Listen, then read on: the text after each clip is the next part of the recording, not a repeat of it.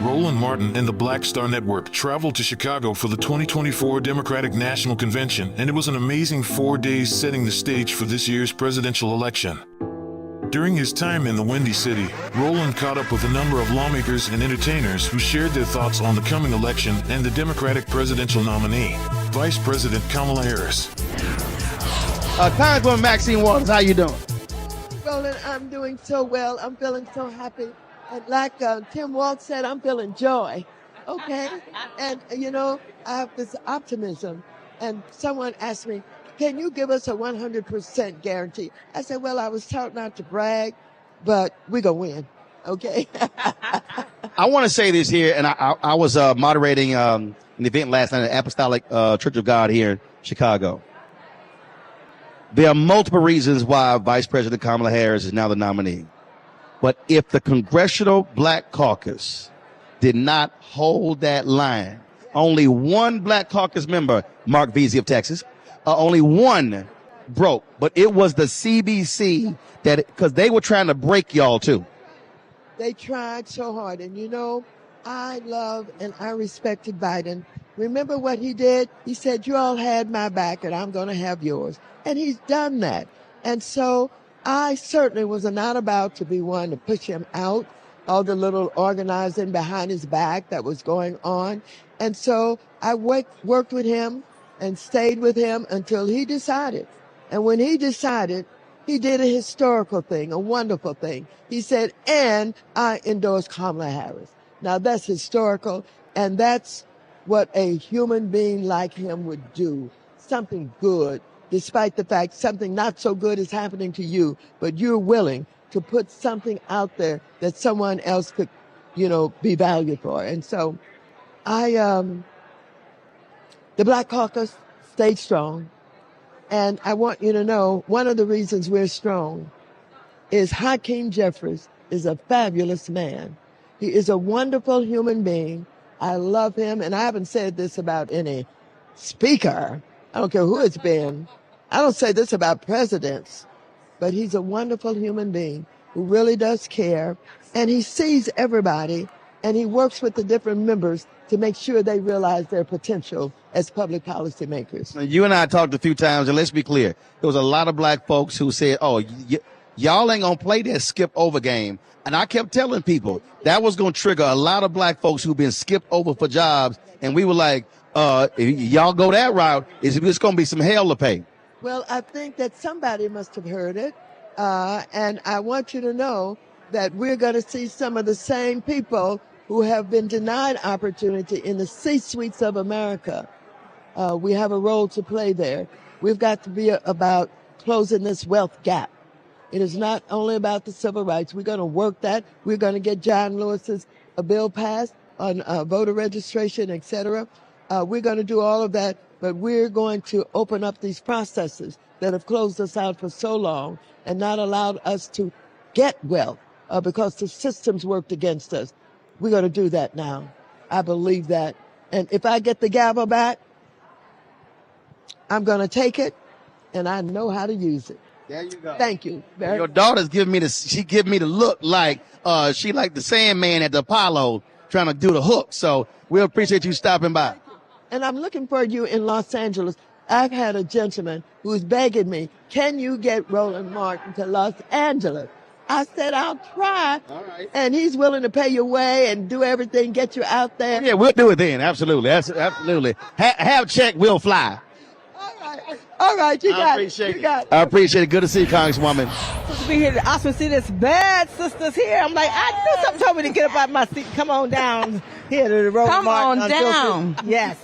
Well, it's so good to see you. We're so happy that you're here. And congratulations this evening. Thank you. Having a podium opportunity, of course, you know, is an opportunity. But, you know, the sisters were going to hook you up.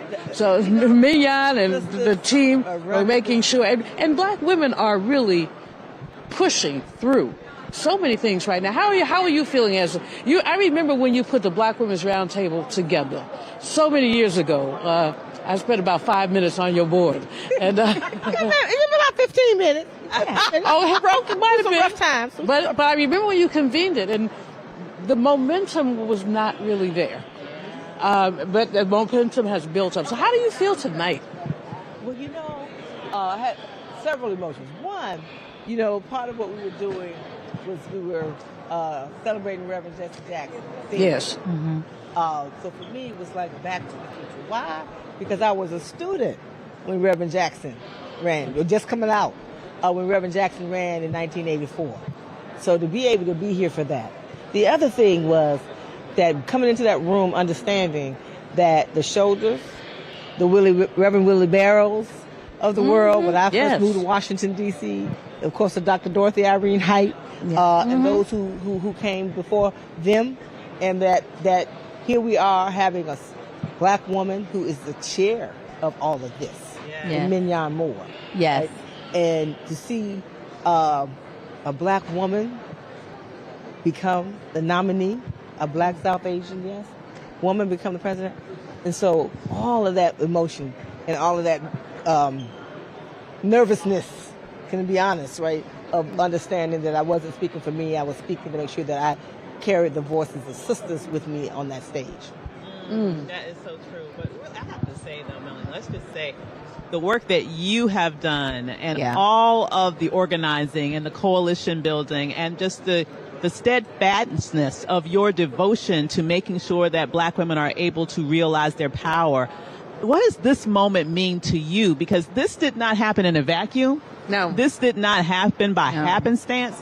This came because of years of strategizing, of organizing, of coalition building, of getting people out there and getting them involved. And you are at the root of a lot of that, my sister. So what does this mean to you to be here on this day? Oh, so sweet. You're going to keep it real. Keep it real. Right? Oh, so sweet, right? To be able This to is Roland Martin Unfiltered, so you can say anything you want. Yeah, I said, oh, so sweet. And I meant that because you're right. Yeah. A lot of times when you're in movement, you feel like you're not supposed to celebrate because we know that movement is constant. Struggle is constant. But we did some things. I played my part because somebody taught me the word we. And nothing I do is not a we behind it. So for me, it's like, that's why I said, how I feel is that when I think about their sisters who are a part of our Black Women's Roundtable, who are putting it down. I'm going to call the row who I know is here. They're delegates here, right? Yeah. They're not wearing the Black Women's Roundtable hat. We sure can keep my tax status, right? But they are here as themselves in their own leadership. From Ohio, Petey Sally's here. Sheila Tyson's here, right? Felicia Davis is here, and many others are here. They're doing the work. Deborah Scott, Helen Butler, and go on and on. And so part of it is knowing I was carrying that to that stage. And my mom. Yeah. Your mom is here. Yeah. Yeah, my sister here. Reverend Dr. Wes Moore here from Pittsburgh. And so many. And then Cora Maris's-Berry is here. And you got Tamika Mallory here. You got and the young ones who come behind. You got the Joy Cheney's here.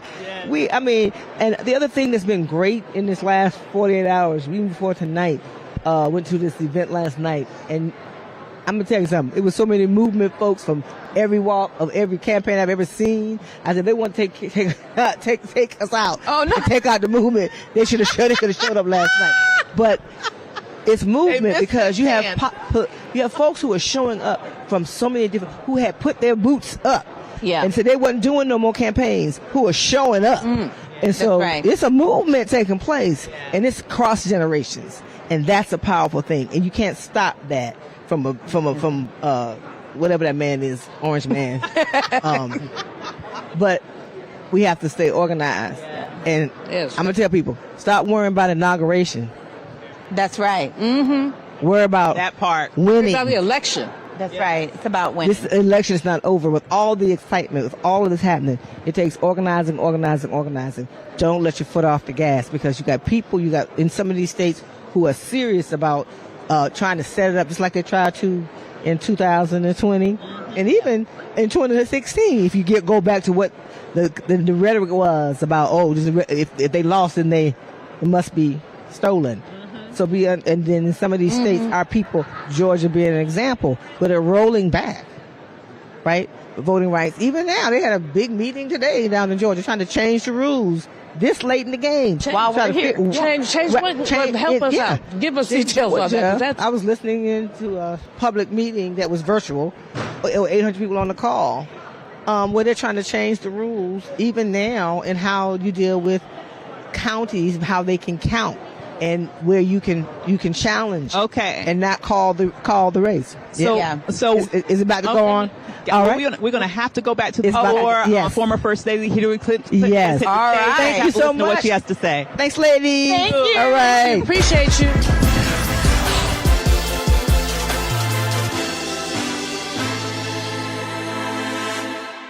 Congressman Gregory Meeks of New York, your thoughts on this first night of the Democratic Convention 2024? I thought it was a great night. It was a tribute to Joe Biden and a look at the future with Vice President Kamala Harris. It was exciting. The individuals in the room, some of it, you felt like you were here back when Jordan was on the court. But you got inspiration about what the future will bring. So this was a very great beginning of what's going to be a very productive week and moving forward and making this nation live up to its true meaning of its creed and becoming a more perfect union. What do you expect to come out of the week with? This is a great first day. What are you going to leave with on Thursday night?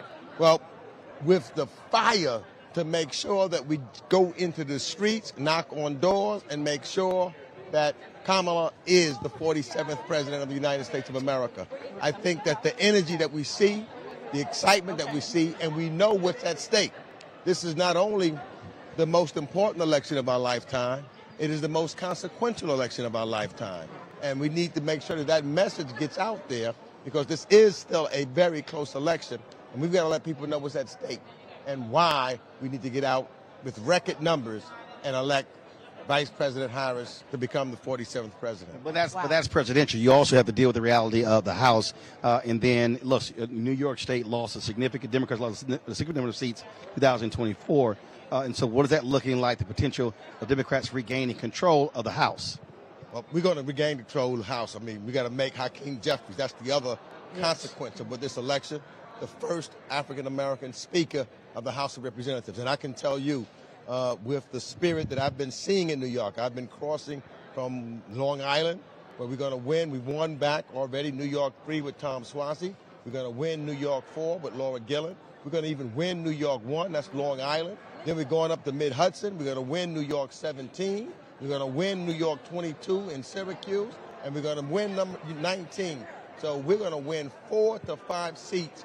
That in and of itself returns the House to Democrats, makes Hakeem Jeffries the next speaker, and it makes 5 members of the Congressional Black Caucus chairs of 4 committees in the House and 31 co-chairs of major subcommittees. So it's going to be it's a monumental and consequential election all the way around, giving the president, the next president, Vice President Kamala Harris, when she's the president, the team that she needs to pass the bills and the legislation that we will be passing in the House to have her sign it on the desk. All right, Congressman Gregory Meeks, always good to see you, frat. I appreciate it. Thank you, brother. All right, thanks a bunch. Alpha Man's in the house here. What's up, my frat brother? How you doing, 06? All good? 06, how you doing? Looking good. You're 08, the rest are just too late. I like that. Of course, Yes. I like that. Of course. You got Delta over here, Julian Malvo. Yes, That's right, that's all good. right. Divine night, all of us. This is a leader circle right Yes. here. This is a leader circle. That's right. About this first night, but also President Biden's closing speech. Oh, man. I mean, it was a great night because you see what kind of energy that we have right now and just the measure of unity that the party has. And I mean, to listen to Joe Biden talk about, 50 years of public service. I mean, this is a man who, when he says that he has given his life towards the betterment of this country, he means that. And, one thing I always, believe is I don't care where you're on the political spectrum. I don't care whether you're a Republican, Democrat, Independent, it does not matter. Someone who is willing to give their entire professional career to work to make this country better and who stands up there and says, and I would do it over and over again if I had more lives to give. There's a beauty in that kind of sacrifice. And there's also a selfless win for a sitting president to speak on the first night and basically say clear the runway for his vice president for the rest of the week. That's right. And to say, telling the American people, and let me explain why I selected her in the first place. Because she is outstanding. Because she is thoughtful. She's a bridge builder. She's collaborative. And she is tough. And she's ready to lead. That's why he selected her 4 years ago, and that's why he's supporting her right now. And I think that's why you saw that whole room is in step to make sure that we're going to support her as well. A measure of his character as well is that people were chanting, "Thank you, Joe. Thank you, Joe." He said, "And Kamala." And Kamala, that's right. He did not forget it, because one of the beautiful things that we've seen, and I know I can tell you, as I've had the pleasure of working with them closely now for the past 19 months as a governor. They have been a true partnership. Yeah. Everything that we have gotten done in the state of Maryland for these past 19 months, going from 43rd in unemployment to now having amongst the lowest unemployment rates in the entire country in our state, having the steepest drops of homicides and non-fatal shootings in the entire country is taking place right now in the state of Maryland. Being able to move people into the workforce, the largest mass pardon in the history of the United States, 175,000 cannabis convictions, where I pardoned about 6 weeks ago.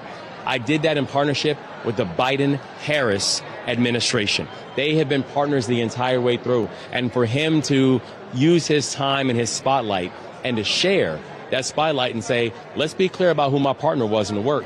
That's right. Says a whole lot about who he is as well. Governor, I know you have to go. We appreciate it. Thank you so much. Joy, real quick, what's your final question? Real quick.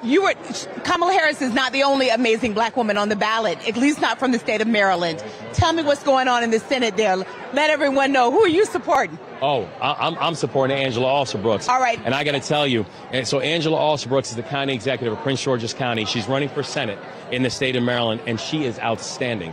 I endorsed her early inside this race, and I endorsed her because, one, I believe in the moment, and two, I believe in the candidate. She will be the next senator for the state of Maryland, but she's only going to do that if we are willing to put in the work. But when we do, I'm telling you, not just Maryland, but America, you're about to have an outstanding senator joining the ranks. Wonderful. Governor, I appreciate it. All right, bro. Appreciate it. My man. Enjoy. Be well. Keep that light high. You know it. That's it. That's it. Y'all, that's Maryland Governor Wes Moore. Join us right now, Congressman from Kansas City, my alpha brother, Emmanuel Cleaver. Doc, how you doing? I am doing wonderfully. Fabulously. Reverend Dr. Emmanuel Cleaver, you had a senator and a preacher up there last night. So your thoughts on Senator Warnock? Well, actually, he forgot that he was in the Senate. I'm trying to help him and remind him. He did a sermon. I mean, it was pure sermonic. Nothing else about that can be categorized as a convention speech. That was a sermon. But as I often want to believe, sometimes when sermons are necessary, they're done. They're delivered. Absolutely. And it's felt like a church with some other folk up here. You had last night, Congresswoman Jasmine Crockett, bringing folks to tears. Yes. You had Congresswoman Alexandria Ocasio-Cortez speaking truth about nothing wrong with being somebody working behind the bar. And you had, of course, Congresswoman Joyce Beatty and so many others, Congressman Jim Clyburn. I told somebody there were so many black folks speaking last night, I couldn't remember all the black folks who spoke last night. Well, I'm glad you mentioned that because I think we want to call attention to the fact that this party has diversity. And if somebody would look across this arena last night, they would see black, brown, Asians, everybody here. And that's one of the things that keeps me in this party is that the diversity, and it's intentional. And so I celebrated that, and I celebrated the emotions that came to that stage last night. Well, and of course tonight, you got another list of speakers coming up tonight. You got, of course, former First Lady Michelle Obama, President Barack Obama, and others as well. What are you looking forward to? Well, I think that we have two amazing speakers, both President Obama and Mrs. Obama.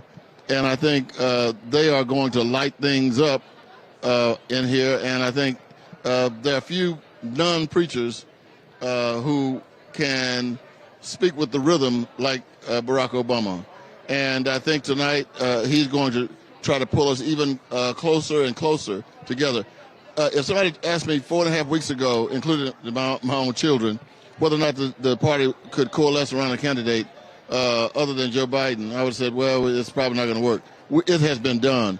And Kamala Harris is now the nominee of this party. And when I said that, there are no divisions that I'm aware of. Everybody's behind us. And the Congressional Black Caucus, we thought we were going to have to get involved, because when people start talking about let's open this up, and no, we're not going to open this up. Right, and I keep telling everybody, the CBC held firm. Only one CBC member broke ranks, and that was Mark Veazey out of Texas. Yeah. But the CBC held firm. Yeah, I hope the country witnessed that we stayed together.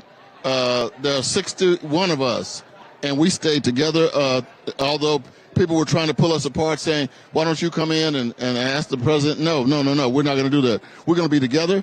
And if we say anything to President Biden, it's going to be a statement of unity, and it's going to be delivered by Hakeem Jeffries and Jim Clyburn. And we stuck to it.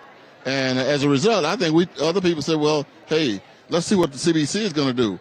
And I'm not saying that arrogantly. That's just a fact. And we held strong, and it went down the way it should have. All right. Well, Congressman Emanuel Cleaver, looking forward to a great second night. We surely appreciate it. You stopping by. Good to be here with you. All right. Thanks so much, Pratt. I appreciate it. Mark Morrell, President and CEO of the National Urban League. Y'all know how we're going to start the show with two alpha men. That ain't how it was planned, but that's how it is. You can throw a rock and you can actually hit an alpha leader here. And so let's get right into it here. Mark, glad to see you here. One of the things that you saw last night, just an amazing lineup of speakers. You heard folks talking about freedom, but also economics is going to be a critical issue. Vice President unveiled her economic plan on last Friday. And what I focused on a lot was the housing piece. And you had these folks out here saying, when it said first generation home ownership, you had some black folks talking about, that's for immigrants. And I said, no, there are black people who are first generation homeowners. Like you have first generation college students. Many black people who would become and could become first generation homeowners. Let's be clear, we have a home ownership rate. That means you're the first generation in your family. The majority of African Americans are not homeowners. Right. Only 44%. And let me say this too. It is important to understand that was not the only component of her housing plan. Right. There's a $25,000 down payment assistance component to it. There's a quote-unquote trust fund or pool of money, which would be designed to help build new housing. We have to recognize that the recession of 08 and 09, the COVID recession, and the challenges with the banks is a place where we have lost ground when it comes to home ownership. So I think her plan is a first step, if you will, towards something far more comprehensive that we will need. But here's the point. She, or any housing plan, will not see the light of day unless we get a Congress that's going to be supportive.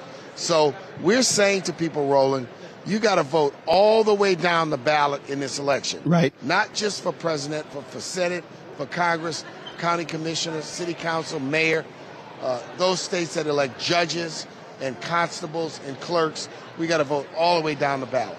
And what we focus on, and listen, I get it. I was talking to some folks here in Chicago, and the same in D.C. and other places.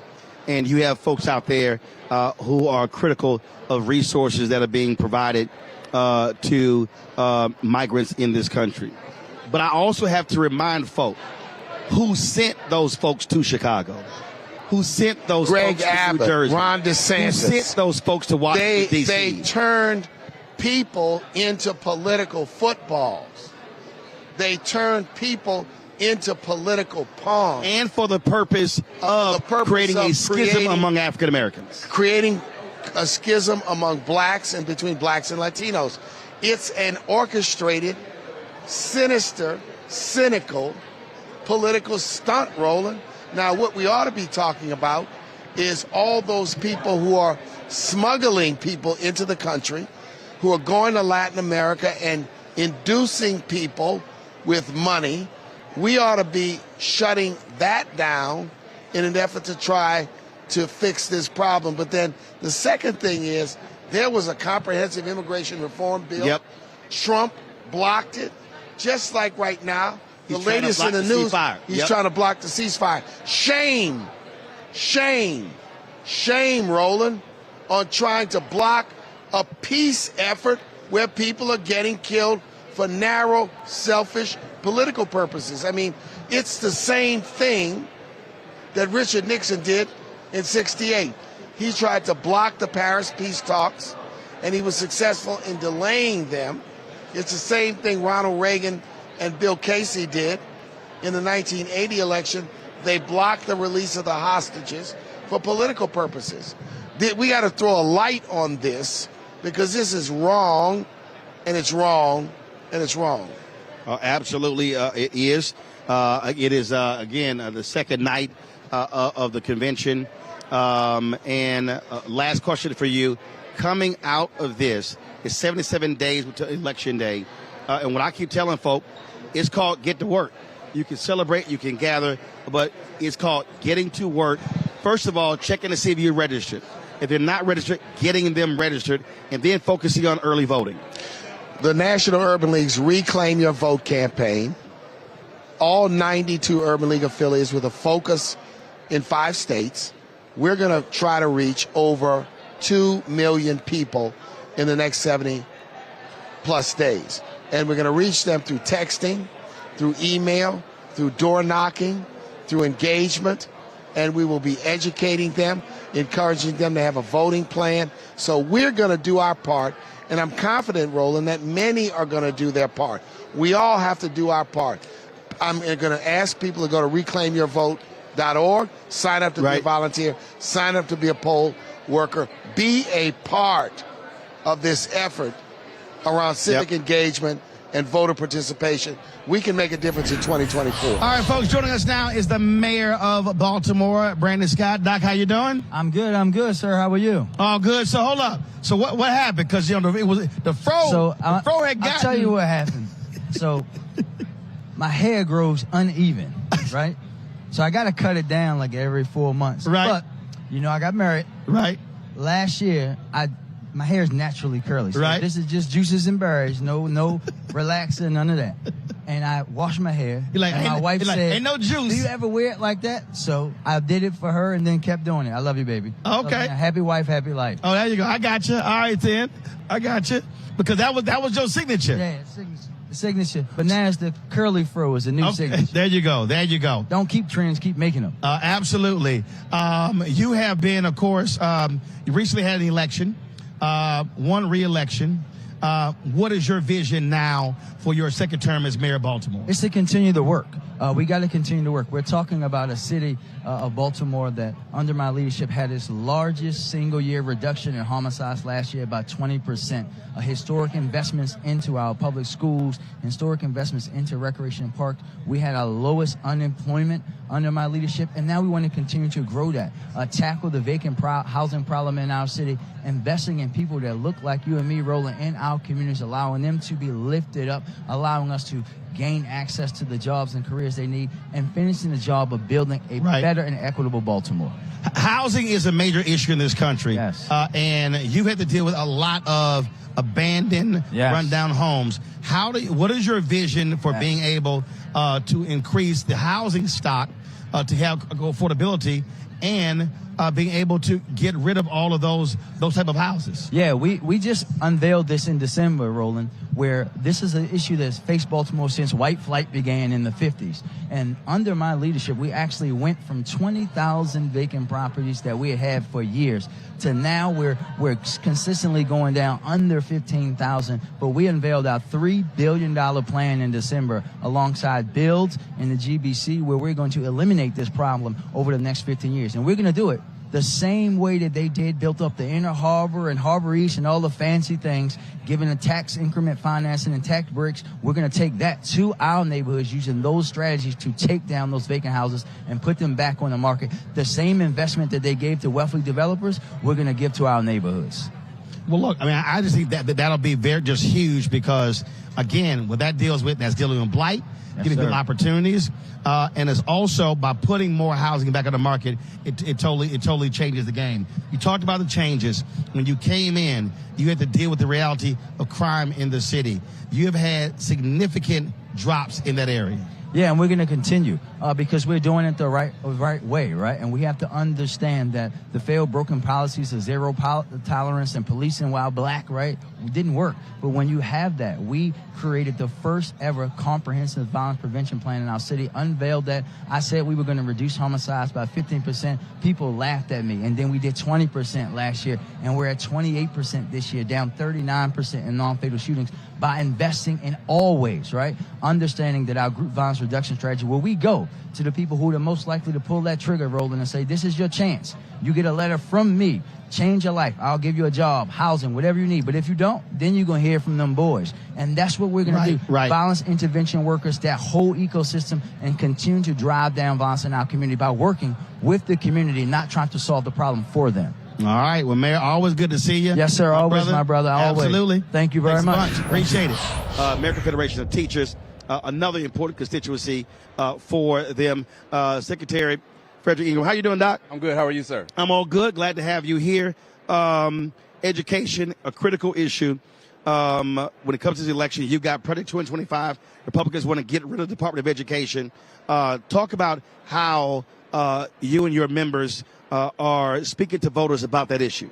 Yeah, well, listen, thank you very much for having me. We represent 1.8 million people in this country who are in our public schools and healthcare and in public services. And what's important for us is that we get people to the polls, that we get them educated, and then get them to the polls, and then that they get other people to the polls. So our extension and our reach is important. It's important to black communities because when you talk about deregulation of our public schools and trying to dismantle the infrastructure that we have and not pour into a system, then we know that our children who are in black communities, who are in challenged communities, Latino students, Asian students, they all hurt when we don't have a system in place that we can pour into to help build those kids up. We need more black teachers. We need infrastructure. We need technology. And we just need to be able to teach a curriculum that we know is comprehensive, and that we know is total, and that we know is honest. Question. It's great to see the work that you're doing, you're continuing to do. Tell us about how, the unions are already the engine of the Democratic Party, right? Tell us about the energy that this Harris, I would call it a phenomenon, but she's been here for a long time. What has this allowed you to do, and what has this allowed you to see, even in the last 4 weeks, that maybe you haven't seen in a minute? Oh, it's electric. Listen, so I have to go back to when I became interested really in politics. That was Barack Obama in 2006. I have not seen that kind of energy since then when we had a man who looked like me, who looked like my son. Now we have somebody who looks like my daughter. Yes. They can see themselves in the highest office in the land. And so that's important when you not only can talk about history, but you can become a part of it. And then that history turns into their future. And so when we can turn this into their future, then we have hope. We have opportunity. And then you feel that with people who care. You feel that with the money behind that. And then you feel that with with families and churches and people who really care about our kids. Man, there's nothing that we can't do. So I'm very, very hopeful with Vice President Harris that she'll become our next president of the United States. I love that. Unions are they say small businesses are the backbone of the economy, but I believe it's the union workforce. And so we are seeing a whole bunch of workforce development programs that are happening with the next generation of leaders. So how is the union force with the young people energized about this race? Yeah, well, listen, poll after poll says that young people really care about our civic and social issues, and they care about climate, they care about education, they care about public services. They also care about the jobs that they're going to have in the next century. And so what we want to do is continue that movement. We want to continue that synergy that we have with young people, because these young people are smart. Yep. They have the Encyclopedia Britannicas that we had on the wall, they have in their hands. Mm-hmm. And so it's up to us adults to keep up with what they're doing right now, because not only do they care, they're smart, and they're going to put those two things together, and we believe that they're going to get to the polls. Listen, every great movement we've ever had has been fueled by young people, and so we believe in that. The union movement is moving in the right direction. You see SEIU has their first African American female leader. You see Lee Saunders out there, and our leader is Randy Weingarten, who's been out there for a long time fighting this fight. You see Becky Pringle from the NEA, and so you see people of color who are really taking the mantle and moving this thing that we call the labor movement forward. And it's always been tied to civil rights and human rights. And so, I couldn't be prouder. I feel the same sentiment in Philadelphia. So we have our labor district council business manager, Ryan Boyer, African American, first one in that position, who also fueled to help our first African American woman mayor. So it's just been great to see, the progress that's been happening. So I agree with that. Oh, it's fantastic. It's fantastic. And the electric, that you feel in the floor or on the inside is really going to take hold in community after community, block after block. But we've got to put some elbow grease. We've got to put axe to the wheel. We've got to get people out to vote. We can't just be happy and we can't just be hopeful. We've got to actually do some work. We got to inform people. We got to make sure that we got a plan to get people to the polls, get them actually voting. Make sure we talk about this in the barbershops. I'm from the South. We do beauty parlors down there. Wherever you are, in the grocery stores, you got to make sure and have those conversations and speak to people. Speak to people where they are, wherever they are, on the street. If they are, working, then all of those things are important to us. All right, Frederick, we certainly appreciate it, bro. Absolutely. Thank you so very much. Good luck. I appreciate it.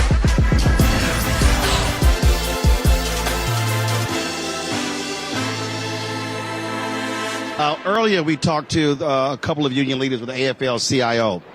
Fred Redmond, Secretary-Treasurer, and also Liz Schuler as well. And so, Anthony, let me know when we have those ready for those conversations. Great conversations we had with him, talking about, again, what their agenda, what their focus is, and how we're moving forward. Let's go to our conversation first with Fred. Good. Well, let's talk about where labor is. You have right now arguably the most pro-labor administration in decades. That's right. Talk about what that has meant for the labor movement. Well, what it meant for the labor movement, Roland, first of all, for us and the Democratic Party, with the relationship that organized labor have had with the Democratic Party over the years, the Democratic Party have historically looked at organized labor as a special interest group. We're not a special interest group. We represent working family values, but now, and a lot of it really came to pass through this administration. What we did in 2022, we feel as though the issues that pertain to working families are winning issues. And the Democratic Party is starting to recognize that, where issues of fair pay, increases in the minimum wage, job security, retirement security, safety and health on the job. These are winning issues for the Democratic Party. So it has changed our relationship. The Democratic Party is starting to view organized labor once again as legitimate partners when it comes to developing party issues and having a say in the direction and the planks of the Democratic platform. Well, we saw for a long time, and I talk about this a lot of times with Lee Saunders and others, a long time, the word union was a slur. That's right. And that and how the Republicans targeted Reagan and after that. What's interesting now is when you look at the data, unions have the highest approval rating from folks in almost 50 years. You have a younger generation that grew up with right-to-work states, things along those lines, who are now in the workforce going, wait a minute, collective bargaining makes sense. That's right. So they're bringing that new energy that I think is infusing the labor movement, correct? No, that's exactly correct. Polls have showed that 71% of the American people feel that unions really play an enormous part of the economy of this country. And then the interesting fact is 83% of workers between the ages of 18 and 35 strongly support unions. So the energy that we have seen in our organizing drives in places like Starbucks and other locations where young workers are taking the lead in terms of organizing because, look, they want to work a job. They want to work one job where they could support their families and live a productive lifestyle. They don't want to work 3. So, collective bargaining is the key. I strongly believe that the collective bargaining helped build the black middle class in this country, and there's a new awareness of what collective bargaining can do. Boots on the ground is important. And one of the things that the labor unions do, they put those boots on the ground. When we look at this election, it's 77 days. Right. 77 days until Election Day. And so what are you messaging? What are you saying to folks out there? What are you saying to those white conservative union workers who are like, well, I love the toughness of Donald Trump, but the party votes against the interests of unions? Right. Well, first of all, organized labor, we're going to have the biggest ground game that we had in the history of the labor movement. Is going to be on the ground. As far as our members is concerned, we're going to talk to them. We're going to go back to the old school way of doing things. And when we talk to them, we're going to compare records. We're going to show them the Trump agenda, which is easy to find on the Project 2025. And we're going to show them the agenda of the Harris and Walz ticket. And we're going to show them the agenda. And then we're going to appeal to our members not to vote against their own self-interest. Now, as far as, some of these members we got that have drunk the Kool-Aid, so to speak, and want to vote for some other issues and want to, not vote for the ticket that's going to work better for them because they align to this whole MAGA mentality, for those members, we're not going to spend a lot of time, Roland, to be honest with you, trying to convince them.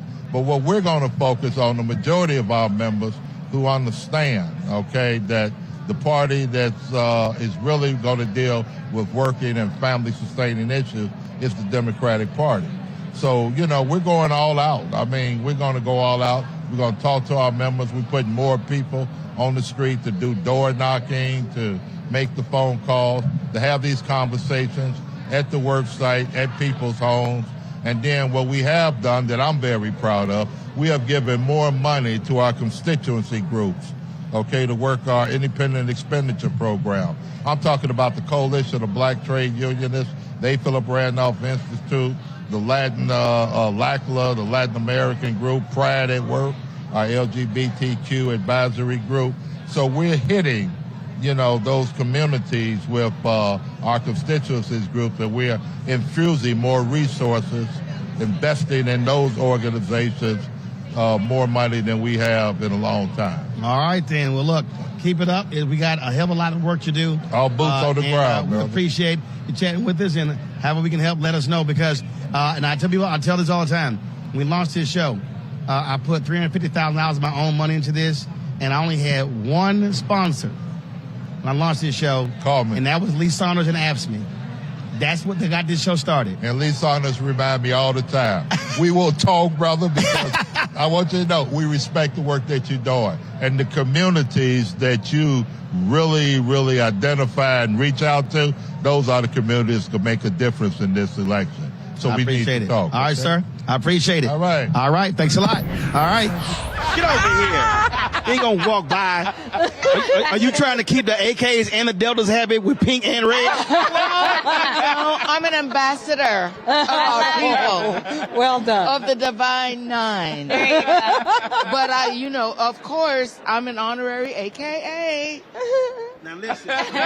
For a lot of y'all have no idea how involved Lynn is in politics. She's always out there speaking, rallies, doing surrogate work. Let me explain something to y'all. Lynn was real black when I was at CNN. I would be on the air live, and Lynn would be texting me, telling me what to say when we came back. And I was like, Lynn, I ain't texting you when you shooting a movie. But at that time I was new as being a surrogate, and then she got mad at something. She's like, "Who do I talk to about it?" I literally told her, email the president of the network, John Klein. Well, that's right, because they were like romanticizing that lady. What's her name? Stop it. We don't want to say her name. Stop it. But they were romanticizing somebody that didn't need any visibility, and I was. She talking about Sarah Palin. Yeah, Sarah Palin. I'm like, I don't care what kind of sunglasses she wears. They were talking about what her lipstick color is. Please, she is not qualified to be Vice President of the United States of America, period, full stop, end of story. But anyway, my brother Roland really helped me to understand things as I became more involved. And I love you for it. Love you, darling. I love you I too. appreciate it. Mwah. Thanks a bunch. You're welcome. Appreciate it. Damon, the reality is here. Voter suppression is real. Republicans are doing all they can to short circuit the ballot. Talk about what y'all are doing to protect the sanctity of folks' right to vote. Man, just like we've been doing for 20 years strong, Roland, we're doing election protection. We're protecting our voice, our opportunity, our power, not just the vote. And so everybody can call the hotline 866-OUR-VOTE. You can go online, 866ourvote.org, and learn more information. In the 2020 election cycle, we mobilized 14,000 attorneys all around the country. Hold tight 1 second. Go back to the convention floor. Folks, 1968, the first time we had an integrated delegation. This is the head of the Mississippi delegation. T. Thompson.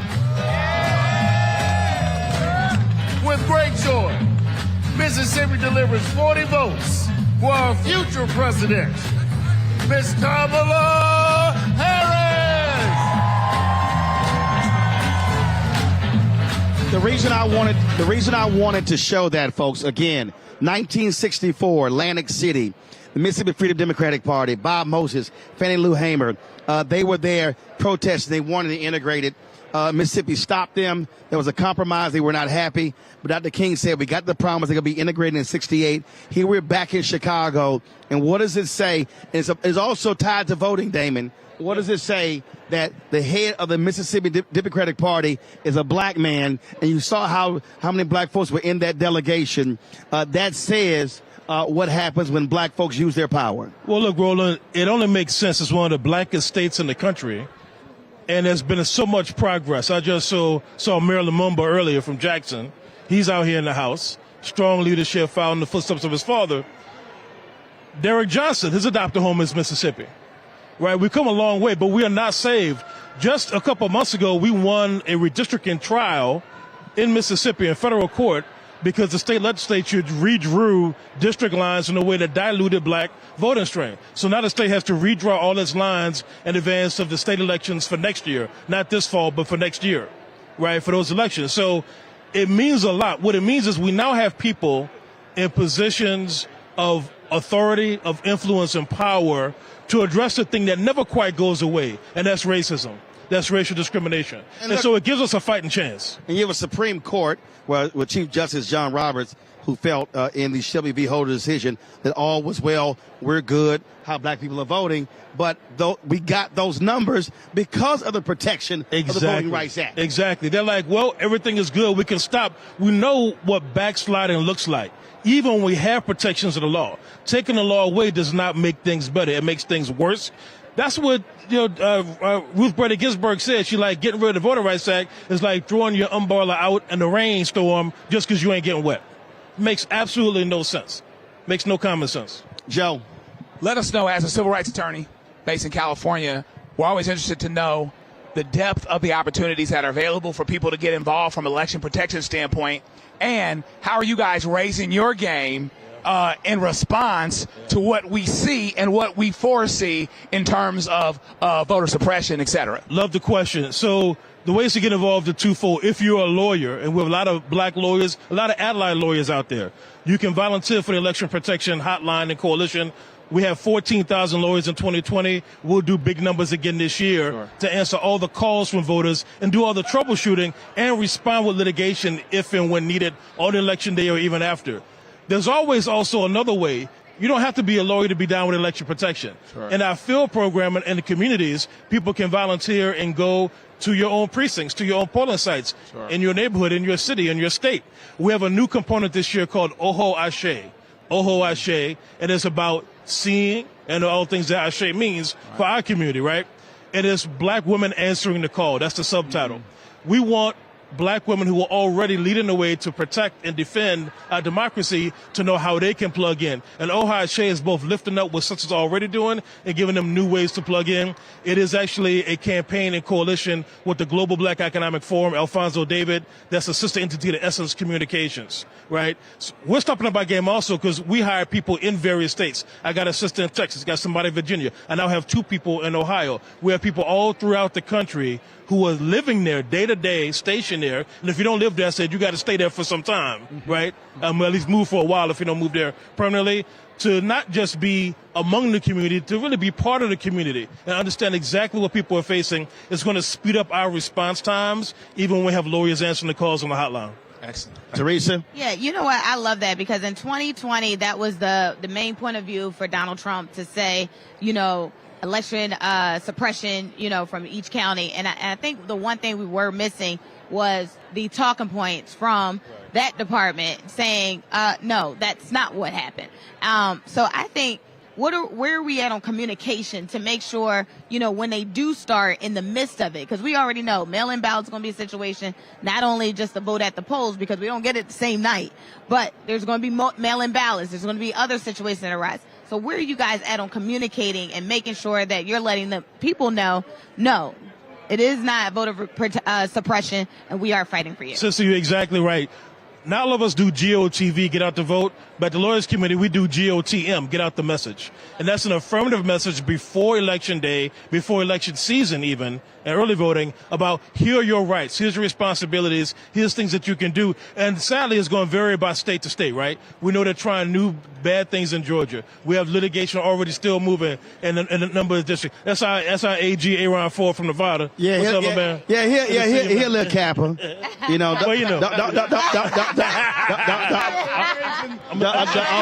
First of all, when 2 Kappas show up, they call it an invasion.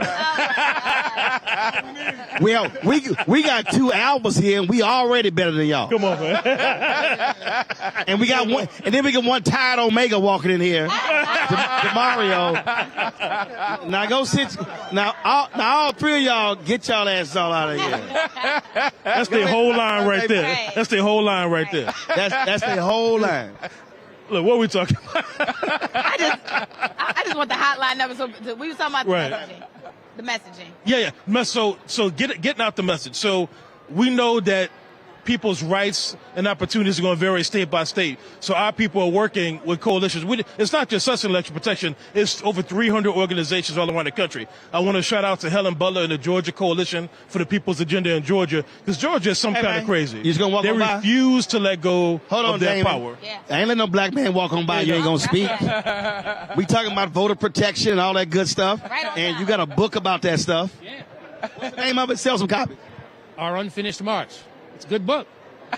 Prescient. I wrote it 2 years ago, but talks about things we need to be worried about with our system. I'm pretty confident that we're going to have more votes than them, but the question is, what gets counted, what gets certified, and what do they actually do with regard to the election or the election results? So we've got a lot of work to do. Absolutely. You right? You good, my man? I'm fine. All right, your wife make come? See you, man. Now, you got to understand, this is the blackest show here. We just snatch folk when they walk by and just grab it. That's how we do it. And he would try to do that when I was Attorney General. I used to have a detail. That's what he and what he won't say in detail, be like, oh, that's Roland. This is my brother here. All right. Tell the wife I'm still looking for that gumbo. You all have some gumbo fight going on. Absolutely. All right. Well, I'm married to her for 34 years, so I like her gumbo. Great answer. Former Attorney General Eric Holden. Former AG, good to see you.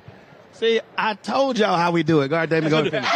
So we got to get out the message. So it's not just one standard. Right. It depends on where you live, where you are. So there's the fights we're fighting for the long term, but there's the fights we got to fight right now, and that means being armed with information, being prepared to vote from day one. Everybody watching this show right now, I want you to go check your registration status. Yes. Check your voter registration status, because I know some folks may not have cast a ballot since 2020 or 2016 or 2008, right? For some people, right? So don't assume because you're registered, you're still registered. They've been changing the rules. They've been changing the polling locations. If you live in Georgia, if you live in Texas, if you live in Mississippi, all these jurisdictions that were covered by the Protection of the Voter Rights Act, those protections in large part have been washed away. So protect yourself and check your registration status. Go to 866iVote.org or call 866iVote. All right. Brad, I appreciate it, bro. I appreciate you, Thanks man. a bunch. Get the word out. Thank you all. Yes, Appreciate sir. it. Yeah.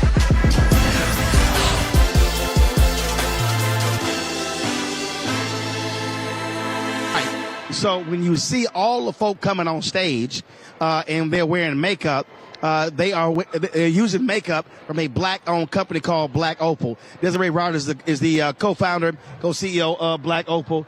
She joins us right now. What's happening? Honey, we are doing the makeup.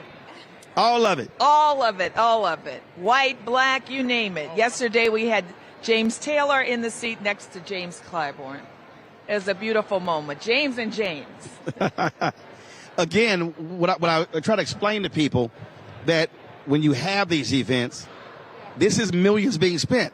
And so we should be a part of that economic piece, not just here for our political piece. Absolutely. I think I just found out today, we are the first black-owned, women-owned firm to do this work. So we're so pleased to be able to do that. And many times, people put us in a corner and say, well, you can't do everybody. We have done everyone. So all the men, all the women, all the tones, we have done them all with Black Opal and Fashion Fair Cosmetics. We've got 80 years combined in the business, so we do know what we're doing. Talk about, first of all, there is a difference when you have black folks doing makeup. That's one of the biggest criticisms of black women, television anchors, actresses, entertainers, is that when it comes to their hair and makeup, they got folk who ain't got no idea what they're doing. And so being culturally competent in makeup is critically important. Well, you know what? We have a diverse group back there, but I'm telling you, those men and women, they're looking fantastic. Have you seen those lipsticks? We're encouraging people to wear a little color, not be dull. It is a celebration. Let's have it. We got bronzer on the guys. I mean, look at the makeup. It is unbelievable. I have to say so myself. And so we've had a really fun time just encouraging people to celebrate because it is a celebration. And so I think they look fantastic. We even had Mitch Landrieu was back there a couple of times cutting up. He said, what you going to do for my hair? I said, well, I don't know. We're going to powder you. They can't do nothing. We're going to powder Mitch you. Landrieu's hair because he ain't got We nothing. got something called Warm Sunrise. We gave him a little Warm Sunrise. There are no Black Opal wigs back there. Questions, Teresa? You know what? One, congratulations. I was very excited when I saw the release of that. And actually encouraged my team that we're working with. I said, we're going to get some over-the-counter Black Opal, and we're going to support and celebrate. So congratulations to that. A question for you is, it's very hard to get in this space. They could have called Mary Kay, but they didn't. They called Black Opal. What do you think the reason why? Listen, we have 80 years in the business. So I think one of the things is just longevity and really being a company that knows what they're doing. And we pursued it. I wanted it. I mean, I thought that we should have it. We did not know that we would have the nomination of Kamala. But we did know that we are a black cosmetics company here in Chicago. And if anyone should get it, we should get it. And so we got it. We got it. Wonderful. We've got 10 artists back there. We're probably going to do about 400 faces. Wow. So very much in the tradition of great companies, black companies that have come up in Chicago. You guys have been around for 80 years. You conquered something. You said you wanted it. You wanted it. You got it. Tell us what you want next and what are the next frontiers for your company. Listen, the one thing that I want is I want these black-owned companies in the beauty space to survive. We know that even the black population, only 2.5% of the purchases are coming from black Americans. And the other thing we know is, it's really hard to be in this space. There's smaller companies coming up all the time, but we want to build some scale. We think that there's no reason why we shouldn't be the first billion-dollar beauty company. And all we need is support, and we know we have the products. So we just need people to try them. You'll love them. You'll never look better. And you will thank me. You will definitely thank me as So far, 100+ people have thanked us. Right. Part of the issue we talk about a lot on our show as well is how we as African Americans, we drive so many businesses, but we're not actually owning it. How bad is it in the makeup field in terms of It is really bad. in terms of ownership, in terms of usage, who we support? We're so small. We're just like a needle in a haystack. Black-owned beauty businesses, they are very, very small, just a very small percentage. But here's the thing. We, as our own people, we buy so much makeup. We buy so many things in the beauty space. So we can make our own businesses succeed. Of course, we want to be open and diverse for everyone, but there's no reason why we can't do this. It's just a matter of, as I say to some people when I check out their makeup, I'm like, it's time for you to come off the plantation. Ooh. I love it. That's real hot. Duh. And move on over. Duh. And move on over to black-owned businesses. I can tell. You can't fool me. I know our colors. We got those perfect matches. If you don't have a perfect match, you're at the wrong counter. So Fashion Fair is sold at Sephora and Macy's. Yep. And Black Opal is sold at Walmart, CVS, Rite Aid, and also Ulta. Not all of them, but a lot of them.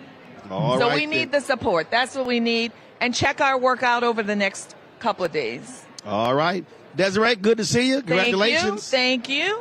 All right. All right. Enjoy the rest of the Appreciate conference. it. Thanks a bunch. All right, folks. Y'all seen Congressman Rokan on our show many times. Glad to see you in living color. I'm glad to meet you in person. I usually see you on a Zoom screen. Indeed. Let's talk about your fellow Californian, how she has run a flawless campaign thus far. She's electrified the country. She's electrified the party. I have not seen the party this unified since 2008 when we had President Obama. And she has really inspired people. And here's the thing. When you inspire people, when you excite people, they give you the benefit of the doubt if they don't agree 100% on the policy. Because no one agrees 100%. Right. But she has gotten the momentum. But now we've got to operationalize the momentum. Also, I think there's a huge difference when you talk about tone. Her and Governor Tim Walz compared to the doom and gloom and dark and sadistic and, oh, my God, the world is going to hell whenever you hear Donald Trump and J.D. Vance talk. Well, it's a substantive difference, right? J.D. Vance and Donald Trump think that the future of America is something to be feared, something to be opposed. They don't like the fact that there has been immigration. They don't like the fact that women have gained rights. They don't like the fact that we have voting rights and more representation. So they're saying, let's go back. Let's go back to the America we had. And they are angry. Kamala Harris is saying, I represent the future of America. Everyone, if you're a little girl, you can see yourself in me. If you're a minority, you can see yourself in me. I represent the beauty, along with Tim Walz, of representing everyone in America. And people are saying, yeah, I think I can see ourselves in them more than I can in Donald Trump and J.D. Vance. You know, and again, I think that when you have that type of enthusiasm, that difference in tone, that then causes somebody to say, I can believe in that, I can buy into that, I can help that. Absolutely, because campaigns, and I think this is the brilliance of what Vice President Harris has understood, that campaigns are about hope, aspiration, personality, connecting with people's hearts and dreams first, and then doing the policy. And too often, Democrats, I've been guilty of this, we love to lead with the policy because we want to fix things, we want to do things, and we don't do the emotive stuff as well. The vice president is connecting culturally, she's connecting emotionally, and now she's going to roll out the policies to say, okay, here's how we're going to solve the problem. I love the fact that today, she's going to be in Milwaukee with Governor Tim Walz holding a rally. I mean, it's 80 miles away, but taking advantage of the energy here and also doing it there, getting a twofer.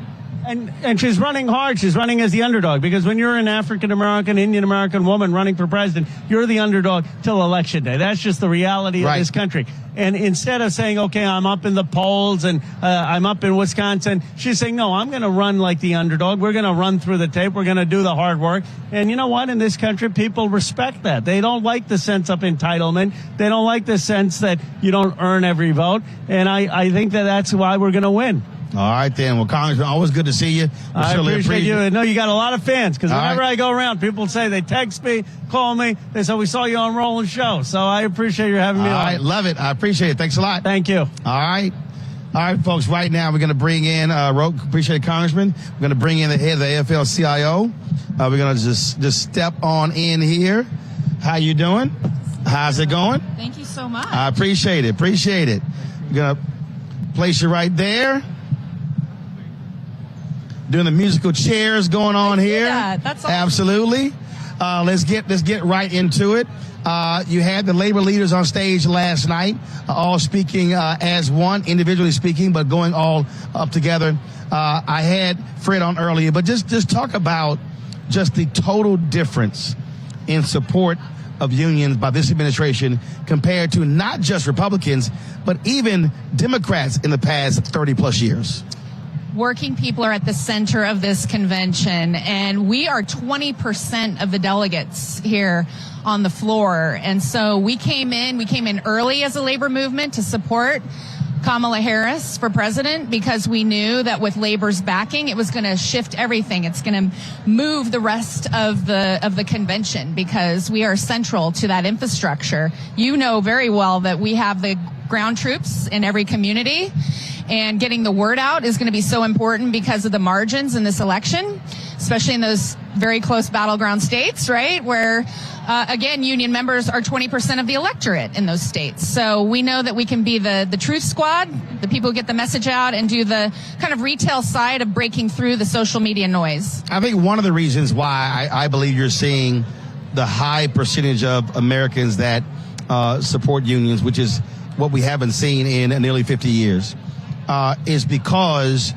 over the last 3-4 decades, it has been a constant just widening of the gap when you have CEOs who are now making 100, 200 times what a worker, and you have companies that want to squeeze as much productivity out but don't want to offer raises, cost of living raises, people who are fighting a living wage. I talked to Reverend Dr. William Barber a lot about that, the fight for a living wage, a $15 minimum wage.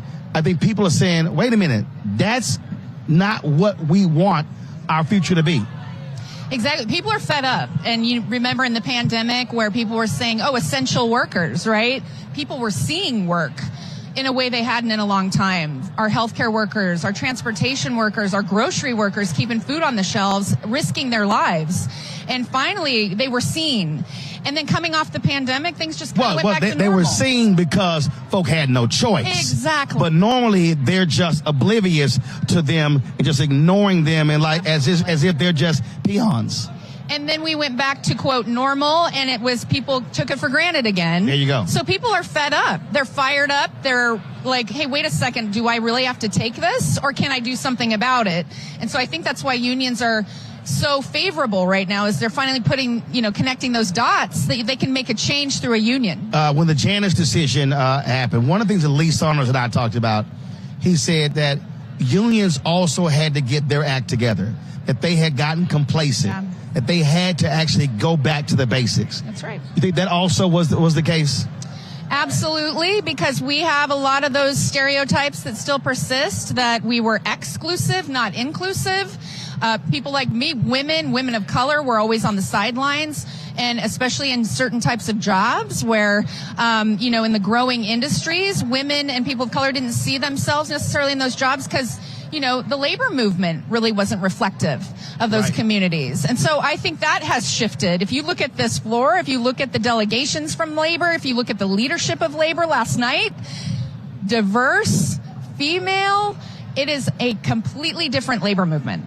When you talk about, again, the look, the feel, and how that changes, I think back to 2008 when Obama ran, and you had white union leaders who put race on the table.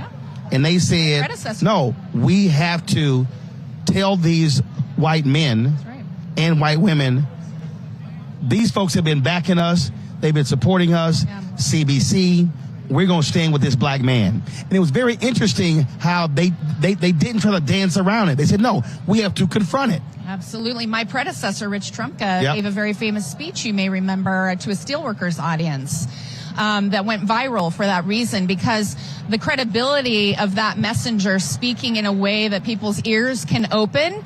And in fact, unions are the most trusted source. If a union member hears from their union, it cuts through all the rest of the noise. Right. Even the friends and family aren't as trusted as their union. I don't know what that says about their family, but but unions are seen as kind of cutting through the BS. We approach people on an issues basis, the things they care about: good jobs, good fair wages, equal pay, good health care, retirement, affordable housing. People can't afford to live where they work anymore. Right. So unions can actually help those people listen in, pay attention to those issues, and connect them to the candidates. So we obviously we know battleground states, but everything is not just about the presidential race. And so what does y'all's map look like in terms of how many states that you're really focused on? Because it's not just presidential, it's critical U.S. Senate races, it's congressional races too.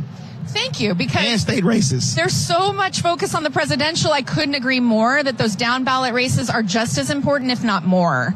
And we're seeing a surge in candidates who are reflective of our communities, which is so exciting. And then knowing that we have a community network of labor movement activists all in every city and town, every state, in every workplace. And no one else reaches people at the workplace, if you think about it. People don't even answer their doors anymore because of those Ring doorbells. They're looking on their couch going, no, who is I'm not that? talking to them. I'm not talking to them. Yeah, I know, exactly. So we go into the workplace and talk to people with a shop steward or with a union activist. And I think it's a special reach that we have. But those down ballot races are the most compelling because it's close to their community and they see it and they connect it. Well, yeah. I told Fred this, that so this show will be 6 years old, September 4th. Amazing. And when we launched the show, when TV One had canceled my show, a lot of people were really upset. And Lee Saunders was like, listen, we got to support. Everybody was talking about hitting them up. And so when I told them what I was doing, the first 2 years of this show, Aspen was the only sponsor. Is that right? That's how we were able. Wow. That's how we survived the first 2 years of this show because of their support. So we understand the importance of unions. And he said, look, your voice is important. Who you speak to. So we also speak to their support. Thank you for your partnership. Thank you for being a voice for working people. And I can't wait to see where we go from here. All right. I appreciate it. Thanks a lot. Thank you. All right. Always good to see my friend, the former mayor of L.A. He's now running for governor. Antonio Villaraigosa, what's up, man? Man, I'm just living the dream, brother. Woke up this morning, as they say, thanking God. Absolutely. But that's the first thing. You wake up like, everything work? Okay, God, we all good.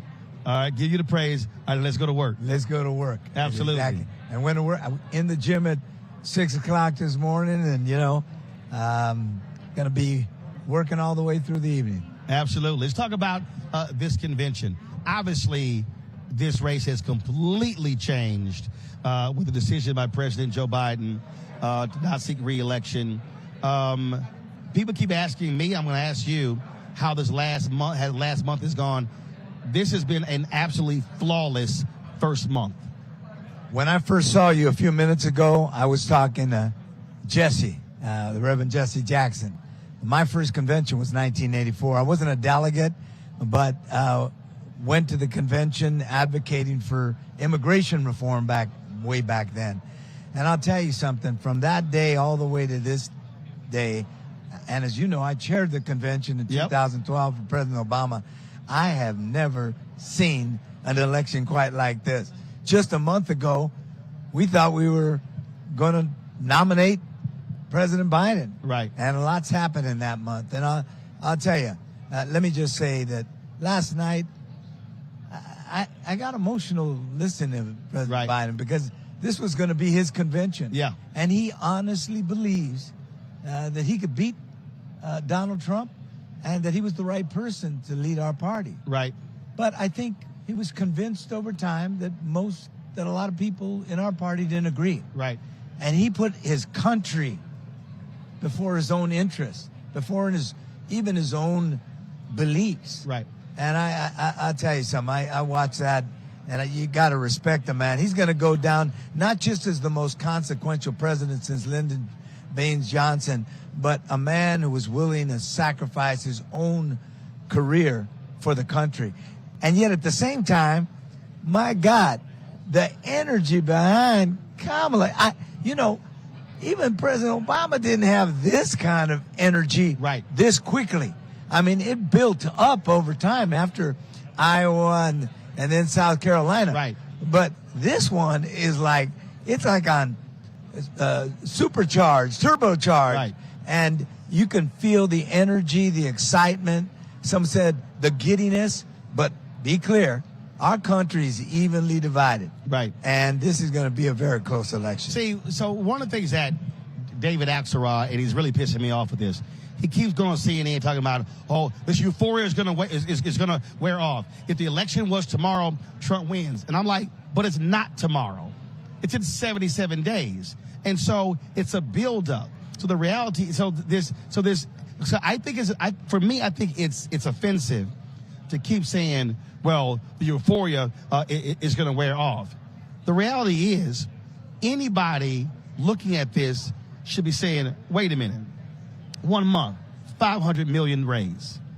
Florida, a state where Democrats have been awful for the last 3-4 election cycles, 22,000 volunteers sign up. When you look at that Win with Black Women call that Sunday, and then we came back with Win with Black Men on Monday. Then you had Latinas on Tuesday, South Asian women on Wednesday, white women on Thursday, white dudes, black gay men on Friday, Caribbean folks, Irish Americans for Kamala Harris, white dudes for Kamala Harris. I'm like, what the hell are you talking about, Axelrod? This is a totally different state of mind. I've never seen anything like it. As I said, I'm a big Obama fan. I was Bill Clinton fan, Hillary Clinton fan. But I've never seen anything. It's like we got this genie in a box here and we're just rubbing on it. Now, it is true we're going to have to keep it going. Absolutely. But, with the kind of resources we have, with the volunteers coming in, we're going to have a ground game against a candidate who doesn't believe in ground game, doesn't believe in, as he says, vote by mail. Believes, well, I don't know what he believes in besides himself. Now, that's a guy that would never put the nation before himself. And I don't say it because he's a Republican. I say it because he's Donald Trump, a convicted felon. Yeah. Somebody who ripped people off with a nonprofit. And, when you look at this man, the way he treats women, this isn't somebody that you could feel proud of. Joe Biden was somebody you could be proud of. Yep. Kamala Harris is that somebody. I don't know if you know this, but I've known Kamala before she was elected. Okay. Oh, yeah. I was in the legislature when I first met her. I was a freshman, 1994. She was an Alameda County prosecutor. Then she moved to San Francisco, became a prosecutor there, and ran for district attorney in a race that nobody thought she could win. Right. Then she ran for the Attorney General, and let me tell you about that one. That was a tight. Everybody, I remember that night. I was mayor of LA. That was a tight race. Tight, and we did 3 press conferences in the last 10 days, and she won. And guess what? Latinos got behind Kamala Harris. So I'm gonna tell you, I've known her a long time. Saw her as she rose to the U.S. Senate, vice president, ran for president. You've seen a lot of growth. I think she's found her sea legs. Right. She's found her voice. She's comfortable in her skin.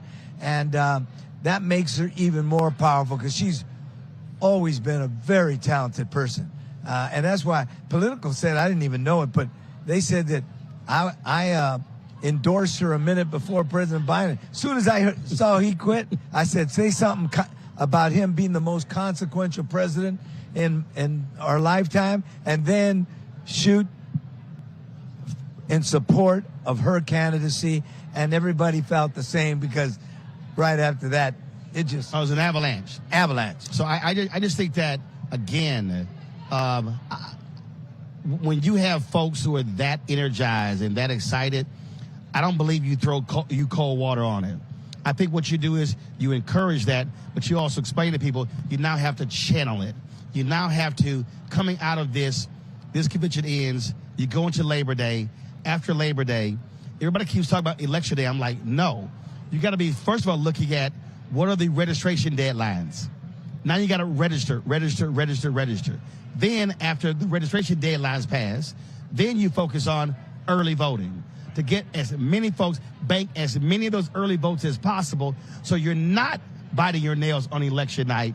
That, to me, is how folks should be thinking, but channel that energy and excitement into actual work. Absolutely. Now, if we were a year out and they were talking like that, I'd understand. Right, way too early. Got 77 days. Right. That's it. Man, that's a very short period of time. And I believe that you will continue to feel that excitement all the way through because there's too much at stake. As Beyonce and Kamala like to say, freedom. The freedom of a young girl to grow up, the South Asian and black heritage, to grow up to be the president of the United States. The freedom to stand up for a woman's right to choose and for her right to make decisions about medical decisions about her own body. The freedom of us saying, look, yes, we can protect our border and do the things that you need to do to make sure it's secure, but deporting 11 million people, I'm just going to say, you look it up. When's the last time that happened? It was in the 1940s. Guess what country that was? You know, when you hear this man speak, the anger, the finger pointing, the name calling, the way he talks about women, man, you know, we need a uniter again. There you go. What I loved about President Obama, he was a uniter, and that's what we need. And you're going to see Kamala Harris is going to be a uniter. When is the gubernatorial race in California? Well, the primaries in June of 2026. And I'll tell you something. You starting early. Well, last time, if you remember, I was 2.5 years. I started right after the November election when Hillary lost. I was 2.5 years after the other guy. And this time, I'm 1.5 years around one candidate and 6 months after the rest. Okay. In fact, that candidate just passed by. Who? That dude? No. Oh. But I'm like, that dude running for governor? So I'll tell you this. I ain't getting in too late. I'm going to get in. I raised more money in 6 days than the rest of them raised in 6 months. But I know that the way you win elections is one person at a time. That's it. I'm going to knock on every door, proverbially now. I got you. Literally. And I'm going to speak to everyone. And I know what my coalition has always been. It's been the Bradley Coalition of bringing blacks, Latinos, Asians, the marginalized and left out, and progressives who want to join in that effort to make sure that the opportunity America is opportunity for all of us. Yes, sir. Not just some of us. All right. Always good to see you. Good to see I you. appreciate it, my brother. Thanks a bunch. All right. Bye-bye.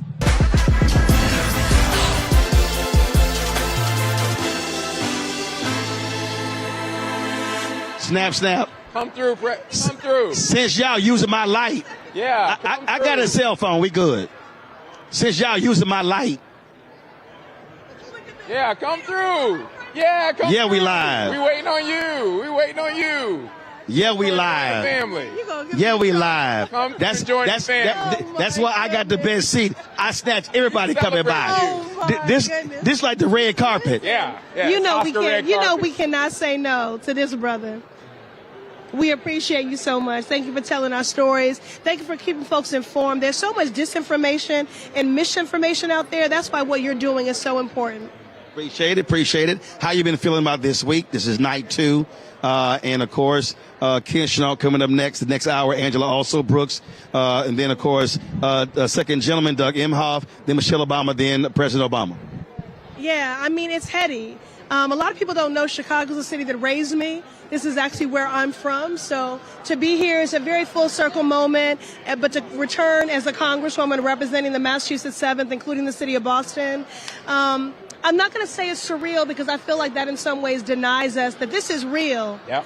that this is attainable, and we are on the precipice of making history. Always good to see you. Good to see you too. All right, take care. Folks, Congresswoman Ayanna Pressley from Massachusetts. Mondale, get over here. Mondale Robinson, of course, mayor there in North Carolina, working to get black men out. Tell them about the Black Male Project. Black Male Voter Project. I got the microphone. I don't need you to hold that damn thing. I knew when you said it was a red carpet, you was going to take that serious. Put your hands in your assume the position. Put your hands behind your back. Now go.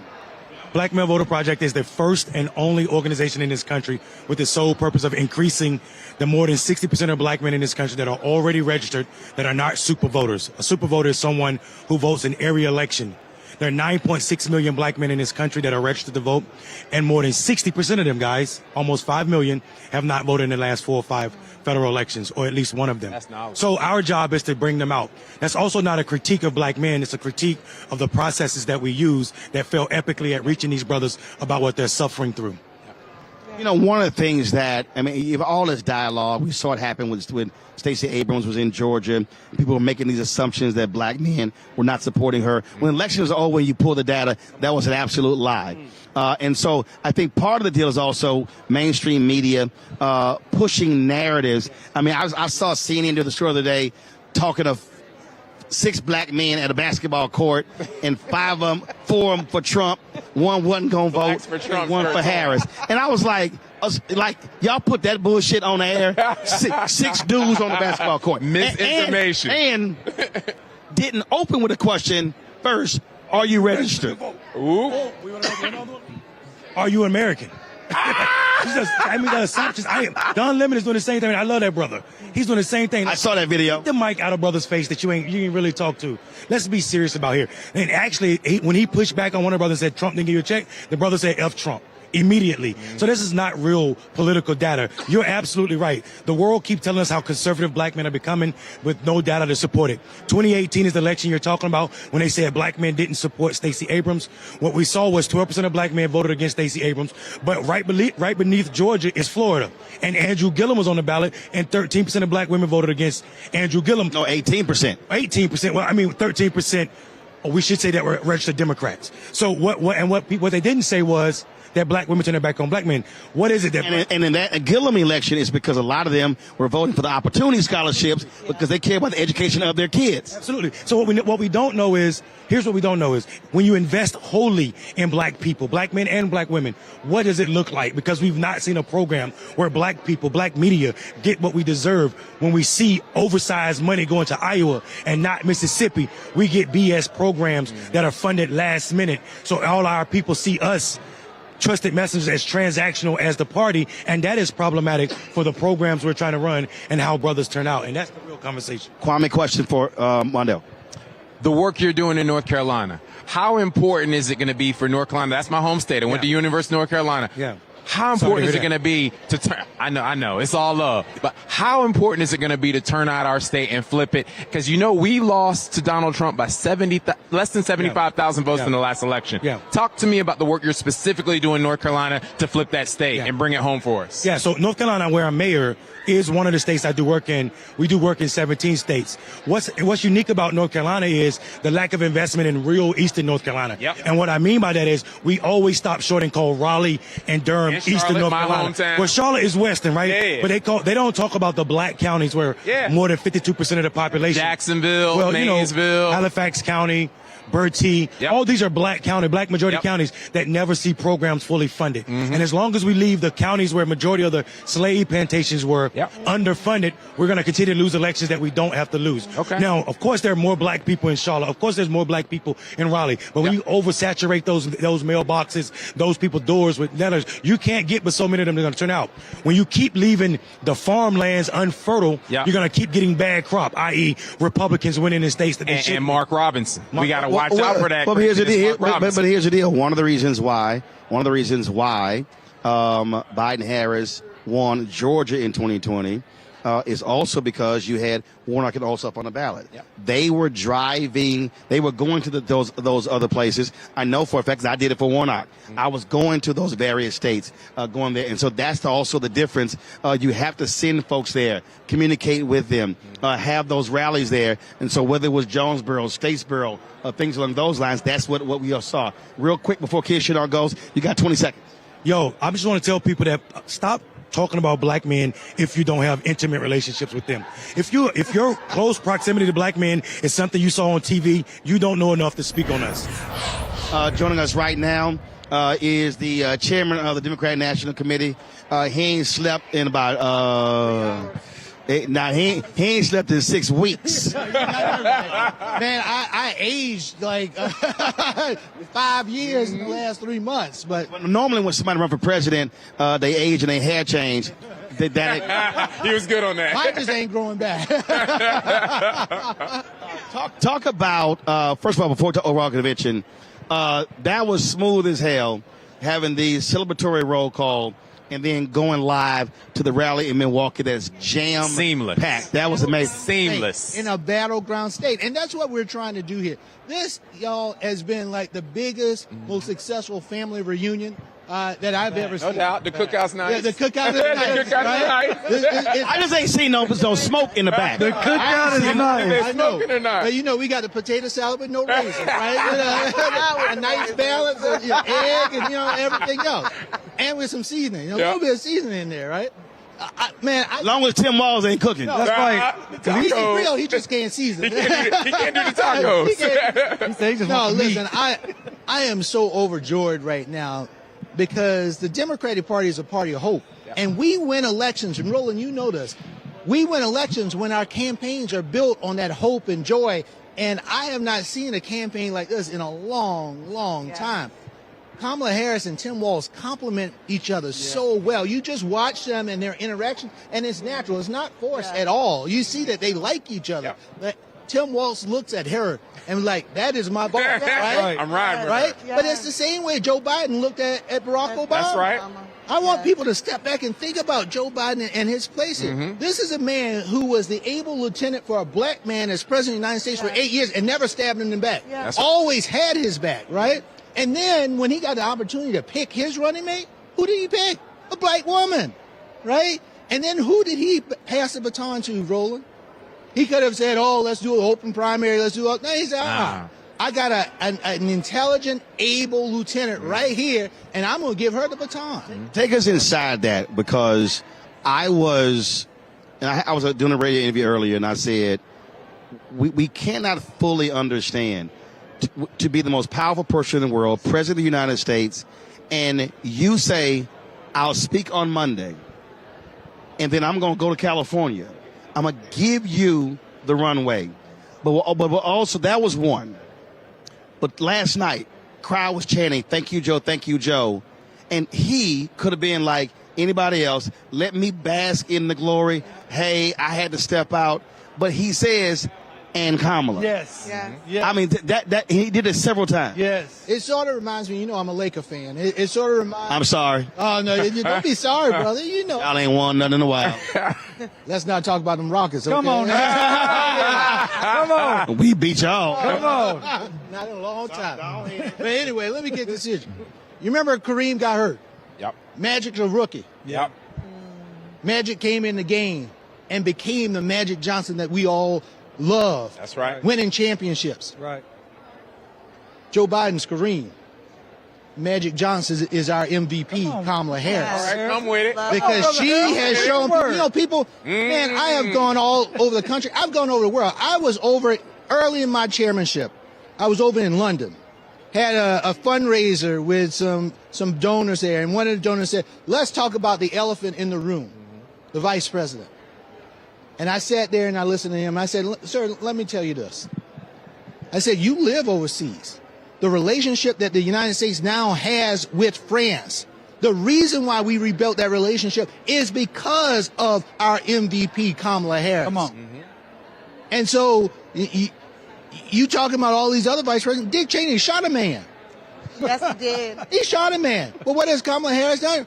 Broken those ties after ties after ties that have passed transformational things that have transformed our communities.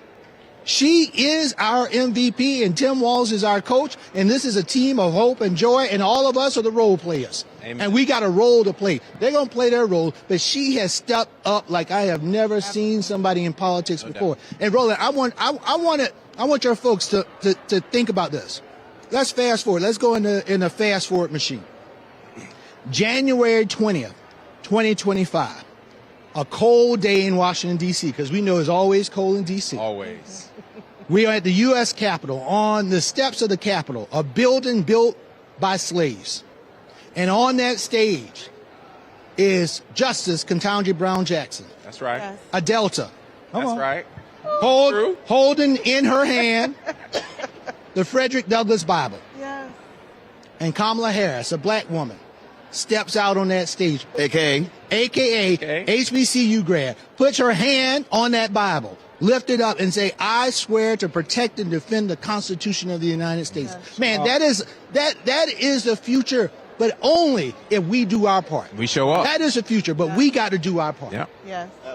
Absolutely. And one of the things that with this convention, and when I tell people earlier, the Mississippi delegation, they were doing the roll call. Yeah. I tossed back, I say, when we in Chicago, 1968, what was happening then, and it shows you the impact of African Americans on this party and how black people have played a crucial role here. Mayor, how you doing? I'm feeling pretty great. All of y'all know this is Mayor of Chicago. Brandon Johnson, Mayor of Chicago. It's going great. We're making history again in Chicago. You know, this is a place, as you know, Roland, where Reverend Jesse Jackson said, you got to keep hope alive. And from keep hope alive to yes, we can, and to another Jackson axiom, when we fight, we win. And so the city of Chicago has been at the forefront of political history, from Fannie Lou Hamer being seated right here in Chicago, again, to Ida B. Wells, much like in the spirit in which you come out of, has elevated the consciousness of our creed of what it means to be a more perfect union. So it's great, safe, vibrant, and it's Chicago. It's the greatest place in the world. You also, again, this is night 2. The Obamas are speaking. They're going to be coming up after Illinois Senator Tammy Duckworth. And he had significant energy last night, and it's just building towards Bill Clinton tomorrow, and then the VP on Thursday. Look, you could not have laid out a more perfect script. You know, I have to give special thanks to President Joe Biden. He will go down as one of the most consequential presidents of all time. He really was at the forefront of protecting and saving this democracy. As you all know, we have an extreme Republican Party that has tried to roll back the hands of time, and they have not accepted the results of the Civil War. And they're painful to watch, Roland. I don't know what's more painful to watch, the Republican Party or breakdancing at the Summer Olympics. Oh, but either way, oh my God, it's just ray guns. But with that all being said, the Obamas, Clintons, and now you're literally seeing the torch being passed because you have a black woman as president, and then we're going to have a black Speaker of the House, and that history comes right out of the city of Chicago.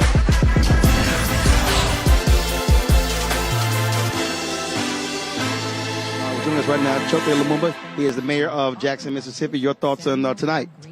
Brother, the feeling is electric. It has a familiar feeling. I think that we're primed to take this, but it's a lot of work to be done, ahead. Yeah. One of the things that Michelle Obama said, she which caused the room to erupt, that maybe the black job Donald Trump was talking about is the one, that White House job. That was the one. Yeah, well, we're learning that these black jobs are more diverse than Donald Trump may think that they are. Absolutely. Yeah. Absolutely. Don, real quick. Excuse me. Speaker of the House of Virginia, Alpha Man. That's all good. You got 2 cappers on you. Alpha Man. You got 2 cappers on you. No. Yeah, he needed backup. No, first of all, Right. First of all, I'm going to text A&M Alpha, and so is he. And I'm going to text A&M Alpha. Okay. We don't need backup. Yeah, we don't need backup, bro. All good. He can handle all of y'all by himself. Your thoughts on tonight's speeches? It was fantastic. Obama closed it out. He brought us back to why we always believed him in the first place as a president. He knows how to articulate what America's true values are about. When he talked about it once again, calling us back to our better angels and bringing up those ties that bind us. and saying that we don't want a country that's always divided and full of rancor. He brought all of that home. He did a fantastic job. We had some great speakers tonight. It's fantastic. And he also understood that he's not naive. Yeah. You know that people try to say he's naive, but he's not naive. He knows that it takes hard work. We got to go do the doors. We got to talk to our neighbors. We know this is a close election. She is the underdog. What black woman have we seen that's not the underdog? But we always have known how to perform and do a great job. All right, Brad, I appreciate it, brother. Appreciate you, bro. Yes, Thank you, bro. sir. See you. I know you got it from here, bro. Yeah, you got it. Light work, light work. Bring home Virginia, brother. We need you. Bring home Virginia. We're both from Houston, so That's it. Bring home Virginia. We need. First of all, one of the things that was awesome about this here, Vice President Harris sold out 2 arenas. At They the had same damn 15,000 plus in Milwaukee, plus they had this arena here. Well, we know. All right, cool. We know from experience that black women are used to making the best out of everything, out of their circumstance. And so while she is the underdog, we believe in her. We believe in what she's bringing. And supporting an administration like this means the world to a city like Jackson, Mississippi, which is often not at the table, and consequently, we're on the menu. And so having this level of support means the restoration of dignity for communities. It means that we can build dignity economies. And so I'm excited about Obama. He is the reason that I got into politics. Okay. Yeah, he is the reason. He's pulling everybody into this. Nikki Fried, the head of the Florida Democratic Party. Just share your thoughts tonight. Oh, my God. Inspiring the entire night. Both the Obamas were so on point, inspiring, and exactly what the nation needed tonight. And tell folks, y'all had some big wins tonight in Florida. We certainly did. We had our primaries. We have our new U.S. Senate candidate, Debbie Brickasell Powell. So we're going to take on Rick Scott and make him a one-term U.S. Senator. And we flipped school boards all over the state of Florida. Ron DeSantis had a horrific evening. That's called music to my ears. Nikki, we appreciate it. Thanks. Well, I appreciate having me on. I appreciate it. Great. Thank you. Joe, your thoughts about tonight? Fantastic. I mean, Doug Emmerhoff was great. The sister that's running for Senate in Maryland was great, but Michelle Obama was it. Yeah. She was it. She was the one. She was the MVP all day long, and she just reminds you of who she is. Yeah. And even though she's always still the one that goes high, the way that she did it tonight, she can be classy and still pop them. You know what I mean? And that's what she did. That saying that when they go low, I'm gonna go medium because God's still working on it. Right. That's the real Michelle. She was very matter of fact. She did her thing, and the energy was great. We did not actually show. Hold on a second. We did not show the speech of Ayanna Navarro, but one of the things she talked about, she said, basically she challenged, how dare they call Vice President Kamala Harris a communist? She said, I grew up in a communist country. Right. She said, I know what communism looks like. And she said, this ain't it. And this is a Republican who was on that stage talking. Yep. Talk to me about the strategies to activate deep Southern black voters and make sure we bring home states like Georgia. Obviously, you have all that knowledge in Mississippi. How does it translate out to the broader South? Well, I think that the real point is that, while we hadn't been a part of the equation or the conversation for many years, we have to be able to point to administrations that really focus on us. When I look at Jackson, Mississippi, and I think about what, Vice President Kamala Harris and President Biden have been able to achieve for a city like Jackson, in a state like Mississippi, which is often considered off of the grid, off of the board, the checkerboard, if you will, when it comes to national elections, they demonstrated their sincerity by giving historic funding to a city of Jackson, $800 million, in order to ensure that we have the sanctity of drinking water, that we have the resiliency in our water infrastructure. And so being able to point to those examples, that speaks to anyone, whether you're Republican, whether you're, Northern or Southern, knowing that you value my family are the type of discussions that we have to have. And we have to penetrate, right? We have to organize early and now understand that Mississippi is no longer off the board. 30 seconds, right? Tennessee is no longer off the board. We have to continue to push in that direction. L. Joy Williams, of course, out of Brooklyn. Your thoughts about tonight? absolutely great. Did Michelle Obama not read the entire library? She understood the She was like, oh, y'all banning books. Okay, let me open the library for everybody so that everybody can get the message that we do not need to wait to do anything, that everybody needs to pull their own weight. And I just think everything was just hitting the messaging that we need right now, continuing the enthusiasm, right? Because that speculation of whether or not the enthusiasm was going to continue, even with the convention boost, this is much more than that. I think people are very hopeful and want to do something, and, you know, it's proof positive tonight. All right. Appreciate it. All right. All right. Thanks a bunch. Absolutely. It is, first of all, it was fewer speakers tonight because they had the roll call, which really was called a celebratory roll call, because they'd already done the virtual roll call in order to meet the ballot deadlines that took place. Of course, like I say, this is over. So what you have here, of course, all the folks who are streaming out, as I said, where we're located, this is the VIP lot. So literally, they're all coming past us, heading back to their cars. And so y'all might have seen us last night, and this looks a little bit different in terms of how. So they really have pushed the security. What? She just started shaking her head. I have never felt, watching Michelle Obama take every single critique that has ever been lodged against her, her blackness, her patriotism, and turn that into a call to action. Flip it on its head. Brilliant. Mm-hmm. Brilliant, flawless. And I am just, I don't even, I got to find some words. We appreciate you had those. Yes. Appreciate it. Appreciate Alexis McGill Johnson, Planned Parenthood. So as we said, folks, folks are streaming out of the United Center. And so we're going to just keep grabbing folks here. As I said, they had a celebratory roll call. Lil Jon went by a little bit earlier. Folks were excited, Joe. Couldn't quite grab him. For Lil Jon to come out, especially when they were going to Georgia. Yeah, listen, they got a little something for everybody, man. Have Lil Jon. You know, you should have. Mayor of Atlanta. Noop. Okay. Noop, come through. Yeah, he came in earlier, so we've gotten him going and coming. Yeah. So, no, it was fantastic. Let me go grab him. I'll go grab him. It was fantastic. But what you should have done for me, Roland, is reminded me when he came by, and so I could call him out. You know what I mean? You know, we could do that thing. And we can gang up on him. We can gang up on him. We can gang up on him. Look, the nuke is deep now. What you gonna do?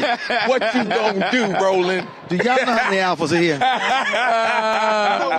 Y'all do not want an alpha roll call. What you gonna do, Roland? Y'all don't want an alpha roll call. What you gonna do, Roland?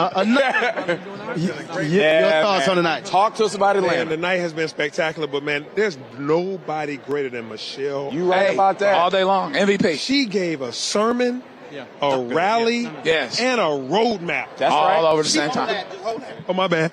That's Michelle right. Obama No, keep going. gave a sermon, a rally, and a roadmap. I like she that. She said, right. do something. That's right. She said, you got to go out there, and you can't just be all, you know, what she was talking about, like, what's that example she gave where she was like, you can't be perfect, you know. Oh, man, she was on fire. She brought the funk. She was keeping receipts. Yeah, she did. She had all the receipts. Oh, that's, I need my security.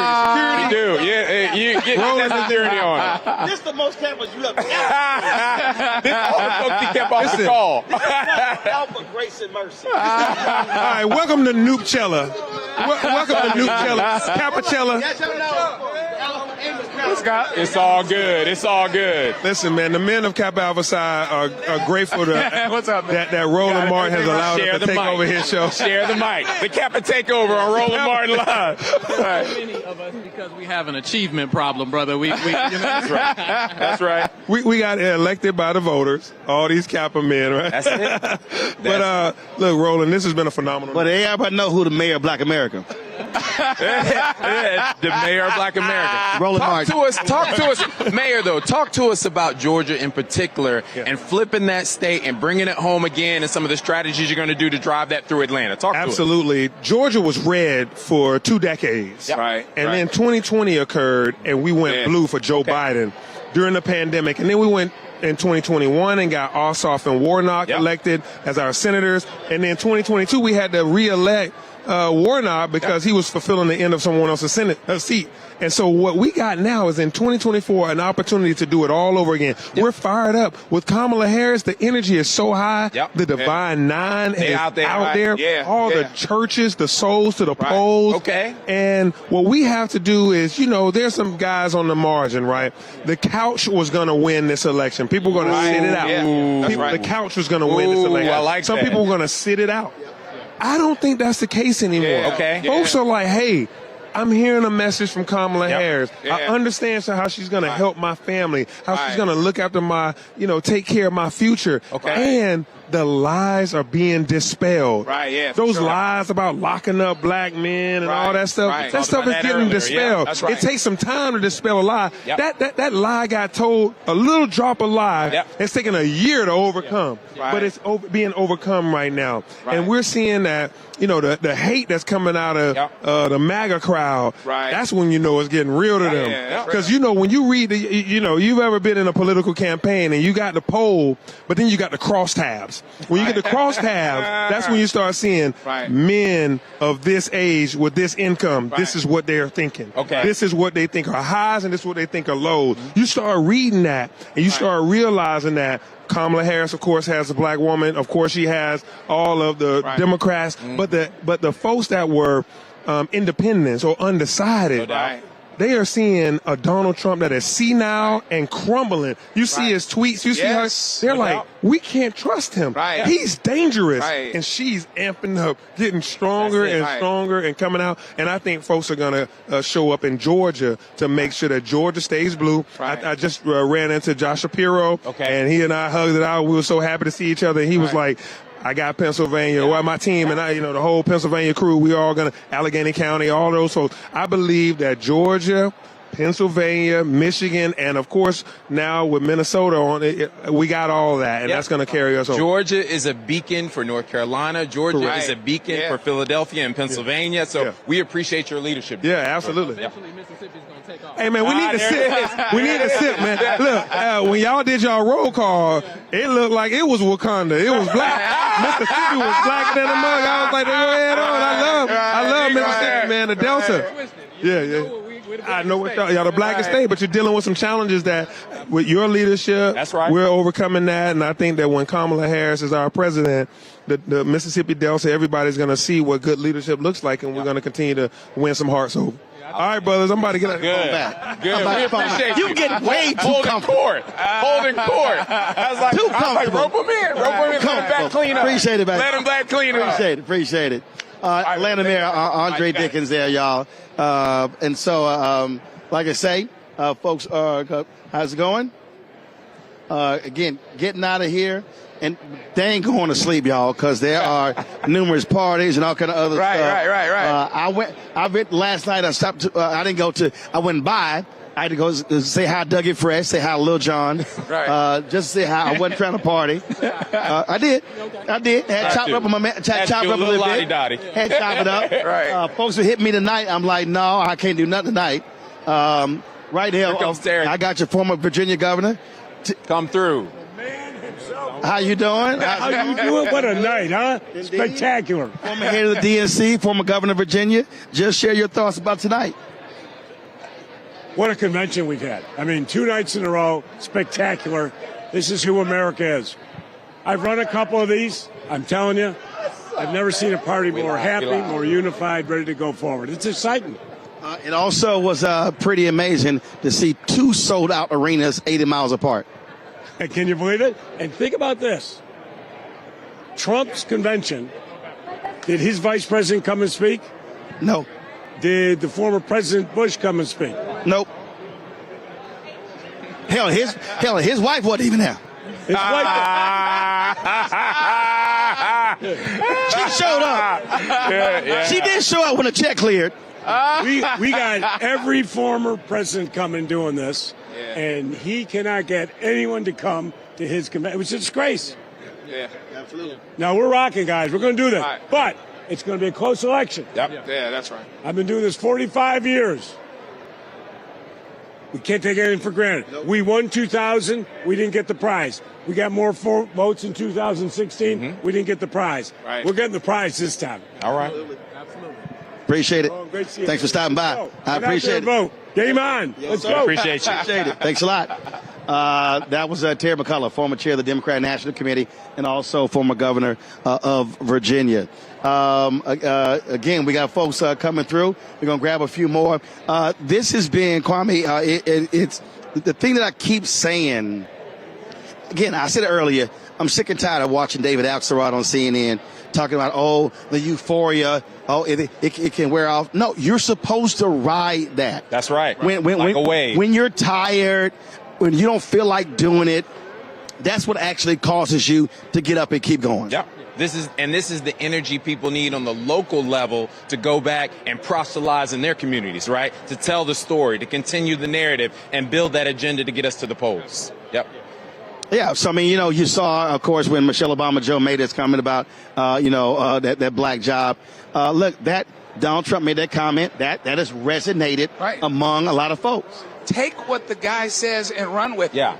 You know, the whole irony with this whole thing is he's never been a particularly focused candidate. He's never been a particularly good candidate. Yep. He's never been a particularly disciplined candidate. Yep. So put him up against the wall, and all of those things will amplify. And here's what you have. Now, you can't take anything for granted. You got to do your work, right? You know what I mean? You got to do it every day. Yeah. But there's all kinds of opportunity here, and that's always been the case. Yeah, feeding the machine. Mayor LeVar Stoney, Richmond, Virginia. Just share your thoughts about tonight. It's an amazing night. It shows that Democrats are ready to go. I've been saying this from day one, that Democrats have shown a business-like approach to this. They are very focused.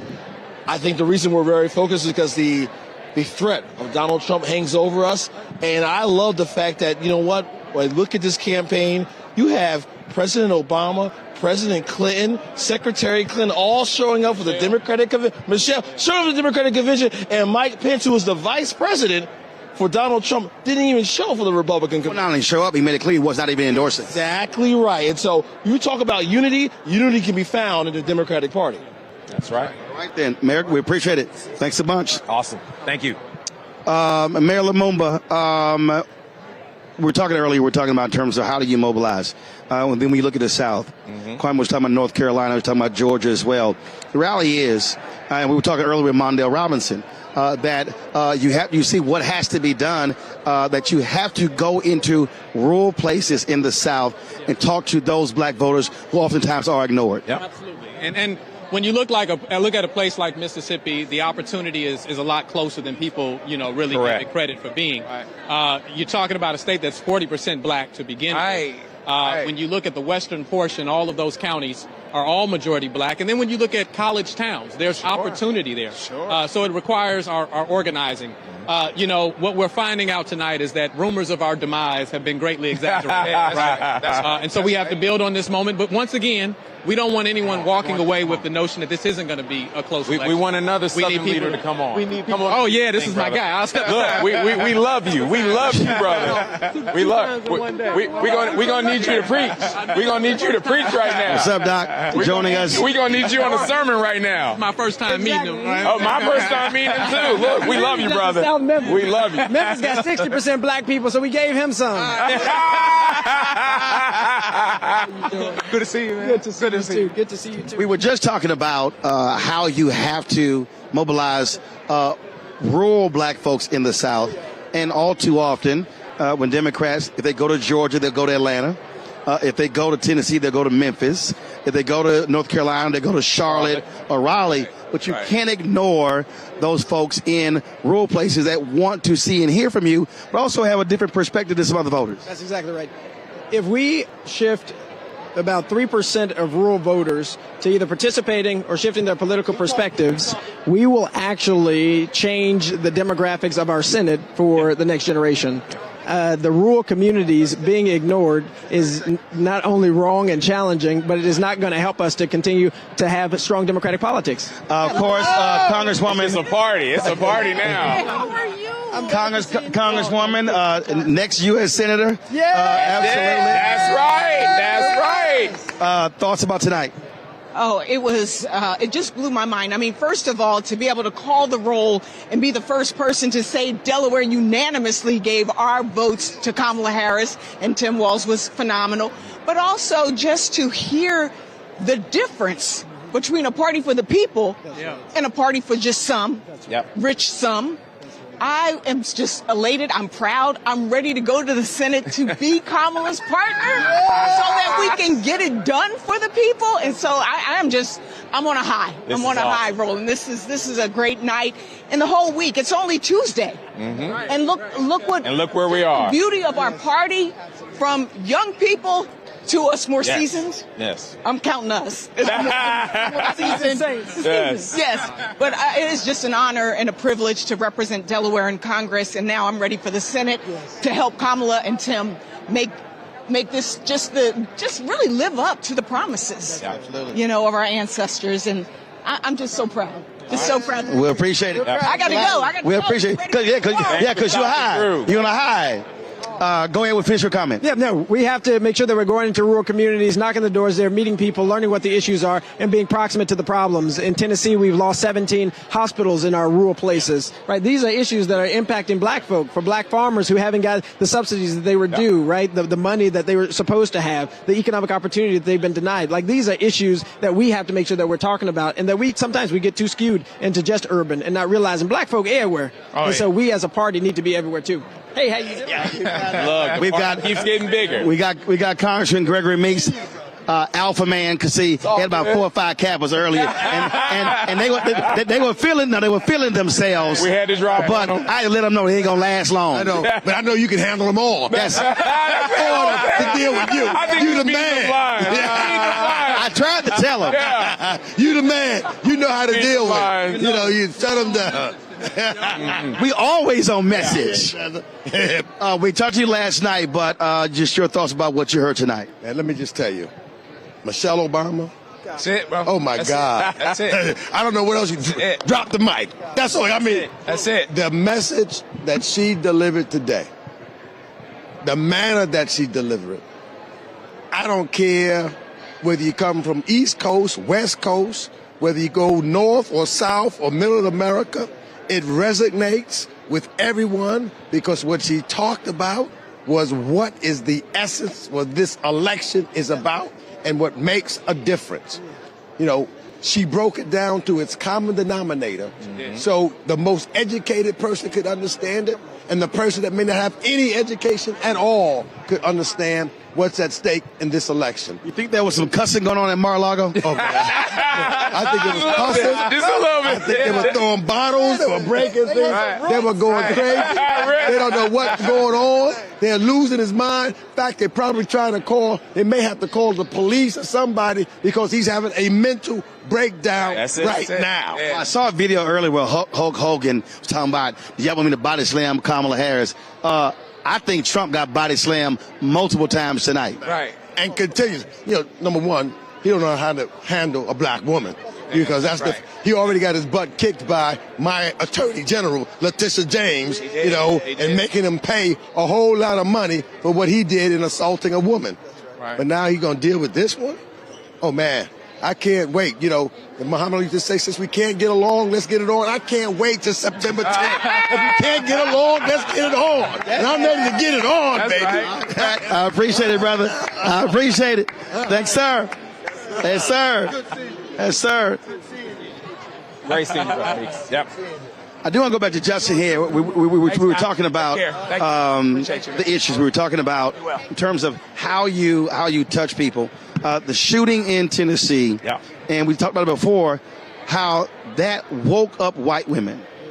The Dobbs decision woke up white women. Yeah. And this is where I think Republicans are making a mistake. I think you're going to see, and Grant, we got to see it happen, but I think you're going to see where white women are not going to be 53% of voting for Trump.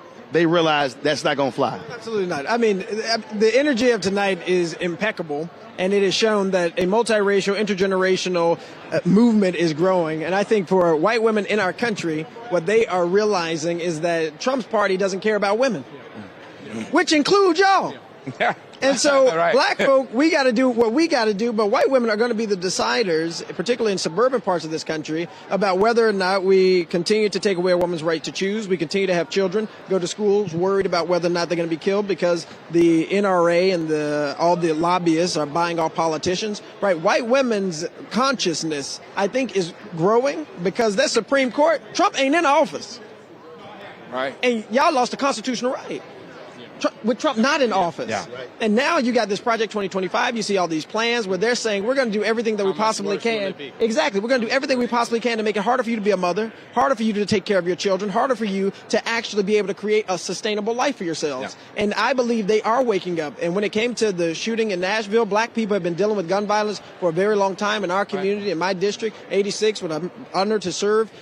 We experience gun violence almost every single day, but it sometimes has taken for people to feel the proximity of the pain, for them to get a recognition that there's time for something. This is time for them, something for them to do that they may not have otherwise done. This moment is showing up that they have to do something. I want to ask the distinguished gentleman from Tennessee about Gen Z voter activation, since you are Gen Z, and I also want to ask you about the talented bench that we now see within the Democratic Party that is leaning into the millennials and the Gen Z. So talk to me about the talent pipeline and talk to me about Gen Z voter activation. Absolutely. You have to speak to the issues in order for people to show up. And you have to have people who are running for office who actually help to fire folks up, because they're not going to get there and just play around. They're not going to get there and just go along to get along. It's right. What young people that I'm experiencing and the young elected officials are doing is not a really new thing. These the type of black folk we looked up to. Ones who were like, I'm not scared of y'all. Right? There was a time where black folks would march saying, there's a new Negro in this country. Crispus Attucks, a black man, was the first person to die for America's freedom. We are reclaiming something that has been too often diluted because folks have gotten political power and they've gotten it under a white infrastructure. And so when they were in power, they imposed a white infrastructure and they didn't do anything to elevate the issues of black people. And I think right now is a reclamation of the roots of civil rights. It's a reclamation of people like Fannie Lou Hamer said, if I fall, I'm going to fall 5 feet 4 inches forward. Like, it's that spirit. It's my guy from Mississippi. Right? Like, it's that spirit that we have to reclaim in our politics. And what I believe is happening now, what I believe is happening with Vice President Harris, Tim Walz, is a new energy for young people to be like, oh, this is what government can do. This is what we can do when we have power. Tim Walz, kids eat free. Lunch in his Minnesota state. In Tennessee, I tried to bring up a bill. They said it was too expensive. You said, when Democrats but gave a massive tax break to businesses, a $2 billion tax break to businesses. We could have ended poverty in Tennessee. Could have housed everybody in Tennessee. Could have fed every child in Tennessee. Ended the fact that 1 out of 8 children go to bed hungry at night. We could have did that, but instead our values were aligned with billionaires. Our values are being aligned with white supremacists. Our values are being aligned with domestic terrorists, and we need a mass realignment. And this opportunity with Vice President Harris and Governor Walz is a part of that realignment. And so you're getting younger people who are like, wait, this is what politics can do? Fired up and I'm ready to go. be a part of that, right? I'm not wanting to be a part of some old stale thing that is like, well, you try and compromise yourself into futility. That's not helpful. What we have to do is stand on our ground. Now, I'll find common ground with anybody, including the devil, if we got some, you know. I like heat. I don't know. The South. I say that I go with you anywhere, but I don't know about It's just like we can look for the ways that we find common ground, but we can't keep compromising ourselves into poverty. Can't keep compromising ourselves into inequality. Can't keep compromising ourselves into inequitable opportunities. And for young folks, we want to do something about the climate and the environment. We want to do something about gun violence. We want to be able to have families, but it's hard when you got $100,000 worth of debt. We want to be able to have houses, but it's hard when these international conglomerates are buying up all the properties in order that they can rent them out as Airbnbs or rent them out so that they can control our markets, right? It's hard to live in a society that seems to be designed against you. But what I think is happening is a redesign. That's what I'm talking about. That's what I think is happening. And so young people are really excited about it. And somebody's talking to our issues. Right? Y'all may not have grown up in school where you had to do active shooter drills or had your teacher say, hey, we got to close the blinds. The police are here. Right? Like that fear, that trauma is a part of our reality. And so having a vice president candidate, you know, Vice President Harris came to Tennessee the day after we were expelled to say, like, one, that was anti-democratic, but two, this reality of the gun violence epidemic is something we have to do. So they launched the first ever White House Office of Gun Violence Prevention. We need somebody that's proximate to us, that's talking to us, and that's saying, look, this is our country. This ain't just the older generation. This ain't just folks who already got kids. This is all of our country, including young people. And it seems like we're facilitating an awakening, particularly in the South, right, where you've got high black numbers. How do those that have become awakened or woke or however we want to describe it, how do they then pay it forward and get other people involved and say, hey, I just figured this out. Let's all do that together. No, I got to go. I just want to say publicly, I'm incredibly proud of you, brother, right? Mm-hmm. You keep pushing.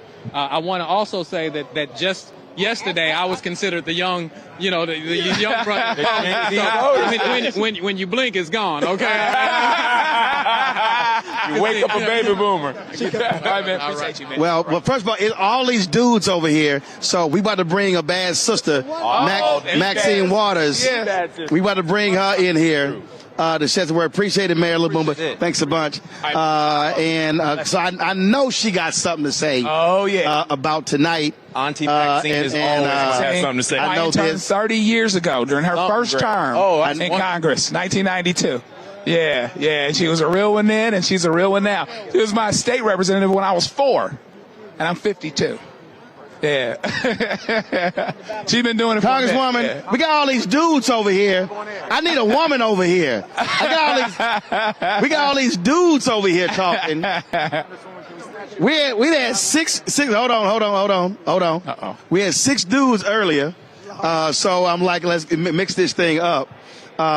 Again, I thought that when you look at overall tonight, the voices we heard. Second gentleman was great talking about his wife Kamala Harris. Personalizing it, making it authentic and humanizing it. Right. Yeah. Absolutely. And again, but also I thought it was awesome by them going to Milwaukee. And you were making a point about freedom, Kwame. And because they really lean into that, not solely by reproductive rights, but freedom in numerous ways. And reclaiming freedom from the Republican Party. Reclaiming it as a plank and tying it all the way back to Harriet Tubman type freedom. And that's the way that we rebrand the party and get people to see it in a different lens. So that's brilliant on their part. Congresswoman, I got all these dudes over here. We have the distinguished. Tonight was phenomenal. Not only did we hear from Barack Obama, Michelle killed it. Oh, you did too. You did too. You killed it. I just walked in when you were speaking. But it was absolutely extraordinarily inspiring evening. And I have such great hopes for our future. I think we have an opportunity to not only exercise influence, but to ensure that we start to get the kind of public policy to correct the problems and the inconsistencies in the systems that we've been forced to deal with for so long. And so I'm hopeful. I'm looking toward the future. I think Kamala and Waltz are going to be a good team. And I think that not only are they going to talk about and proceed to implement the kind of public policy that has been missing for far too long. Much of it Biden had started. I've got to give him credit for it. And they're going to carry on. When they talk about increasing teacher pay, it should have been done 50 years ago. Right. I mean, can you believe we're asking them to educate our children and we don't pay them a decent salary? When they talk about creating more affordable housing, when they talk about rent, we talk about home ownership a lot, but not everybody wants to or can own, but they've got to rent. And everybody's been saying for years, the rent is too damn high. And so I think we're going to talk about what we can do and what can be done now to put a cap on rents so that people won't end up basically taking more than 30% of their income, the homeless on the street. Again, I believe that we're moving in the right direction, and I'm looking forward to it. All right, thank you. I appreciate thank it. you so much. We want to thank you for holding that torch. Thank you. Thank told you. y'all this is the blackest show this convention. I told y'all that. We appreciate it. Holding the torch up.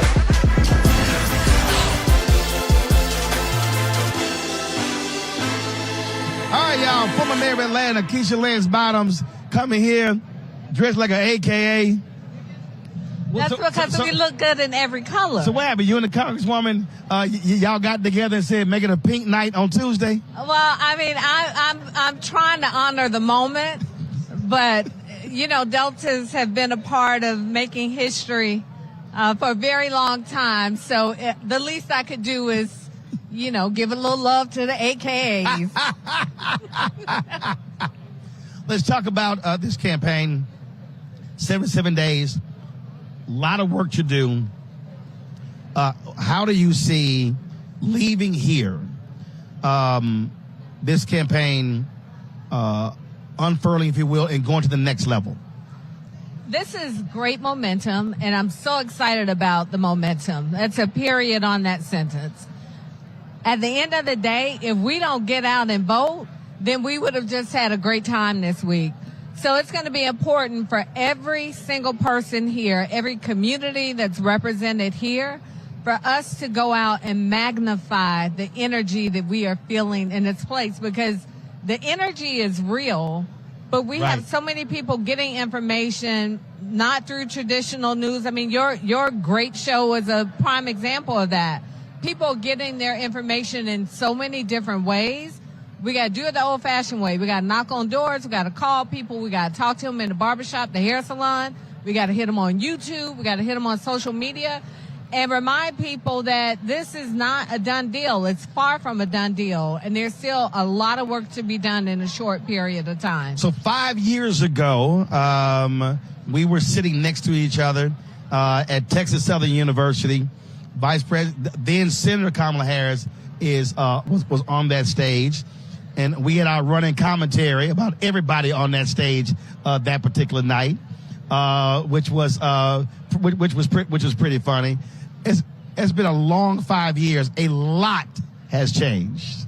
I wish that I could say some of the things that we discussed that night, but I'm not gonna open my mouth. But that was a great night, and you're right. A lot has changed for us to be here in this incredible moment, and this election cycle could not have been scripted. It is beyond anything that any of us could have ever have imagined.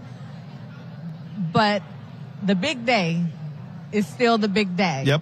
So for all of the changes and ups and downs and uncertainty that we've had, we still have this opportunity to put this great exclamation point on this season in November. And I can tell you, I don't miss going through that debate season. So I'm okay not to have to sit through another debate this season with however many people were on stage in Texas that night. Well, now the only debate that's going to matter, which is going to be hugely important, is September 10th. Absolutely. It's going to be extremely important. And we have seen our vice president in action.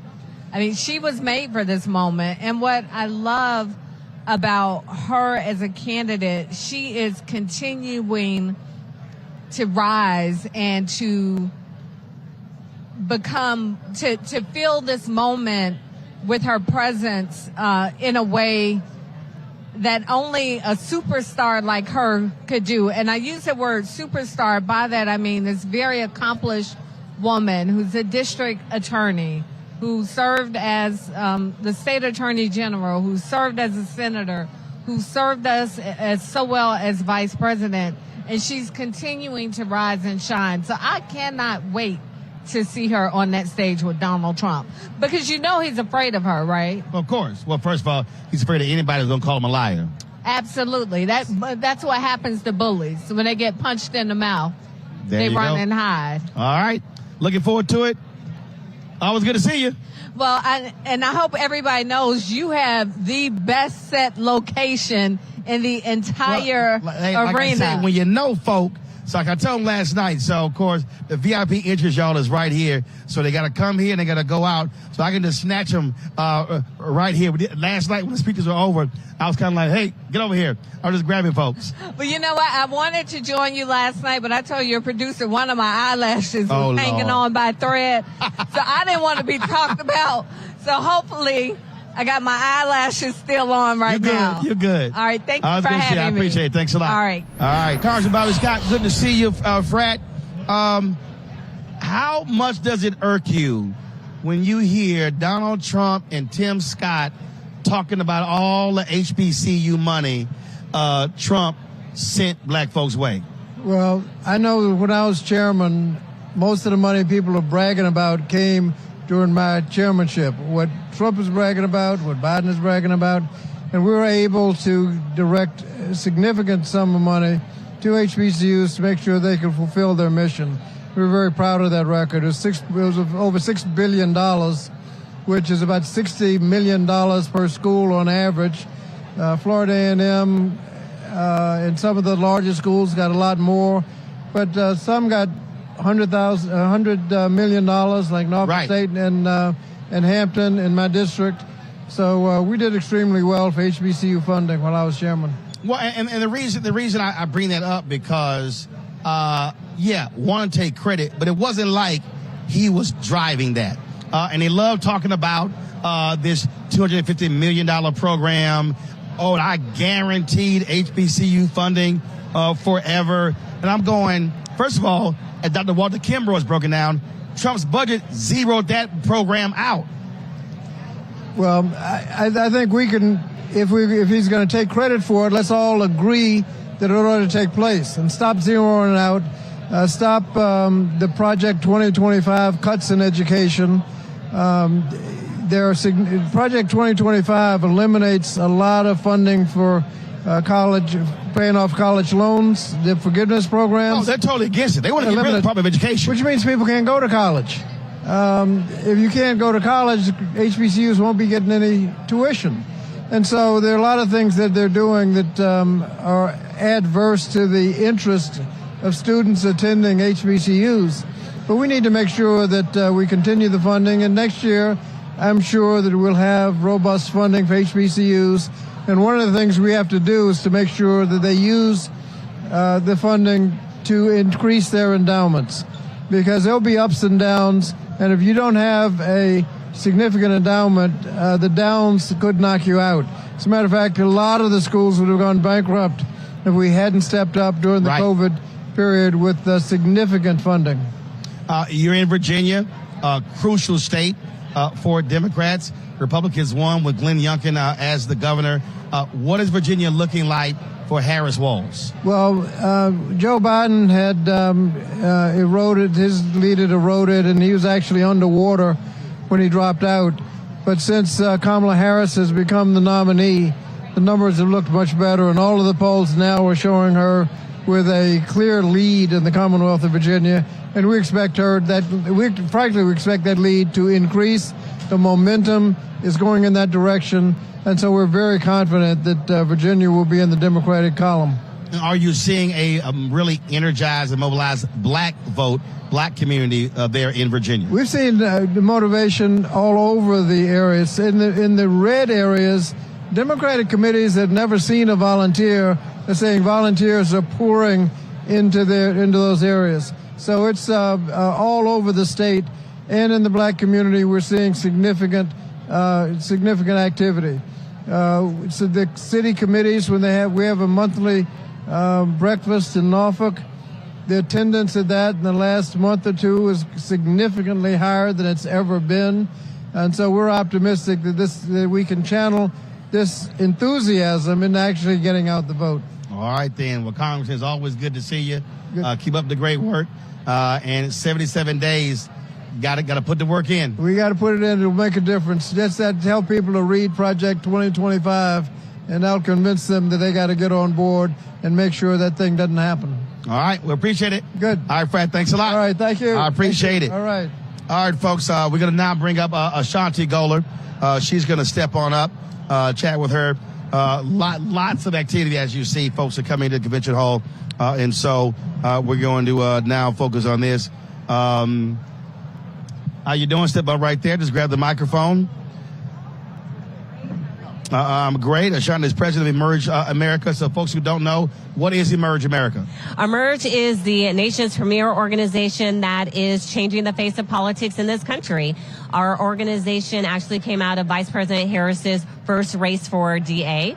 Our co-founders were friends with her, and they looked around and realized there wasn't a great organization to teach women how to run for office, and thus we emerged. So you're focused women running for office? On women running for office. We do that in-depth candidate training, and we demystify what it takes, but we also give them an ongoing network of support.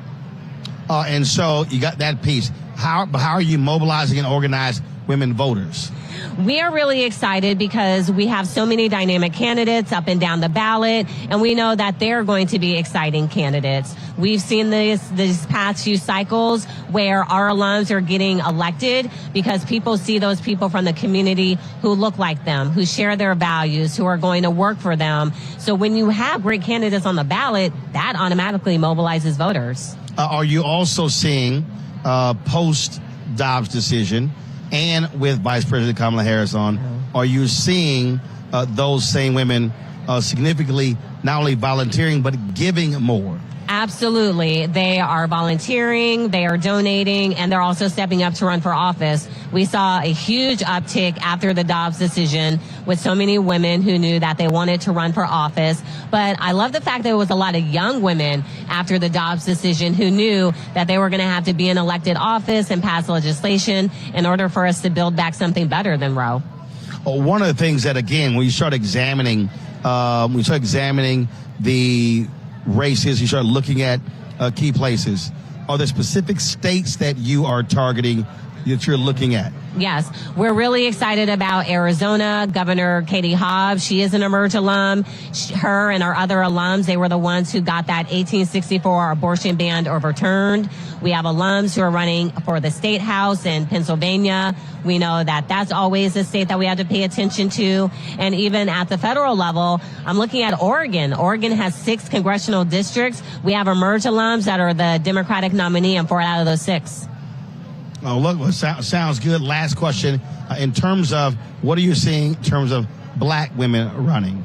The reality is many black women do not get the level of support as white women. Yeah. What is happening there? Yeah. At Emerge, we have a focus on the new American majority, and that includes black women. We have seen a huge uptick in black women running, but we even have a program called Seated Together that is focused on black women elected officials who want to run for higher office. So for us, it's not just those black women who are looking to run for the first time. It's those black women who are elected. We want to make sure that they move up the ladder. All right, then. Well, Shanti, we certainly appreciate it. Thanks a bunch. Good luck. Thank you. All right, thanks a lot. Bye.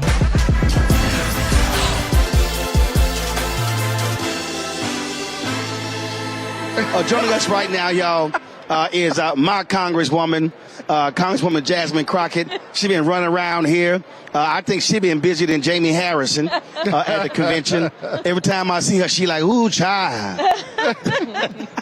That's the feeling. So this has been your first convention as a member of Congress? It's my first convention ever. Ever? Yes.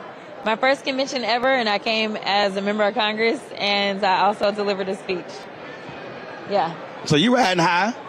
I don't know about that. It's more overwhelming than anything. Right. You know, like, I'm really a Netflix and chill girl. So to have to come and deal with the big crowd all the time is a lot. But listen, I love the people. I love the work. I love the energy. And so I am looking forward to us being victorious in November, because I really believe that what people will find out from this convention is, number one, our bench is deep, but number two, that we can do this if we pull together. And number three, that there's still work to be done. You can't just rest on your laurels of excitement. You've got to decide that you're going to transfer that excitement and make sure that we actually get this done. When you look at the ratings, ratings came out, and this is just television ratings. Day 2, 20.572 million. Night 2 of the Republican National Convention was 14.8 million. And so Dems beat them on night 1, beat them on night 2. Tonight, and it's going down tonight.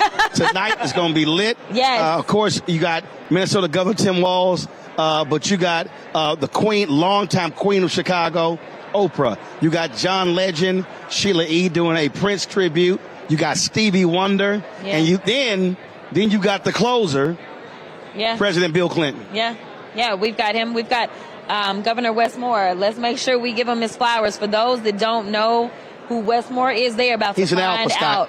Yeah, he reminds me of that Governor always. Wes Moore is like it. If anybody thought I did a halfway decent speech, just wait until he gets up and delivers. He is a powerful speaker, as well as he is a powerful leader. So I think that's going to be great. You've got Hakeem Jeffries, We know that Hakeem Jeffries, when he takes the stage, Yeah. he knows how to slay a good Republican. And you know he gonna reference Biggie. You know, if you gonna do some alliteration, he gonna drop some Biggie. He gonna drop some rap lines. He's a real lyricist, like for real. I mean, he actually went to high school with a bunch of those guys. I don't know if it was Vic, but he went to the same high school as a bunch of like New York rappers. Like he's for real lyricist. And if y'all Google, y'all can actually find him on YouTube, like randomly freestyling at some random party. Like he for real. So Hakeem, like he's legit. Like I am not. He's a cipher. He's a good Okay, y'all Kappa better man too. A good Kappa man. Listen, so Hakeem will be great. I'm gonna check to see if he's financial. I'm sure you gotta be. But no, Hakeem will be great. So it will be a high energy night all around, from the speakers to the music. I am really, really looking forward to tonight. And the thing is, when the queen herself steps in tomorrow, that it has to go to the next level. Oh, yeah. So the crazy part is that tonight is going to be so amazing, but tomorrow is going to be even crazier. Yeah. But I thought last night was so lit by being here and then having a sold-out arena in Milwaukee. Yeah.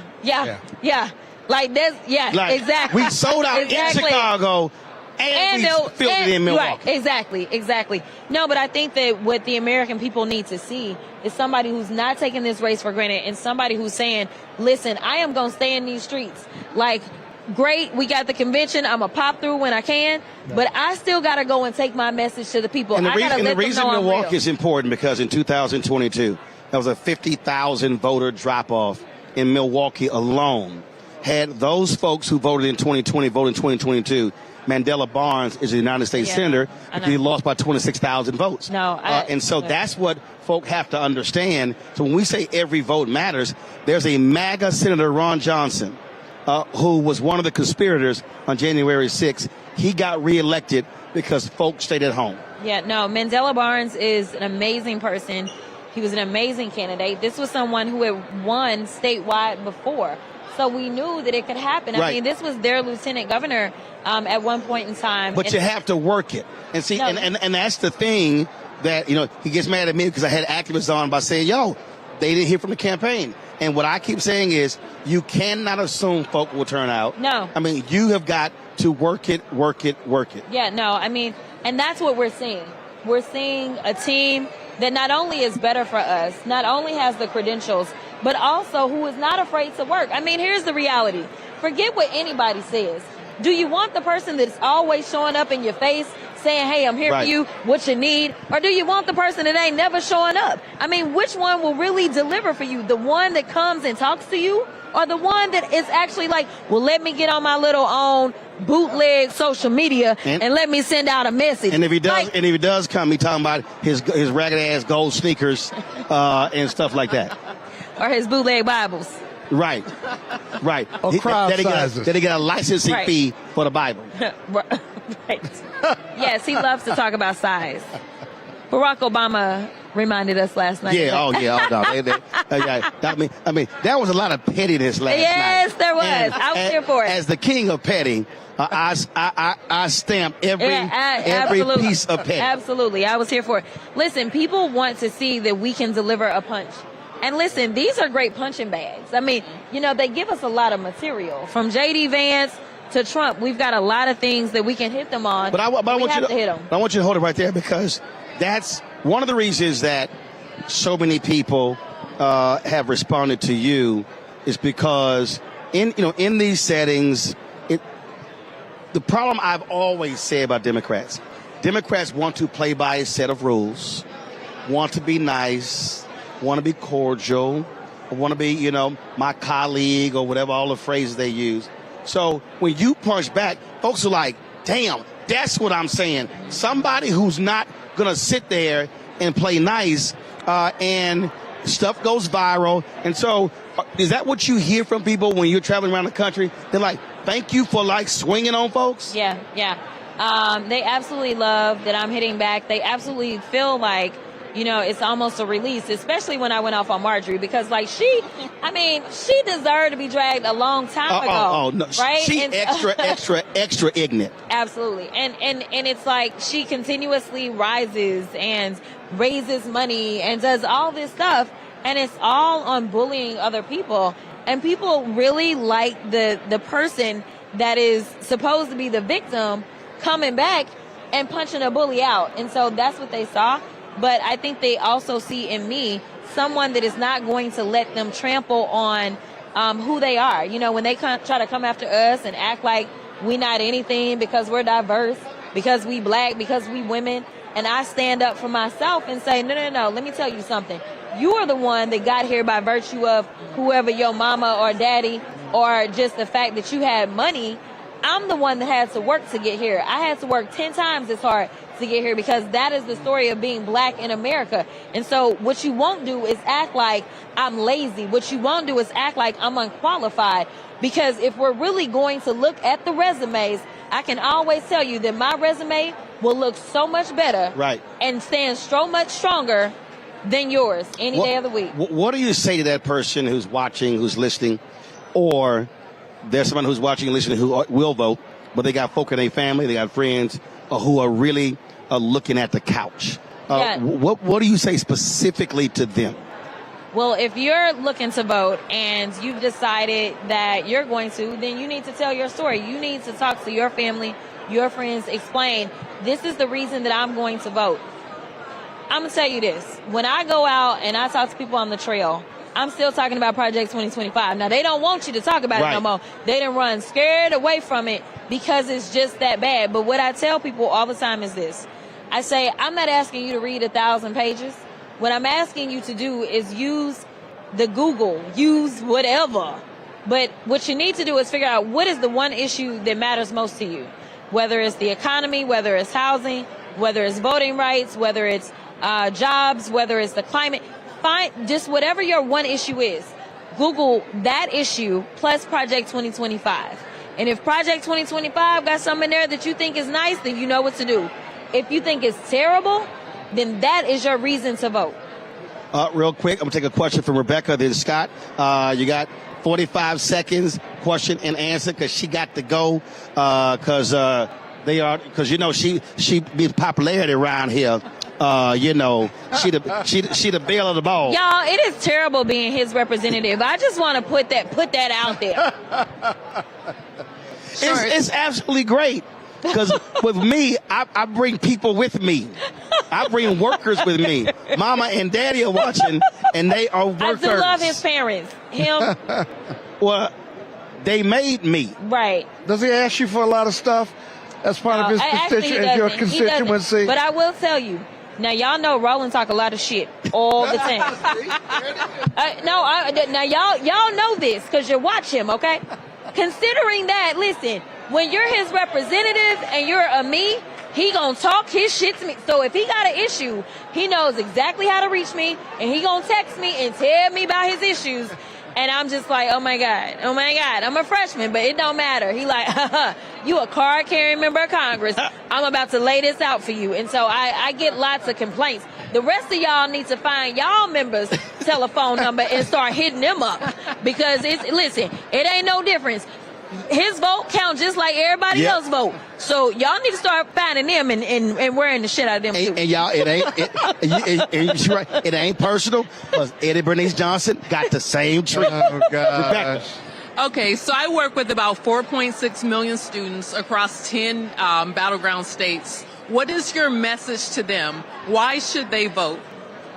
Listen, first of all, I'm relying on y'all to save this country. I'm going to be honest. Because what I find from young people is that they are empathetic. You actually care about the environment. You care about gun safety because you are growing up in a generation where when you go to school, you've had to do active shooter drills. That's some stuff that none of us sitting up here ever had to do. We did tornado drills and we had fire drills. And that's really we did nuclear bomb drills. I'm like, what the hell was that? Okay, I did not do that. Go in the hallway, put your head down. Oh, that was going to stop it. But the point is, actually, when I first swore into Congress, and we went through an orientation. They took us to Harvard, and one of the guys that presented to us talked to us about the mindset of Gen Z. And I never really realized how much trauma your generation is struggling with, because everything you've lived through, I've lived through it too. The difference is it's been the totality of your existence. And so I want you to understand that as someone who served on a mental health board, had to give it up to run for office, that we also need to make those investments. And I am here to do that for you as well. And so, you know, there's only one team that cares about whether or not you will have access over your body and be able to make decisions. There's only one team that cares about gun safety, only one team that cares about climate, only one team that cares about making sure that you can actually buy a home, only one team that cares about making sure you can afford that college degree, and if you don't want to go to college, making sure that you have all the tools that you need to go to that trade school. So, I mean, it's very clear. There's only one team that's fighting for you. We are doing best amongst young folk, to be honest. And so that's why we need y'all to show up more than anybody. Before I go to Scott, Max Siegel, y'all record breaking. First of all, CEO, U.S. Track and Field. Y'all killed it at the Olympics. It was awesome. Well, thank you, and man. Texas represented. Texas did represent. Texas 30 But, specifically. Hey, Roland, let me know how we can improve. Lewis let you know how you can improve. Man, it's so good to be here. Good to see you. I just want to give you a shout out for what y'all did at the Olympics in Paris. Yes, so, brother, good to see you. And I was there, and it was amazing to see it in person. I was there Friday and Saturday for the gold medal rounds. Listen, that team was incredible. So we're excited about it. So thank you guys for the support. Glad to be here. Absolutely. And so I need to be hooked up with some credentials for L.A. We got you. Okay, cool. I ain't afraid to He done ask. got him on tape, too. I ain't afraid to ask. Scott, go. Appreciate it, Max. Appreciate it. Congresswoman, I don't think the results are going to be determined on November 5th or whatever general election day is. I also think that the 70-plus electors that are election deniers in swing states and red states are going to act up, if you will. As someone who chairs the NBA PAC, like myself, lawyers are writing checks to our PAC, but they're also asking what else they can do. Do you agree that this isn't going to be over on November 5th? But more importantly, what should lawyers, particularly black lawyers, be ready for to stand guard between chaos and community? Legal warfare. Yeah, no. So my good friend Nick Pittman is trying to do a tour right now where he's trying to recruit lawyers to come into the fold to make sure that we're doing election protection efforts. And so we are having to invest more heavily in election protection, as well as start to go to court right now on different random bootleg laws that we see coming out of states like Georgia. Ahead of it. So hopefully, I absolutely believe we can get election results on November 5th. But I think that it's one of the reasons we're stressing that we have to overperform. Yes. We have to stretch ourselves. We can't just be on the fringes. We got to beat the dog shit out of these motherfuckers. I'm just saying. The show unfiltered. I'm just saying. I mean, that's what it's got to be, because it's just that deep, because that's how they are trying to beat us with their policies. You know, you only get maybe whatever viral moments and things like that. What y'all don't get is all the stuff that we kill. What y'all don't get is all the stuff that they are bringing. And for anybody that is concerned about the war, I just want to be clear. I would actually question your humanity if you weren't concerned about the war. Anybody that is human should actually feel something every time somebody dies, whether it is abroad or here on our streets at home. But let me be clear. These Republicans have the audacity to go on the House floor and say things such as, just nuke them, talking about Gaza. So as I know that this decision is rough, I don't know exactly how the former First Lady characterized it yesterday, but we are not looking for perfection. We are looking for someone who is seeking perfection, because we have no perfection walking on this earth. So stop looking for the perfect candidate, because I got news for you. There will never be a perfect candidate. And as many people love me, I promise you, I got plenty of them that hate me. There is no such thing as perfection, but we got to stand together and say, you know what? At least we check this box, this box, this box, and that one. And we got to show up and show them who's boss and who the power belongs to. And the power has always belonged to the people. It's just that we act like we want to recede and cede that power to them. And that's on us. So let's make it about us and show up. So if you need the Cliff Note version, we gotta beat the dog shit out these motherfuckers. Is that what I just heard? Not from me. We got it on tape. Appreciate it. Thanks so much. Always good to see you. Thank you. Linda Carter runs Higher Heights. She joins us right now. What's happening? I don't know. We're about to make some history. Absolutely. Absolutely. Y'all were created to help black women get elected. This election come November is the ultimate of your goal. Well, this was when we started this in a Brooklyn cafe in 2011. This was our North Star. And very early on in our organizing, we believed that Kamala Harris was the shooting star. And the thing here, obviously, so many things transpired to get to this point. But I keep making this point to everybody who's watching. It was black folk who held the line for 23 days after the June 27th debate. Because a lot of folk were trying to skip over Vice President Kamala Harris. It was a Congressional Black Caucus. It was that letter written by 1,400 plus black women. It was the black sisters and the brothers in the DNC who understood the rules. And that was a line. People need to understand they were trying to break that black solidarity. And only one black member of Congress, Mark Vesey of Texas, broke with the CBC. And if it was not for that black solidarity, we wouldn't be sitting here talking about Vice President Kamala Harris as a nominee. You would have a bunch of angry black women at this convention. Right. And brothers. But you have to actually go back to the organizing efforts from 2017. So if you remember, black women wrote a letter to the then chair of the Democratic National Convention, Tom Perez. I sat in a cafe and helped to pin that. That turned into a series of conversations and meetings. We now have more black vendors in the DNC. I know Roland's going to be like, but we need more. But always need more. But the progress we've made, that in this moment where there was an opportunity to elevate Kamala Harris, you had the co-chair of the Rules Committee was a black woman, the chair of the convention was a black woman, the chair of the Brooklyn of the Black Caucus is a black woman, the chair of the Women's Caucus is a black woman. Black women, the political director at the DNC is a black woman. Black women were in formation along with our brothers, Jaime Harrison, to actually usher this in. In 2014, there was only 31 black women serving in the Congressional Black Caucus. We now have, sorry, I did that wrong. In 2014, there were 18 black women serving in Congress. We now have 31. Yeah. If you add in the entire Congressional Black Caucus, it's the largest black caucus in our history. Yeah. And so black men and black women are in formation as a time as this, including the black-led political organizations like Higher Heights, Collective PAC, Black PAC, Black Voters Matter. We have now grown the bench of black-led political organizations for a time as this. Rebecca. Thank you so much for being here. Can you talk more what it means to have the financial early investment in black candidates, not just black women, but black candidates across the board? What does that look like? How is it helpful? How does it get the national party's attention? Yep.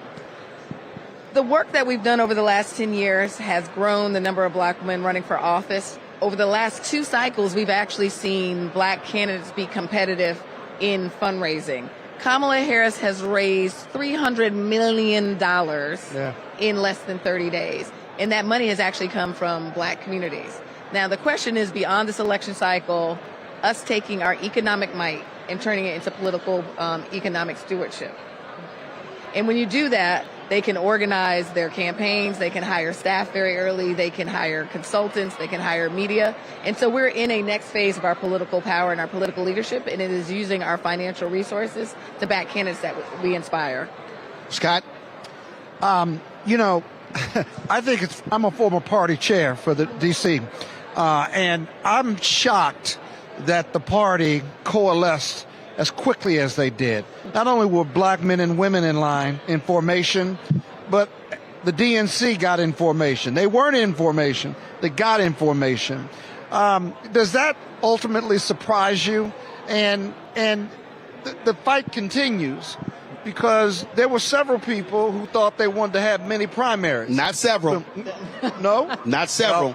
A lot more than several. Well, it was reported. One way No, or it the wasn't other. reported. You even had It was President. You had President Barack Obama who talked about an open convention. Yep. You had Nancy Pelosi talk about an open convention, and they got threatened with a civil war. That's what happened. No, they got threatened. Straight up said, y'all. Every black person said, y'all do this, you're gonna trigger in every one of us what we've all experienced. When you experience and somebody white jump over you. Yeah, they weren't going to take us for granted this time, and they weren't going to skip over her. So, what does that tell us about the Democratic Party, though, and the work ahead of us, notwithstanding where we are right now with the movement and the energy? Well, the 3 tweets that changed this election cycle, right?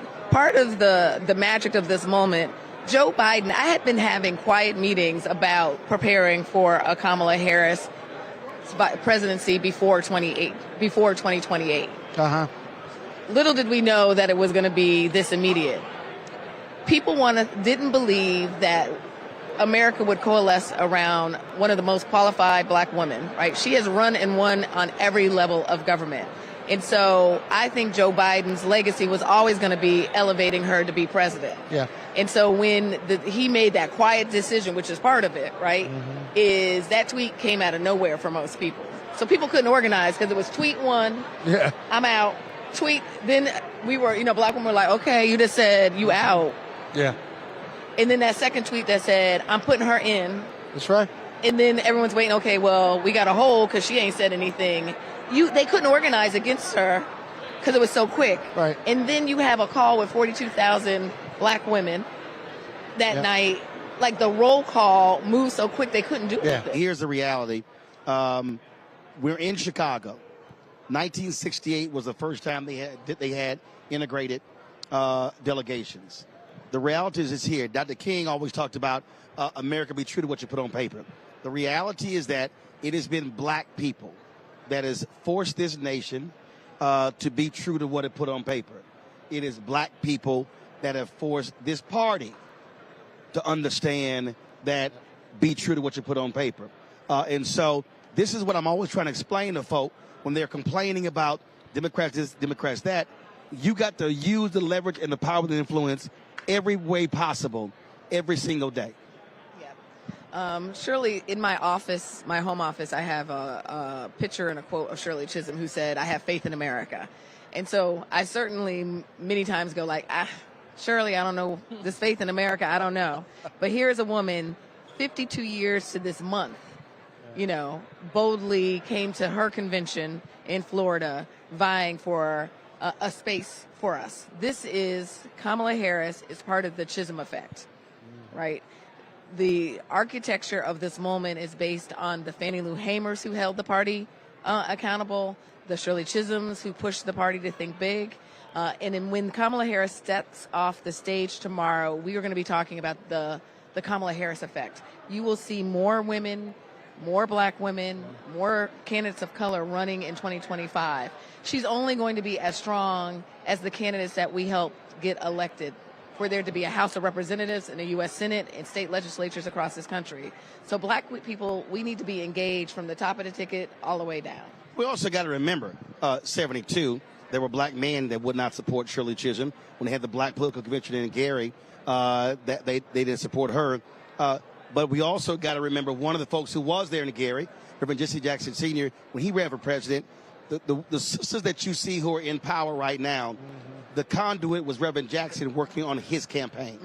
And so that's important because you have black men who understood as well, use their leverage and power. And so whether you're Mignon, whether you're Donna, whether you're Leah, and the list goes on, Reverend positioned them. They pave the way for the next generation of sisters.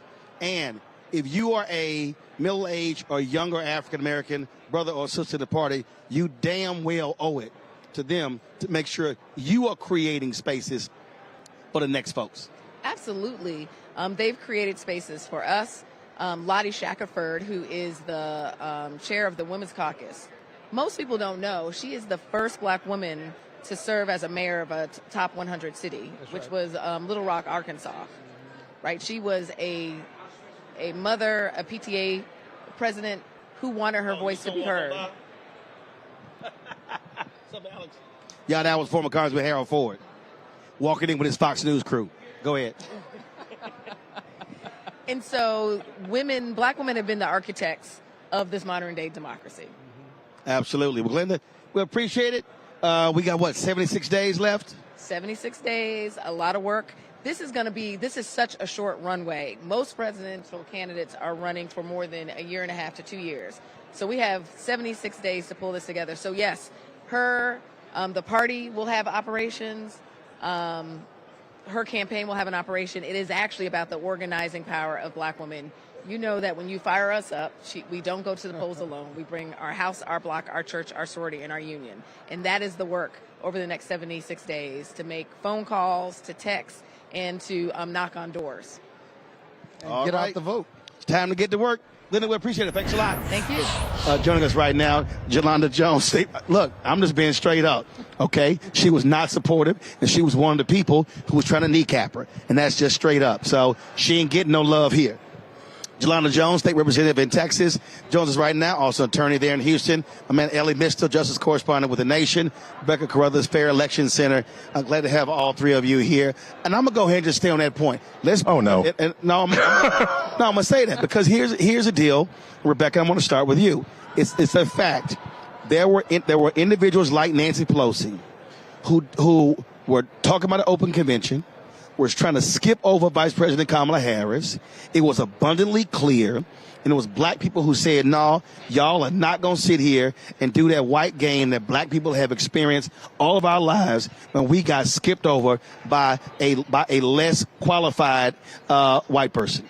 So that part, when we are qualified, but we're still intentionally skipped over, we've had enough. Whether you're a black man, you're a black woman, we're not dealing with that in 2024. The other thing is, I shadowed someone of the RMU family, Reese Colbert. If it wasn't for the work she did in 2018, 2019 to really raise the national narrative on Kamala Harris, then we wouldn't be here now. We wouldn't be talking about her. She would not be the nominee for the Democratic Party, because we also knew in 2018 people wanted to dismiss Kamala Harris. 2019 they wanted to dismiss her. They wanted her to be an also ran instead of a major component in the 2020 cycle. So there's a lot of work, a lot of grassroots work, and if it wasn't for black people collectively raising their voices, we wouldn't be here tonight. Elliot, wasn't just dismissed. There were Democrats who on several occasions literally went to President Joe Biden and said, remove her from the ticket.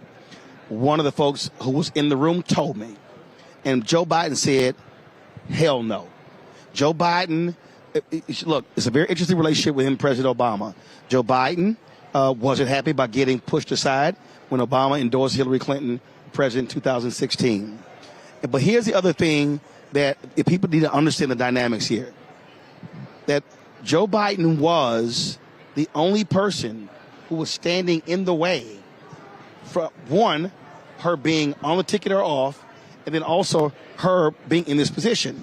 Because if he doesn't endorse, and then if he doesn't make phone calls on her behalf, then she doesn't lock up the nomination that quickly. Well, there are two things in play here, right? And the first is, if we're just going to talk as adults here, the people who pushed Joe Biden out were not black people, were not progressive people.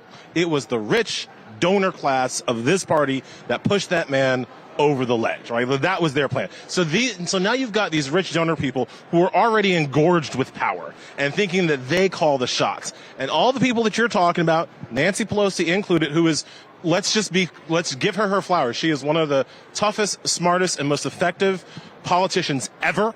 She is probably the most effective Speaker of the House ever. And so what was the one thing in her potential plan to push Kamala Harris out? What was the one thing that Nancy Pelosi did not predict? That one thing, Biden endorsing that day. Pelosi and the rest of them, they thought they had more time. They thought they were going to have 24, 48 hours to organize their thing. And Joe Biden said, you ain't got no 15 minutes to organize your stuff. And so you always have to give, I think history will give Biden credit for that, because it was Biden that took away the time that other rich, white, wealthy donors thought they were going to have to play around and just put it right on Kamala Harris. And at that point, the movement to get her off the ticket fizzled in its crib. No, absolutely. So, a lot of influencers here. All around, some 200 influencers the Democrats have brought in here. I see this brother's video. He came over, he wanted a photo. And I saw it earlier. He was jamming up Mike Lindell. Actually, he's been kicking butt all over the place. Noah, what's your last name? Noah, on social media, Noah's taken. Okay, where you from? I'm from Georgia. Georgia? Where in Georgia? Atlanta. So how long you been doing media stuff? I've been doing media since 2022. Stacey Abrams running. Okay. And where does your stuff run? My stuff's run all over Twitter, Instagram, and TikTok. Got it. And what kind of work you been doing here? I've been doing some interviews. I interviewed Dean Phillips. I interviewed racist Charlie Kirk. I interviewed Mike Lindell earlier. My man! I interviewed Mike Lindell earlier. It's been great. Gotcha. So the Mike Lindell video, he was trying to get in your face, and you were giving it back to him. He was trying to get all up in my face. I had to push him back a little. I see you, little man. So what inspired you to do this media work? It's mainly because of the importance of the election, and I appreciate you for all you do, fact-checking folks and stuff. And it's the importance of electing Kamala Harris. In this election, you get a 2-in-1 deal. You get to defeat Donald Trump, and you get a good policymaker. Absolutely. All right. See? Oh, no. All right. I've been checking out his videos, and you've been killing the game. Thank you. I appreciate that. How old are you? I'm 12. Okay. Yes, ma'am. So where do you find the time in between school and your media work? So I'm homeschooled, so I get a little bit more time. So usually when I'm on the Zoom, I'll get the work done fine, and then I'll do my tweets and do what I do. Gotcha. What else? So what's the next step? What do you want to do? What do you want to do next in the media? Yeah, depending on the outcome of the election, how everything goes, I plan to be around for a little while. Right. In terms of what? Do you want to do a show? Do you want to? So I'm trying to start a podcast. I just can't find a name. I have the equipment and everything ready. I just can't find the name. Okay. Where's the podcast going to run? Where's the podcast? YouTube. I'm going to have a Patreon set up. I'm going to do lives on Twitter like you do, and Instagram, of course. Gotcha. So, so what, is your man over there shooting? Is he with you? That's my friend there, yeah. That's your friend? Yep. Gotcha. You come over here and shoot. So he's shooting stuff for you? Yeah, yep. He's been. I had Dutch News follow me around the whole stadium. The police had to push him back a little bit, but they were following me around. I was happy to interview them, though. Your parents cool with all this media stuff? They're cool with all the media stuff. They love you too. Are they here? They're here. Where are they? They want to go get some chicken. Yeah. Now, trust me, I'm gonna be sending my guy Deshaun to go get me some as well. That's been my meal for the last 3 days. Right. They got some good chicken over here. Absolutely. So you want to do the podcast, and so how about this here? What if I gave you a show on the Black Star Network? I would be honored. I would love that. I'm serious. Seriously, I would be honored. I would accept. No, I own the network. I understand. Ro doesn't play. And I would be honored. I would love that. All right. So what we'll do is we're gonna talk about it. Yeah. I'll take you up on that. No, absolutely. All right. Yes. Absolutely. Yes, sir. No, I'm serious. Yeah, me too. Oh, absolutely. the name ain't a problem. We ain't worried about that. Right. Because you came up with your name, and it's pretty brilliant.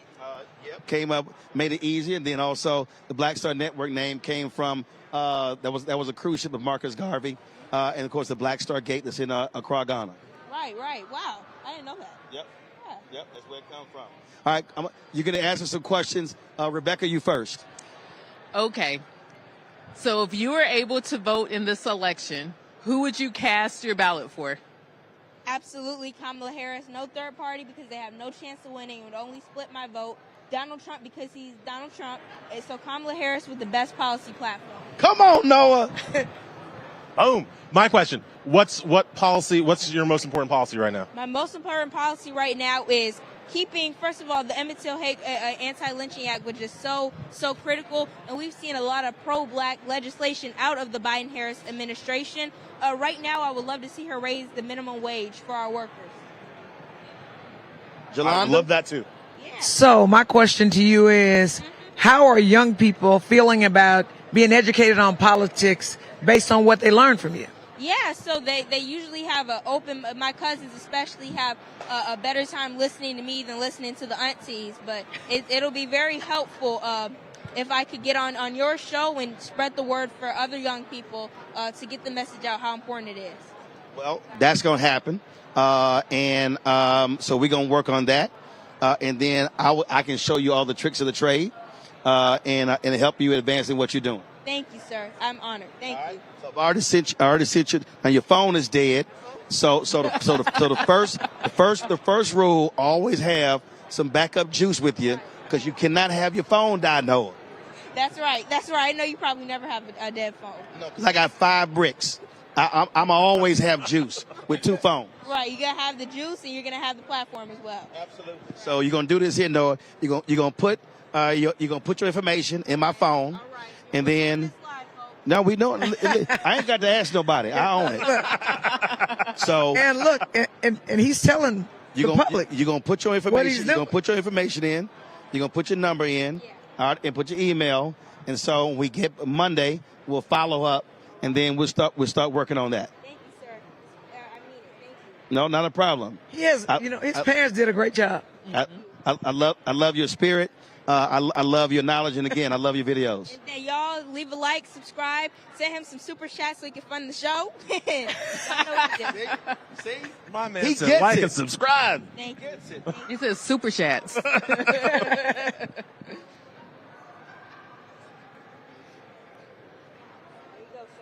There you go. So Noah, we're gonna follow up, and man, we're gonna make this happen. Thanks for stopping by, my brother. I appreciate it. All right. We'll chat soon. All right. Tell your parents I'll be calling. All right then. Appreciate it.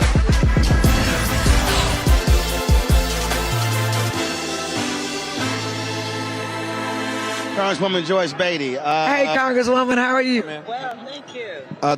It was a whole lot of fun tonight. It was a lot of fun tonight. It was a lot of energy and excitement because we know we're getting ready to send Kamala Harris to the White House. And you saw her vice president. You saw the coach. You saw American values. John Legend, Sheila E. Hakeem Jeffries dropped the mic on it. And I'm going to say Oprah did okay. She was amazing. But really what you saw tonight was people talking truth to power. People are tired of the divisiveness. They want joy. They want freedom, all our freedom. So there's been a constant theme. And this is probably the first time I've seen this type of diversity with unity. Right. I mean, we even had Republicans here tonight saying that I'm going to vote for vice president. Saying you're a patriot. The former lieutenant governor of Georgia, Jeff Duncan. Yes, was here. And it's one thing when people say it to some of us, but when they come before 20, 25,000 people and say it on national TV, I think you can take that to the bank. Here's the most important question for tomorrow. You got your white on right now. Looking good. Looking clean. Will you be dressed in the pink and green tomorrow, even though you are a Delta? I will not be dressed in pink and green. I will be in all white tomorrow. And you may see a little red pendant on it. That's what I'm talking about. I'm a But you know what? But I got D9 love. I got D-line like unity. Well, see, we were talking about that earlier. We were saying, okay, so all AKs wear they pink and green. But if you're not, wear your white. Women's suffrage is all together. That's it. So that's why I had to ask the question. But let me tell you, I agree with the sister. It's all about the divine nine. Yep. And they about to find out. We have such a beautiful relationship, and we all stand together. So, I might put a little pink and green on. Okay. Pink and green ribbon. Yeah. In honor of my sorors. And the vice president, is an AK, and I like that. She's part of the Divine Nine. All right. If the world don't know, they gon' know. They gon' know. If you look up there tomorrow, there's going to be so much pink and green that we're not going to know what to do, and that's all right. All right. Always good to see you. Star Jones. Star. What's going on? Star, give us 30 seconds. Well, say it on the mic. Say it on the mic. Coach Walls is the bomb. Okay? I mean, doesn't he feel... Hold on, watch out. Doesn't She taking selfies. In the middle of the I need the interview. camera shot, Jolanda. Jolanda, it's a camera. It's a TV show, Jolanda. Okay. Blackest show on TV. Don't you think that Coach Walz is the kind of neighbor that we all want, that you feel confident in? For sure. And having known Kamala Harris... He bought my lawnmower. He gonna bring it back. Yeah, you know what, exactly. And he going to help cut your lawn. But the deep part about it is I have known Kamala Harris for over 40 years since we were in school. I feel confident that he's going to have my sister's back. That makes you feel really good. Yeah. And that's what you need in a vice president. The very first choice that you choose a presidential candidate's judgment on is who he or she picks for the vice presidency. We discussed it earlier, and I said that everybody kept talking about, well, who can help win a state? I kept telling everybody, no. Who is the nominee most comfortable with? Because in the trenches, in the Situation Room, when he or she has to make the toughest decision of their lives, to send men and women into battle on behalf of our country, who do you want to sit at your right hand? Last voice in the room. Who are you going to depend on? And I feel confident that Tim Walz is that guy.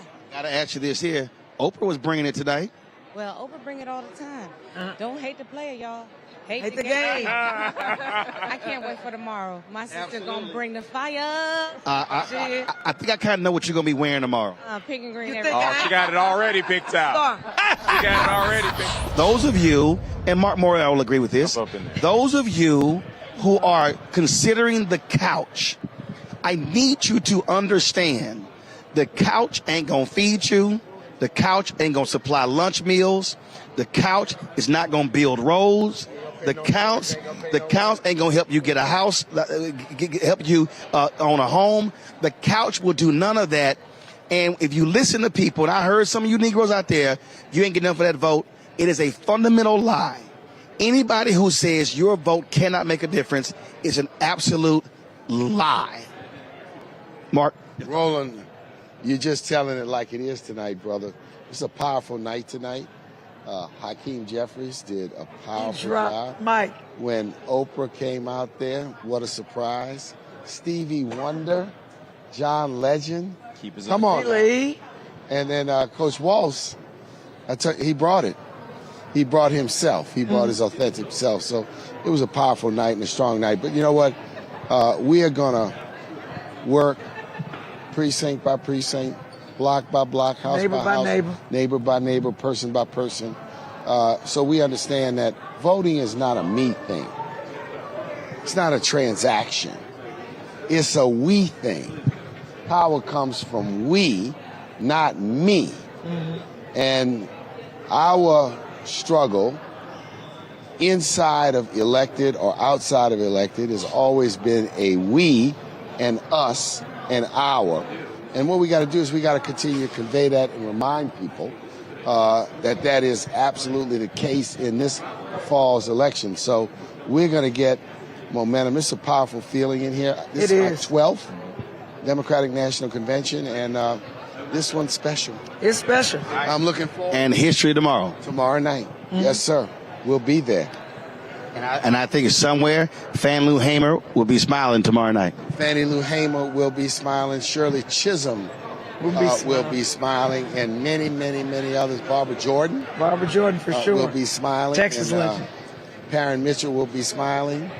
And Adam Clayton Powell will be smiling.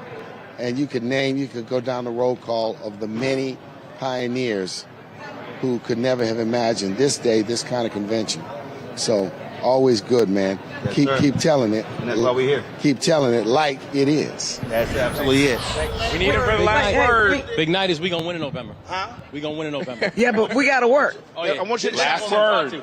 I want you to shout too. Great to see you. Great job, Hey, Governor. Thank you, sir. You did great. Thank you. I mean, the energy is real.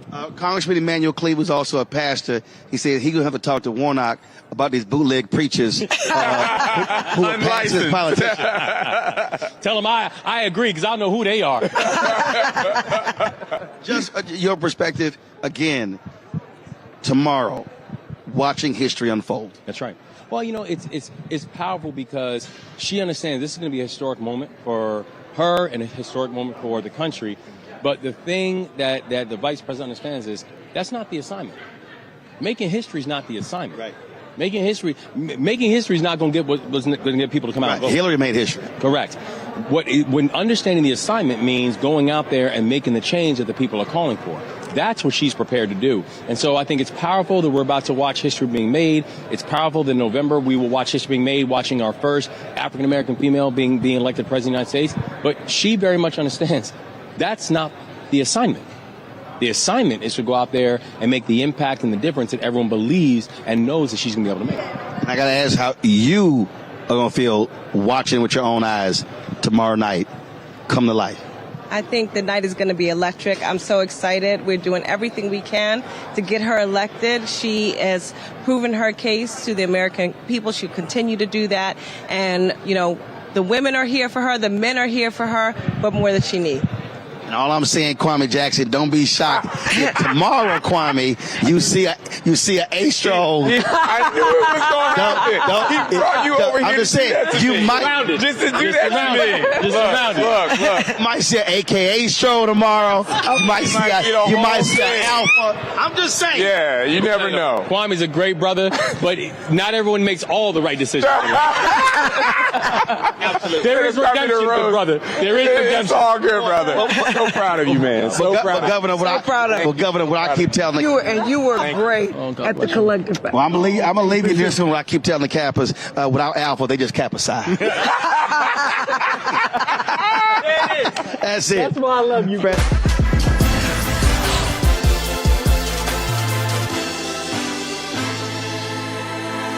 Joining us right now, Reverend Dr. William J. Barber, of course, Repairs of the Breach, Poor People's Campaign. They have been doing a lot of stuff here in Chicago, talking about white poverty, talking about poor and low income workers.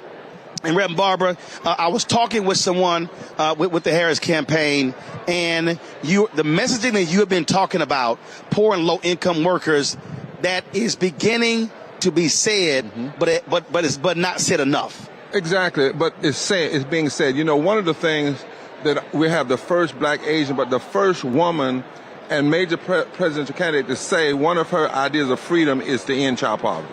We haven't heard that before. Right. One of her freedoms is to build massive millions of affordable housing. One of her freedoms is that a person has to work only one job. That's a living wage job. So what we're hearing are the right things. And it's a policy rhetoric. It's policy engagement. Now, what we have to do is engage at the ballot box, because that's where the demands come, and then be faithful afterwards. But right now, our work is 15 million poor and low-wage voters. Absolutely. That's right. We've been talking, Roland. We kick next week. We've got peer-to-peer people. We're going to touch 15 million infrequent poor and low-wage voters to push them on issues. Now, I can't, as a C3, tell them who to vote for, right? But I can tell them what's at stake and why they ought to be out there, and they'll make the right decision. We've talked about this a lot. When you look at the numbers, the reality is, if you speak to their interests, these are black people, these are white people, these are Latinos, these are Asians and Native Americans. That's right. They could make the difference in an election where we know it's going to be about the margins. That's right. And this is one thing that I wish had happened. I'm still hoping it's going to happen. One of the surprises. That, number one, a group of people would come out who are poor and low wealth, that are white and brown and black, around a presidential nominee to say, her policies speak to my need.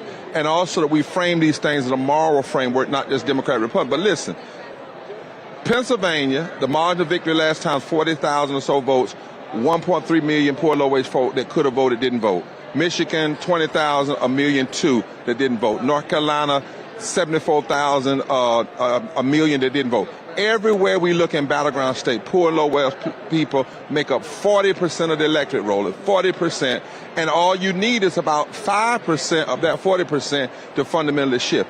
Please, to the campaign, in your messaging, in your ads, in your TV ads, radio ads, mailers, talk to these folk directly and let them know what will happen if this election happens this way. Because what historically happens is candidates would talk about the middle class. That's right. The middle class, but that's not everybody. It's not everybody. And what I like, I'm going to tell you, I want to hear tonight the Vice President mention child poverty, mention those who are not in the middle class. But what she is saying, she's saying also she wants to make a pathway. Right. To the middle. What I'm saying to Democrats is just go ahead and say it. that I care about lifting up poor and low-wage folk because everybody's not middle class. And if the number one reason 30 million poor and low-wage voters have not voted in the last election, they said nobody talks to us. Right. That's what they said. I didn't say that. We did the study. And so talk to them, speak to them, let them know what's going to happen the first 50 days, first 100 days that's going to impact their lives. And this thing, Doc, technically could be a blowout if you do that. And so one of the things we talk about, on this, we talk about reaching them. They're focused on 7 battleground states. But the reality is, what you're talking about, those 15 million, that could expand the map in terms of the Senate, in terms of House races, gubernatorial races, state houses. It could expand it. And when we look at the numbers, we see 15 states where it would only take 11% or less of poor and low-wage voters to actually be engaged. That's all it would take, 11% or less in 15 states. So while we say 4 or 5 battleground states, actually there are 15 or more that could actually be back. Roland, we don't know really what a battleground state is because we've never fully battled. Right. I mean, look, you're in North Carolina. Biden lost North Carolina by 2.5 points. Yeah. Obama won by 14,100 votes. Yeah. But part of the problem is what Democrats have not done is they have not worked the state. That's right. They've only focused on Raleigh, Charlotte, as opposed to the black belt in North Carolina. Right. 2 things they got to win in North Carolina. Number one, they got to talk to 39% of the workforce. This poor and low wealth make less than $15 an hour. Wow, 39%? 39%. So they got to tell them, you elect me, you're going to get $15 an hour. And I just read a story today that the policies of Biden-Harris has dramatically helped the economy in North Carolina. In North Carolina. And 69% of North Carolinians want to raise. So you got to say that. You got to say North Carolina's polling, 40% of North Carolina are poor and low wealth. But you win it by going east of 95. Obama in 2008, people don't know this, he won Wilson County, Wayne County, Washington County, Pasquotank County, Rocky Mount. These are all east of 95 where you have at least 40% black population. But you also have a large group of poor and low-wage white people that in certain times will join together. You got to go east and you got to go way out west. So I think the vice president's been in North Carolina 16 or 17 times. The next time she comes, she needs to go east. Right. In a hurry. And people are waiting for it. I met folk today, politicians here, they're calling for it. Black and white. Get down east. You win North Carolina. But also what has happened, and I happened to run into the campaign manager, Josh Stein. That's right. But same thing as well. Because if you do that in North Carolina, you look what happened in Georgia. When Warnock and Ossoff for the campaign, when they worked every place but Atlanta. That's right. That's how they won. It was Athens. It was Jonesboro. It was Statesboro. It was Albany. It was Savannah. It was those places. You can't just focus on the big cities. No. And the unique thing about North Carolina, and you don't really get around. I've listened to the other network. First of all, North Carolina's always been battleground because North Carolina has only elected one Republican in the last 100 and some odd years. There was McCory, and he was only one term. North Carolina was the only southern state that voted on President Carter and Obama. The numbers are there. Democrats are 2-1 in North Carolina, but you can't forget the East. That's the whole point of it. And most people don't think that. They think you come to North Carolina, you go Charlotte, Greensboro, Winston-Salem, Raleigh, and you're good. Nope. You got to go Wilmington. You got to go Greenville. Well, but see, when they do that, they're only thinking about those media markets. Exactly. But the bottom line is, that's the media markets. You still got to reach the regular folk, those smaller TV stations. That's where Trump goes. Those smaller radio stations, and many of them black preachers have those gospel stations. That's right. They matter. That's right. And you got to spend money on those stations. You got to spend money there. And Trump goes there. He's never done a thing, I think. He may have done one in Raleigh, but he goes to those outlying counties because he knows the power of that vote. And so I'm hoping tonight we'll hear directs when she lays out a policy, living wages, housing, ending child poverty, voting rights. Say it, point out some real people who are impacted by it of every race, creed, and color. lead this convention, go to all of these places, go into Eastern North Carolina, and turn out a massive vote. And so we go beyond North Carolina. We can also begin to talk about, again, Florida. You got Nikki Fried there and how they're now mobilizing and organizing in Florida. But also Tennessee. You got to get those white folks in Tennessee moving and grooving as well. Congresswoman Ayanna Pressley. Is that Ms. Pressley? Yeah, she's over there. What's up? There she is. She gonna come back? No. I had we'll get it, but go ahead. But listen, in Florida, 300,000 margin of vote this last time with the margin of vote. It was way less than that before. 2.4 million poor and low-wage voters that didn't vote. In Florida? In Florida. Wow. The whole is actually over 6 million eligible poor and low-wage voters, but 2.4 million didn't vote, and the margin of victory was only about 300,000 votes. Everywhere you go, that's what we see. So let's expand this map. Let's talk to the people who are not in the middle class, but want to simply not survive, but thrive. And guess what? It's good for everybody. We were there with you in June in the nation's capital. What are y'all launching next week specifically? Next week, we kick off. We've been training and moving. We try 2,000 activists will be reaching toward 15 million poor and low-wage voters in 15 states, infrequent voters who have voted. When they voted, they tend to vote progressive, but they haven't voted before. We're pushing them to let their power be known and to say that their votes are demand. And we're going all the way through November with it. But you said something most important, training. Y'all ain't just holding rallies. Oh, no. You're using data and you're teaching people to get them out there. I won't tell like you. I'm not going to tell everything. But I will say we've got a technical platform that's second to none.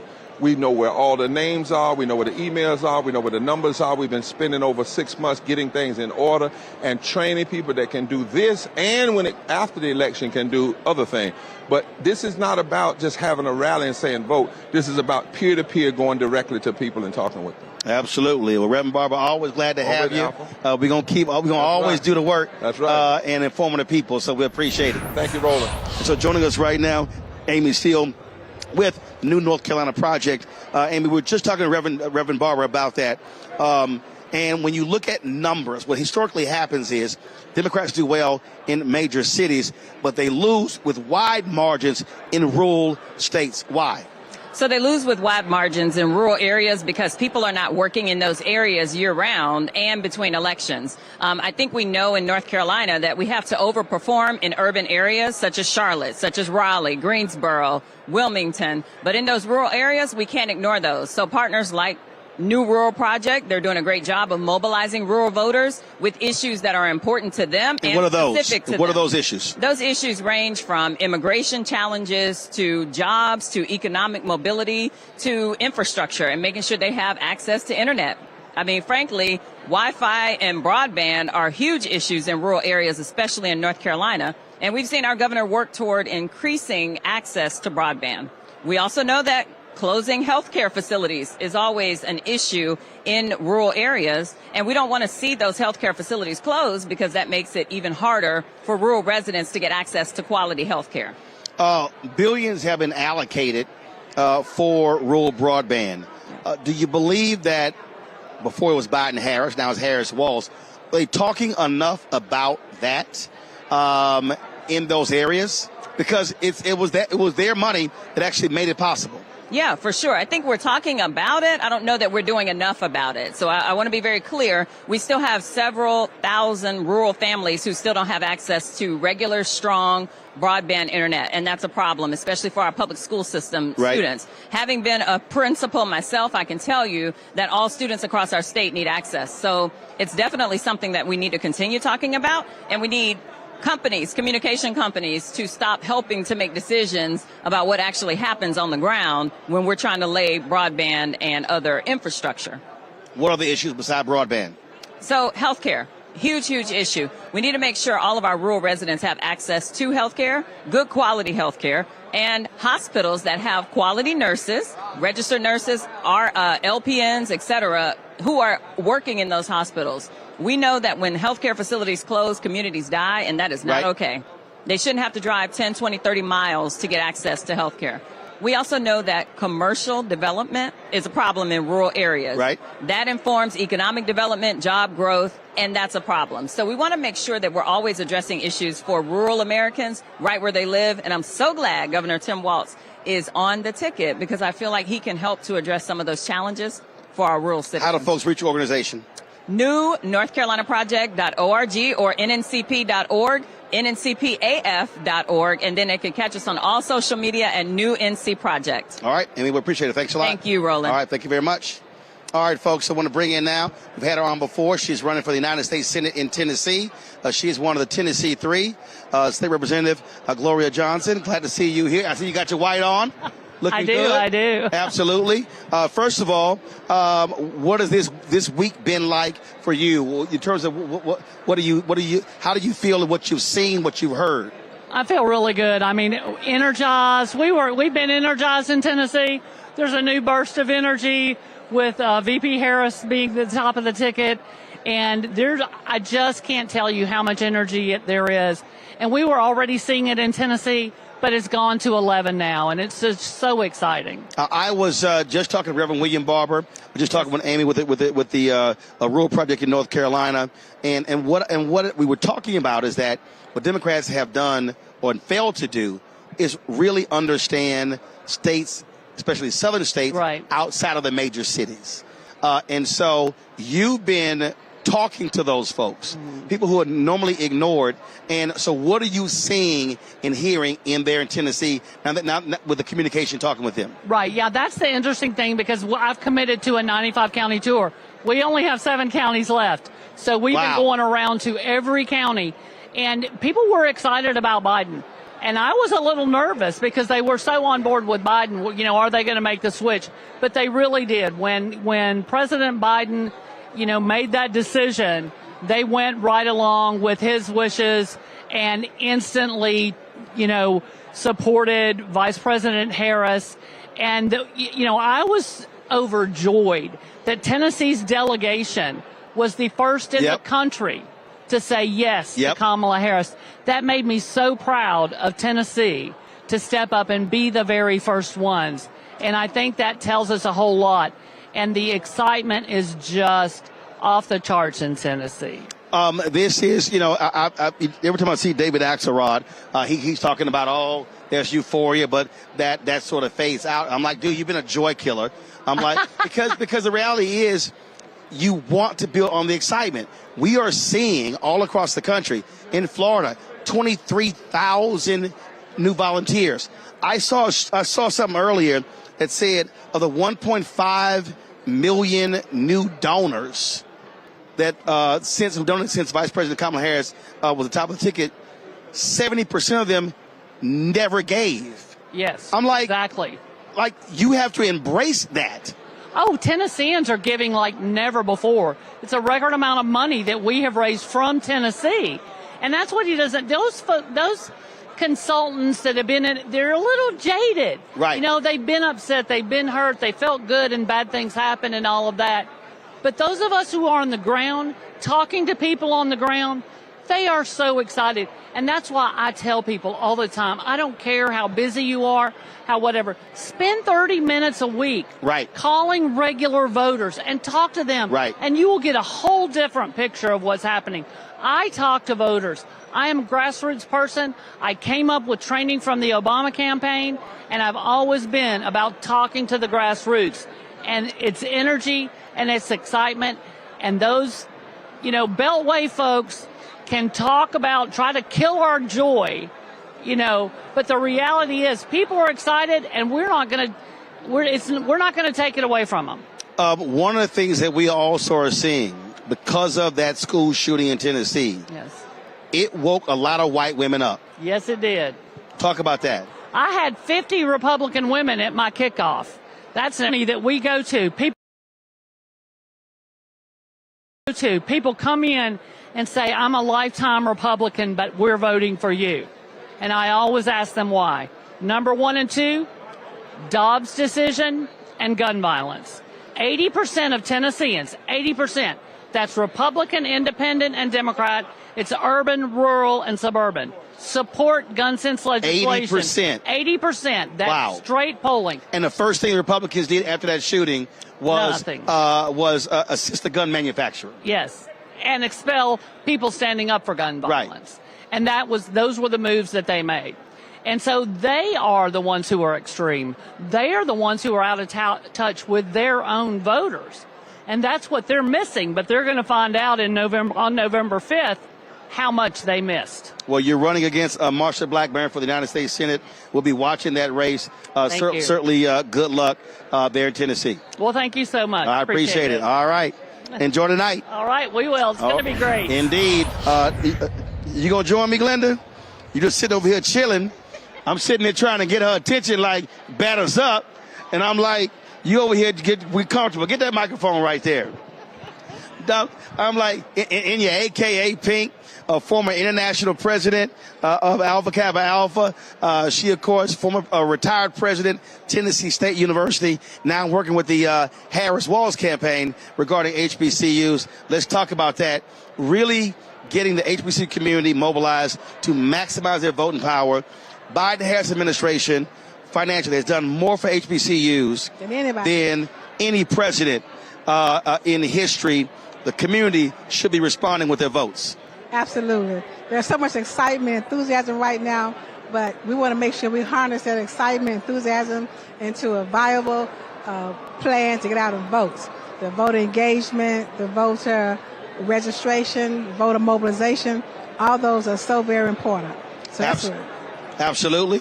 And the thing is, when you look at the numbers, perfect example, you take North Carolina A&T, how the Republicans split that particular congressional district. Something people got to understand the games being played. Those redistricting efforts have worked in some cases, but we believe that we can get around that with get everybody getting out to vote. We want to have the highest voter mobilization effort in history.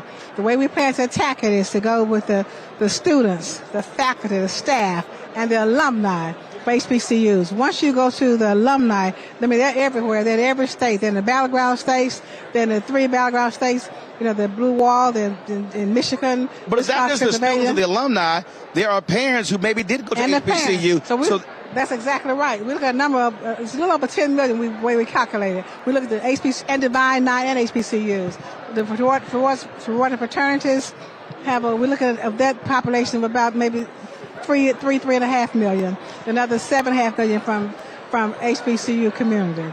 So well, and then of course the communities where HBCUs are, because when that money goes to those schools, it also impacts that surrounding community. Absolutely. So we've been so excited because it's just catching on. This amazing. It's been amazing, this convention. And I think now that we're bringing it to a closure, we don't have any time to waste. Tomorrow morning we're having a meeting with college presidents. Absolutely. Because we're getting right on it, because they're already trying to interfere in some of the activities being planned by HBCUs, the other party. So we're trying to make sure that we stay on top of everything. Right. We get them out to vote. Registration is good. My focus is on mobilization. Yep. We have enough folk ready to vote now to get anybody elected. But we're so excited about this. Well, I was in Dallas for the AKA convention. I got a feeling this United Center room will have a lot of pink and green tonight. I've already seen a lot thus far. That's right. But she has asked us to make sure we stress it's a Divine 9 effort. That she's a member of Alpha Kappa Alpha. We're proud of that. But we know, and she knows, and she's making sure she wants the world to know. Oh, yeah. That it's going to be the Divine 9 effort. I'm just letting y'all know, when y'all watch the broadcast, it's going to be a lot of pink and a lot of green tonight in the United Center. You know I ain't lying. It's a lot of it. There's a lot of it there now. And listen, the Deltas and Sigma Gamma Rhos and Zetas, they got their white on. And they're all supporting. Absolutely. They're all supporting, and that's a great thing. Especially after Donald Trump insulted her going to the Sigma Gamma Rho convention. Oh, now, that article was just unbelievable. I read the article. I know you probably have more detail, but when I saw that, it just fires you up a little bit more. Right. To say it was a crazy convention. All you do is call it a party. Party. It was just unreal. But I didn't expect any more from him. I mean, the negativity he's spewing across the country, it's just unreal. Well, look, we're looking forward to a great night tonight, and so can't wait to hear what she has to say. I can't either. It's going to be good. All right, Dr. There Club, are a couple of surprises for the night, too. I know about a couple of them. I know. I appreciate it. Thanks so much. All right, thank you. Bye-bye. Right now, Summer Lee, Congresswoman out of Pittsburgh. She's up. I got you. We're good. We're going to pull her in, but then we're going to step on over here. What's going on? How you doing? I'm doing all right. How you doing? Good. You got your women's suffrage white I was about to say, on? I see you with yours. Well, here's the deal. And I didn't even think about it like that. Oh, you didn't get the memo? Well, see, I had the white and gold yesterday. Then I said, well, I'm going to go ahead and wear. Where's the black and gold? What? Well, I wanted to wear the custom tailored outfit from Ghana. So, but I got a black and gold one too. I know you do. I know you do. I know you do. I want to rock this one here. Let's talk about this convention. Yeah.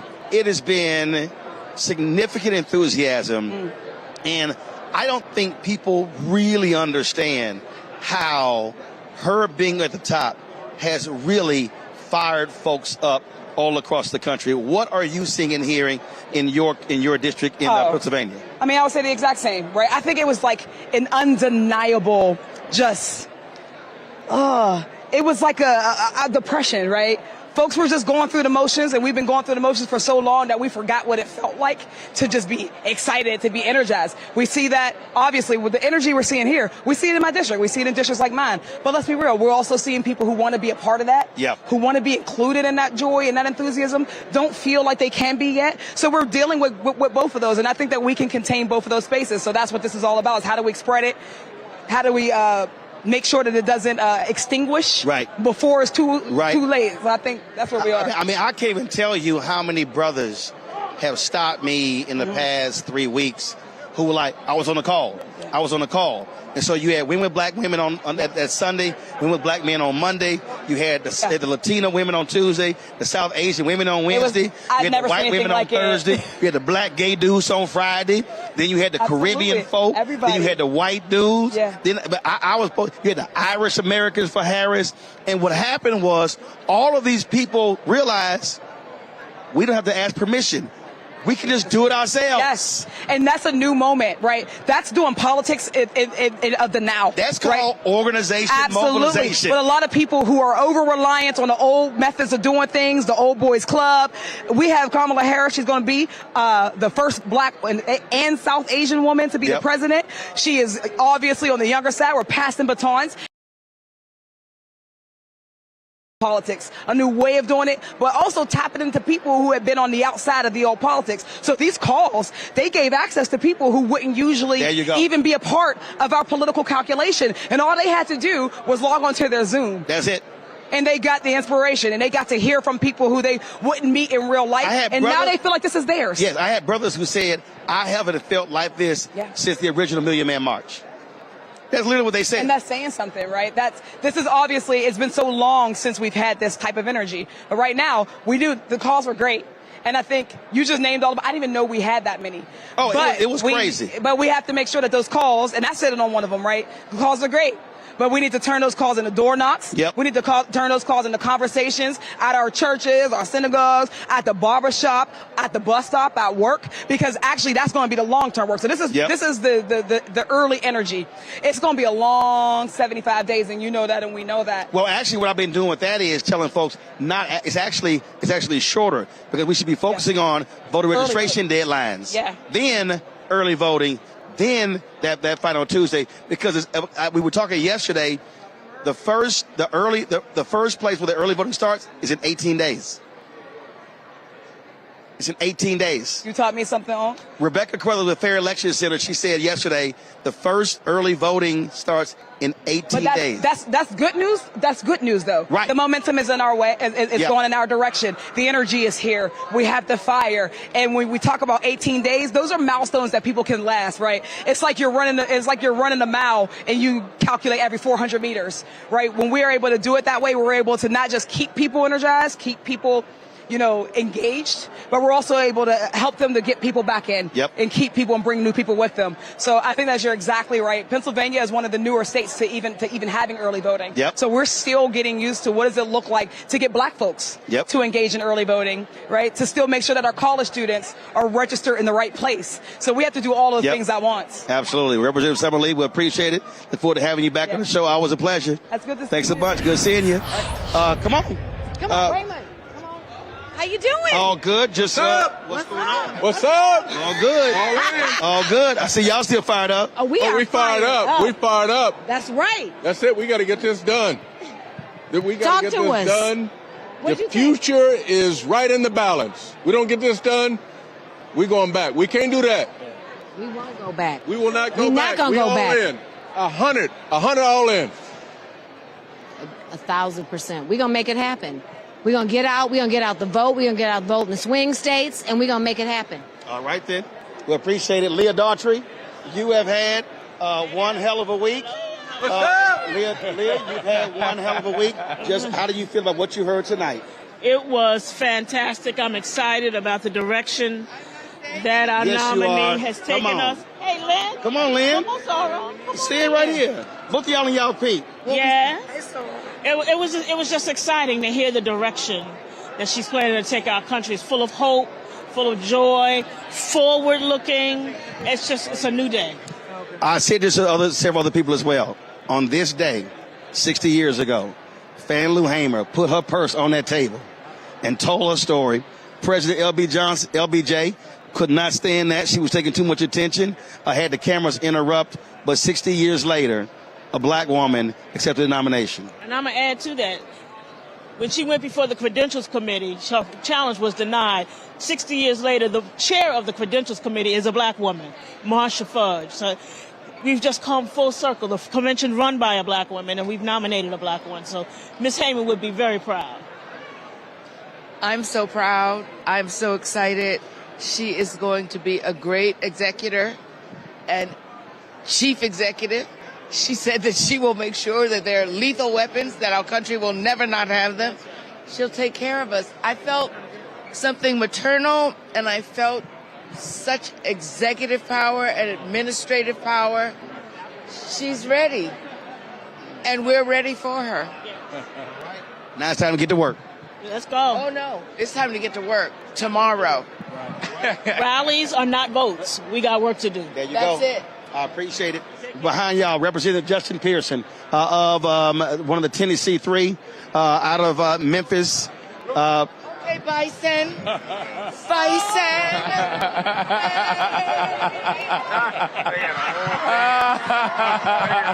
I told y'all this was the blackest show. I told y'all this was the blackest, realest show at the convention.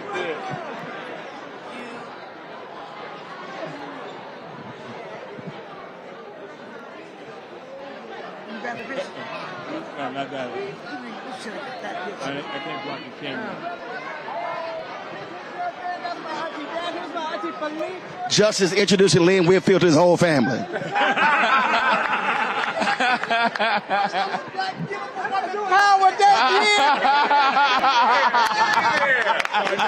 Nicole Hannah Jones. Nicole Hannah Jones.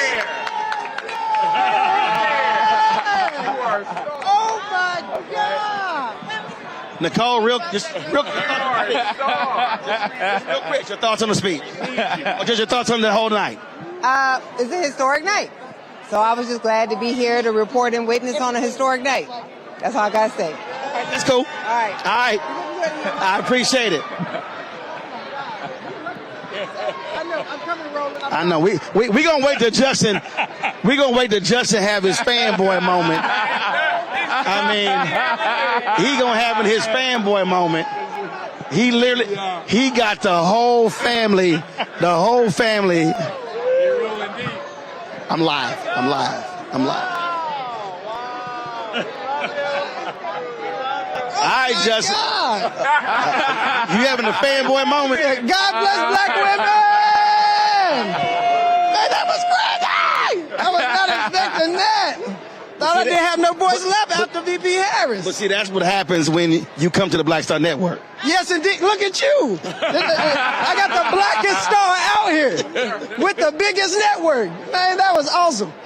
Your thoughts on what you heard tonight? I'm excited. I'm excited about the... No, really? I am. I really am. I really am. Look, I really do think we got different visions for the country. And it is so good to hear somebody that's not talking about hate, not talking about oppression, not talking about separation, not talking about degradation, but talking about building a country that's big enough for everybody, building an economy that's big enough for everybody, that helps working class people, dealing with the housing crisis. My fiance Oshanae, y'all know she's from Los Angeles. The housing crisis is so real. Dealing with the issues of environmental and climate injustice that disproportionately hurts black communities. We need a leader for this time that meets the moral vision that we have for this country. And VP Harris and the team that she's going to assemble is going to meet that vision. So We fired up.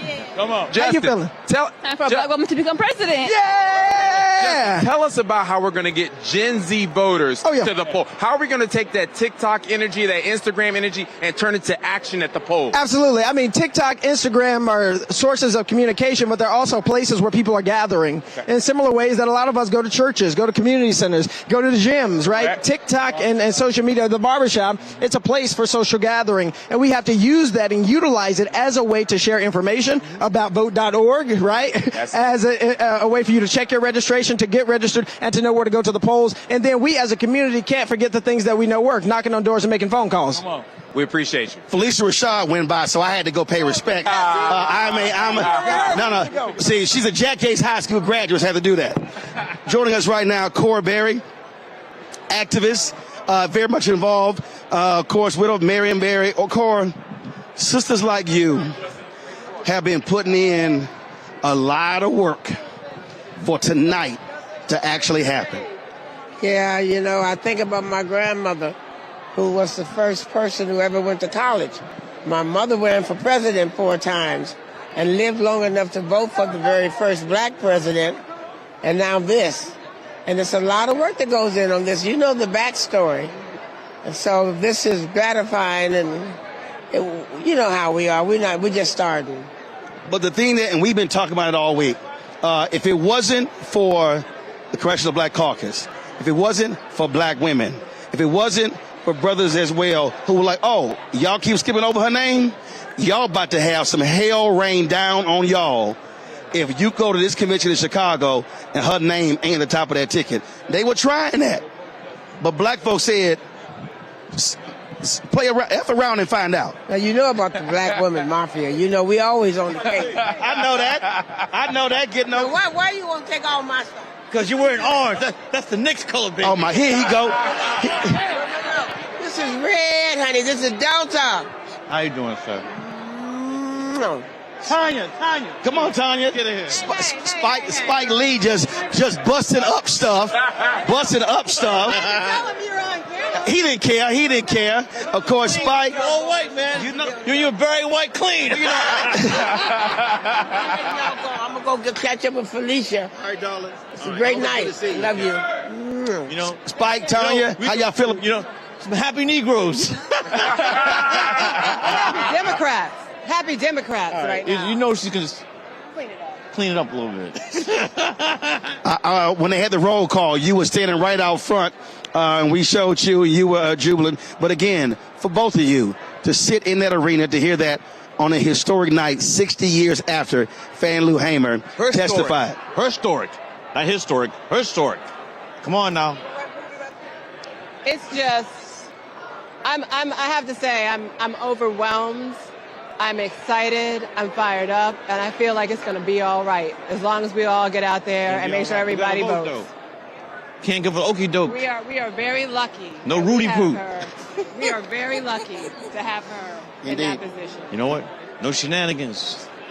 Can't be bamboozled. No skullduggery. Let her straight. No subterfuge. Run them up. Love you, man. Love you, baby. I appreciate it. Right. Good seeing y'all. I appreciate it. Sorry to Bogart here. It's all good. It's all good. That's why this is the blackest show here. That's what he said.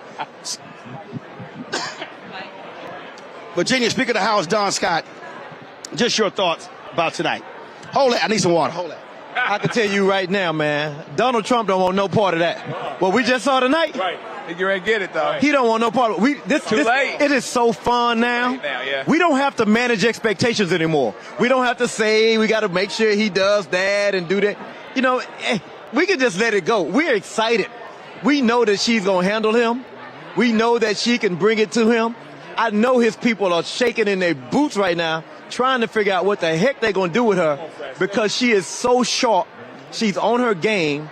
She was made for this moment. Her whole life has been built around service and being able to come and deal with a time like this. I love Kamala for the people.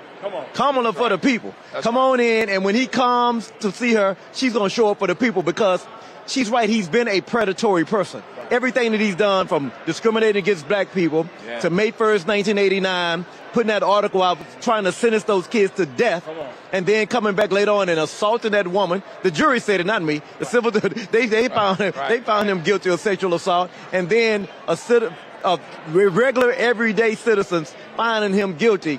12 everyday people, 34 times. 34 times 12, that's 480 times. I can't get my wife to agree with me 480 times for nothing. Come on, man. 12 ordinary people. So here he is now. He got to go see her.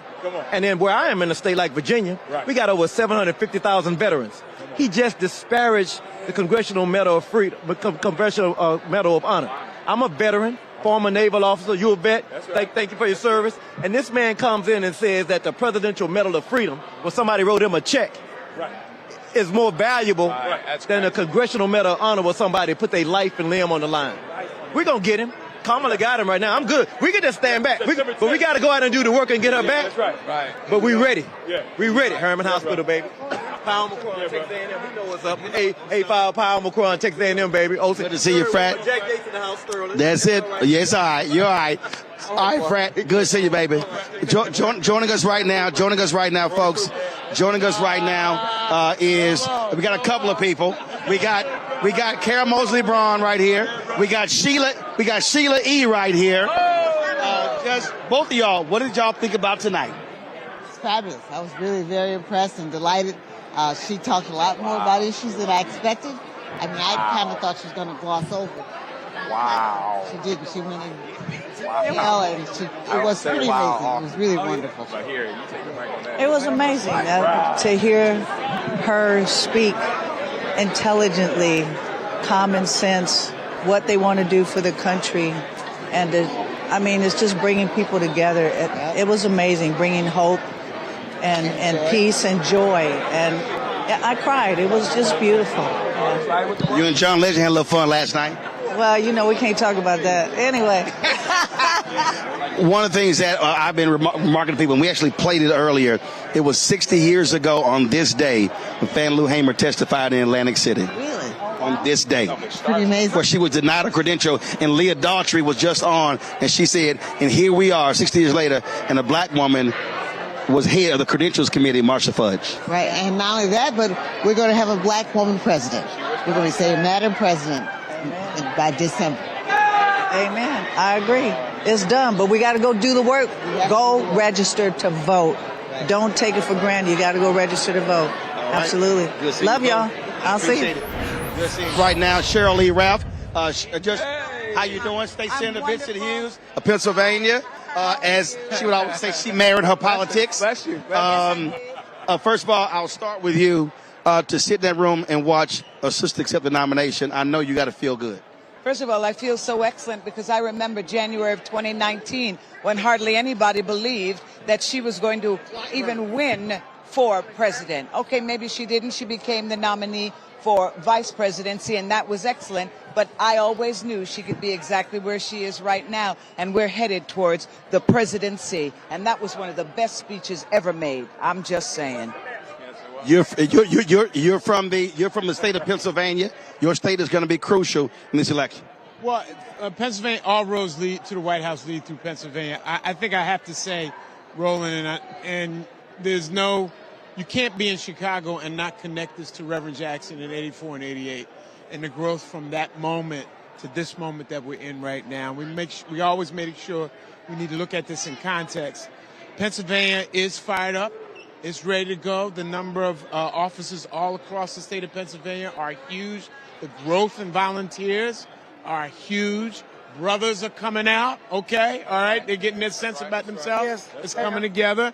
This is all coming together nicely. But it's up to us. We got to start tonight. I'm I said this on the men's call. It's up to us to do the work that has to be done. Everybody, take your hill. Wherever you at, take your hill. That's it, baby. I appreciate it. Opal Lee is here. Cook County State's Attorney Kim Fox. Just want to get your thoughts about tonight. It was amazing.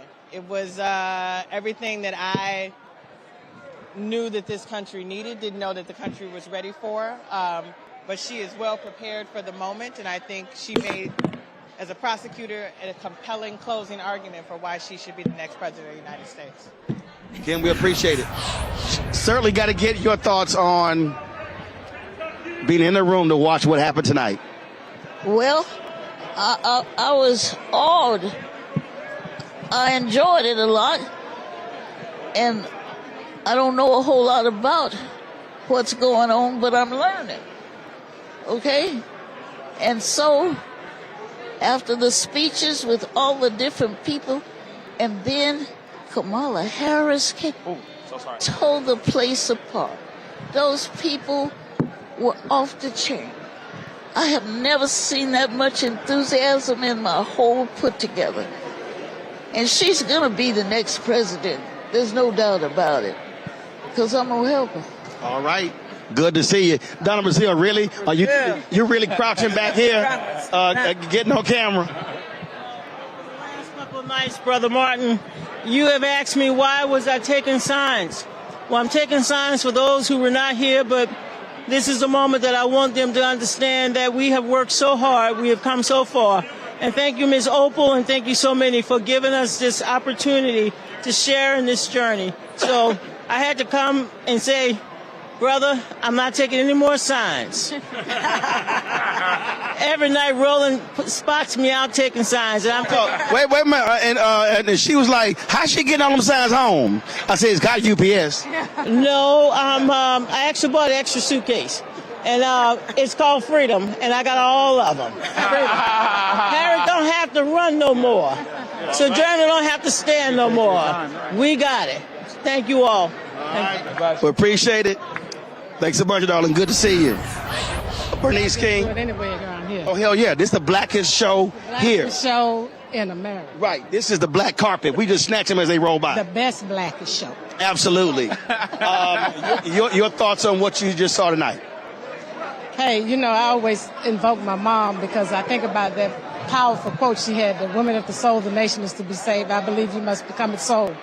And I'm thinking about how they started with Biden saying, we're here to save. Hey, Sarah, that we're here to save the soul of America. And now look what's happened. A woman is now positioned to take that real leadership. And I'm enthusiastic, but I'm cautiously optimistic, as most of us are. Before you came up, I was telling Rebecca, when you see these sisters here who are 70, 80, and 90, it's a different thing for them to still be alive to see this. Yeah, it's definitely different. You know, the suffering and the sacrifice of women. Let's not forget that the movement that my father led was because of women, the Women's Political Council, as you know. Well, a lot of people forget it was those sisters in Montgomery. It was the women's group in Montgomery. Women kept it all together, period, throughout the whole thing. They just never got the credit. And so now this... Well, Joanne Robinson, 8 days after Brown was Board of Education, wrote a letter saying, integrate the buses. Exactly. So that's how it got started.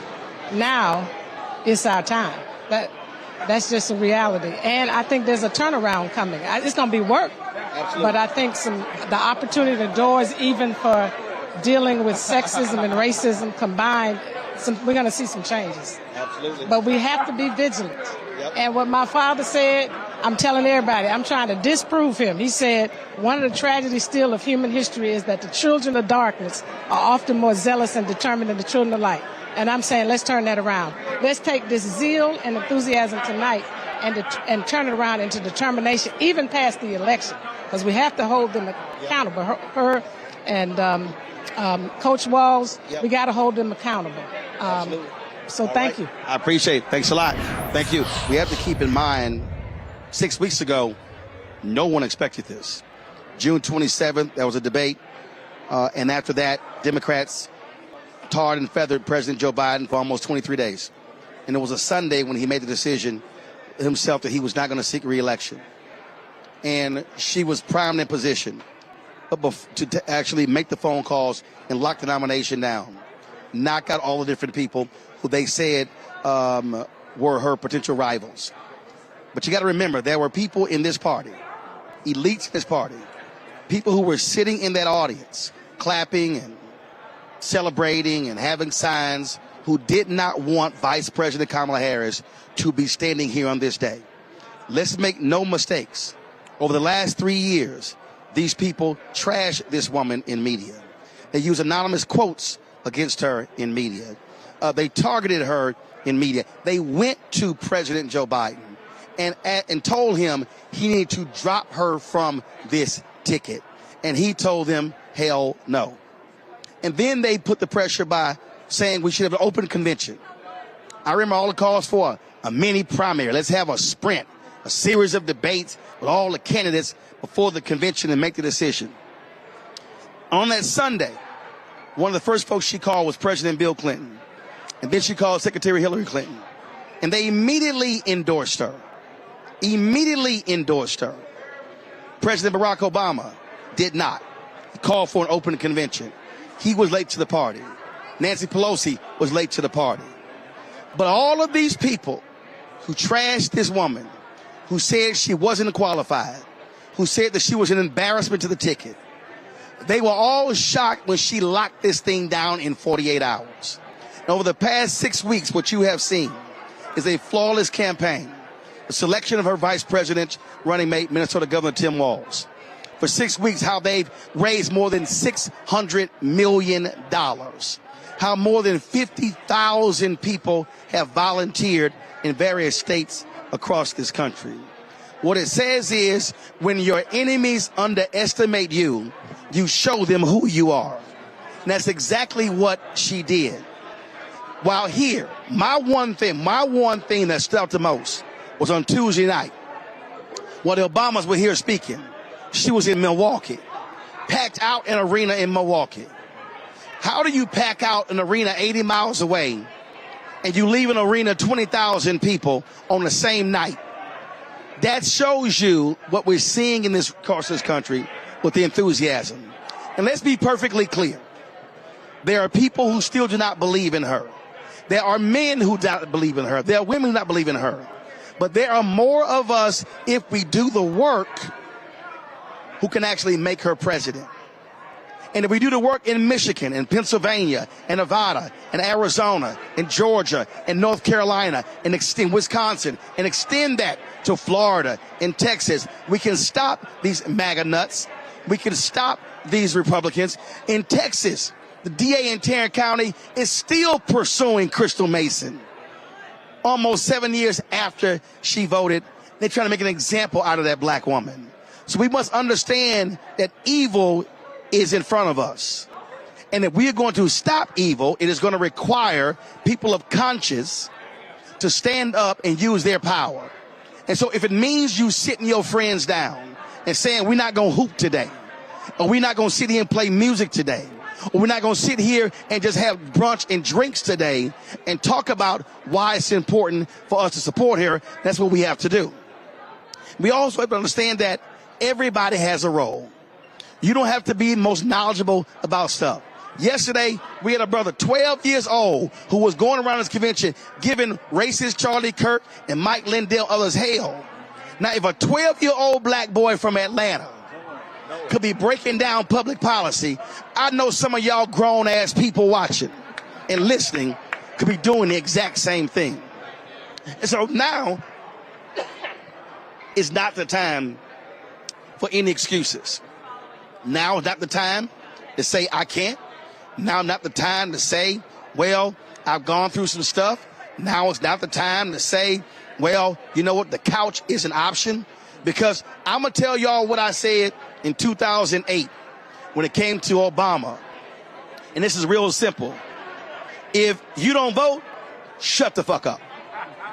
I don't want to hear complaints about roads and bridges, and I don't want to hear y'all yelling tangibles, because the reality is you can't get something before they win. You can only get it if they win. And let's be clear, if she wins, then our job is to also demand a return on our investment, which is what our job is.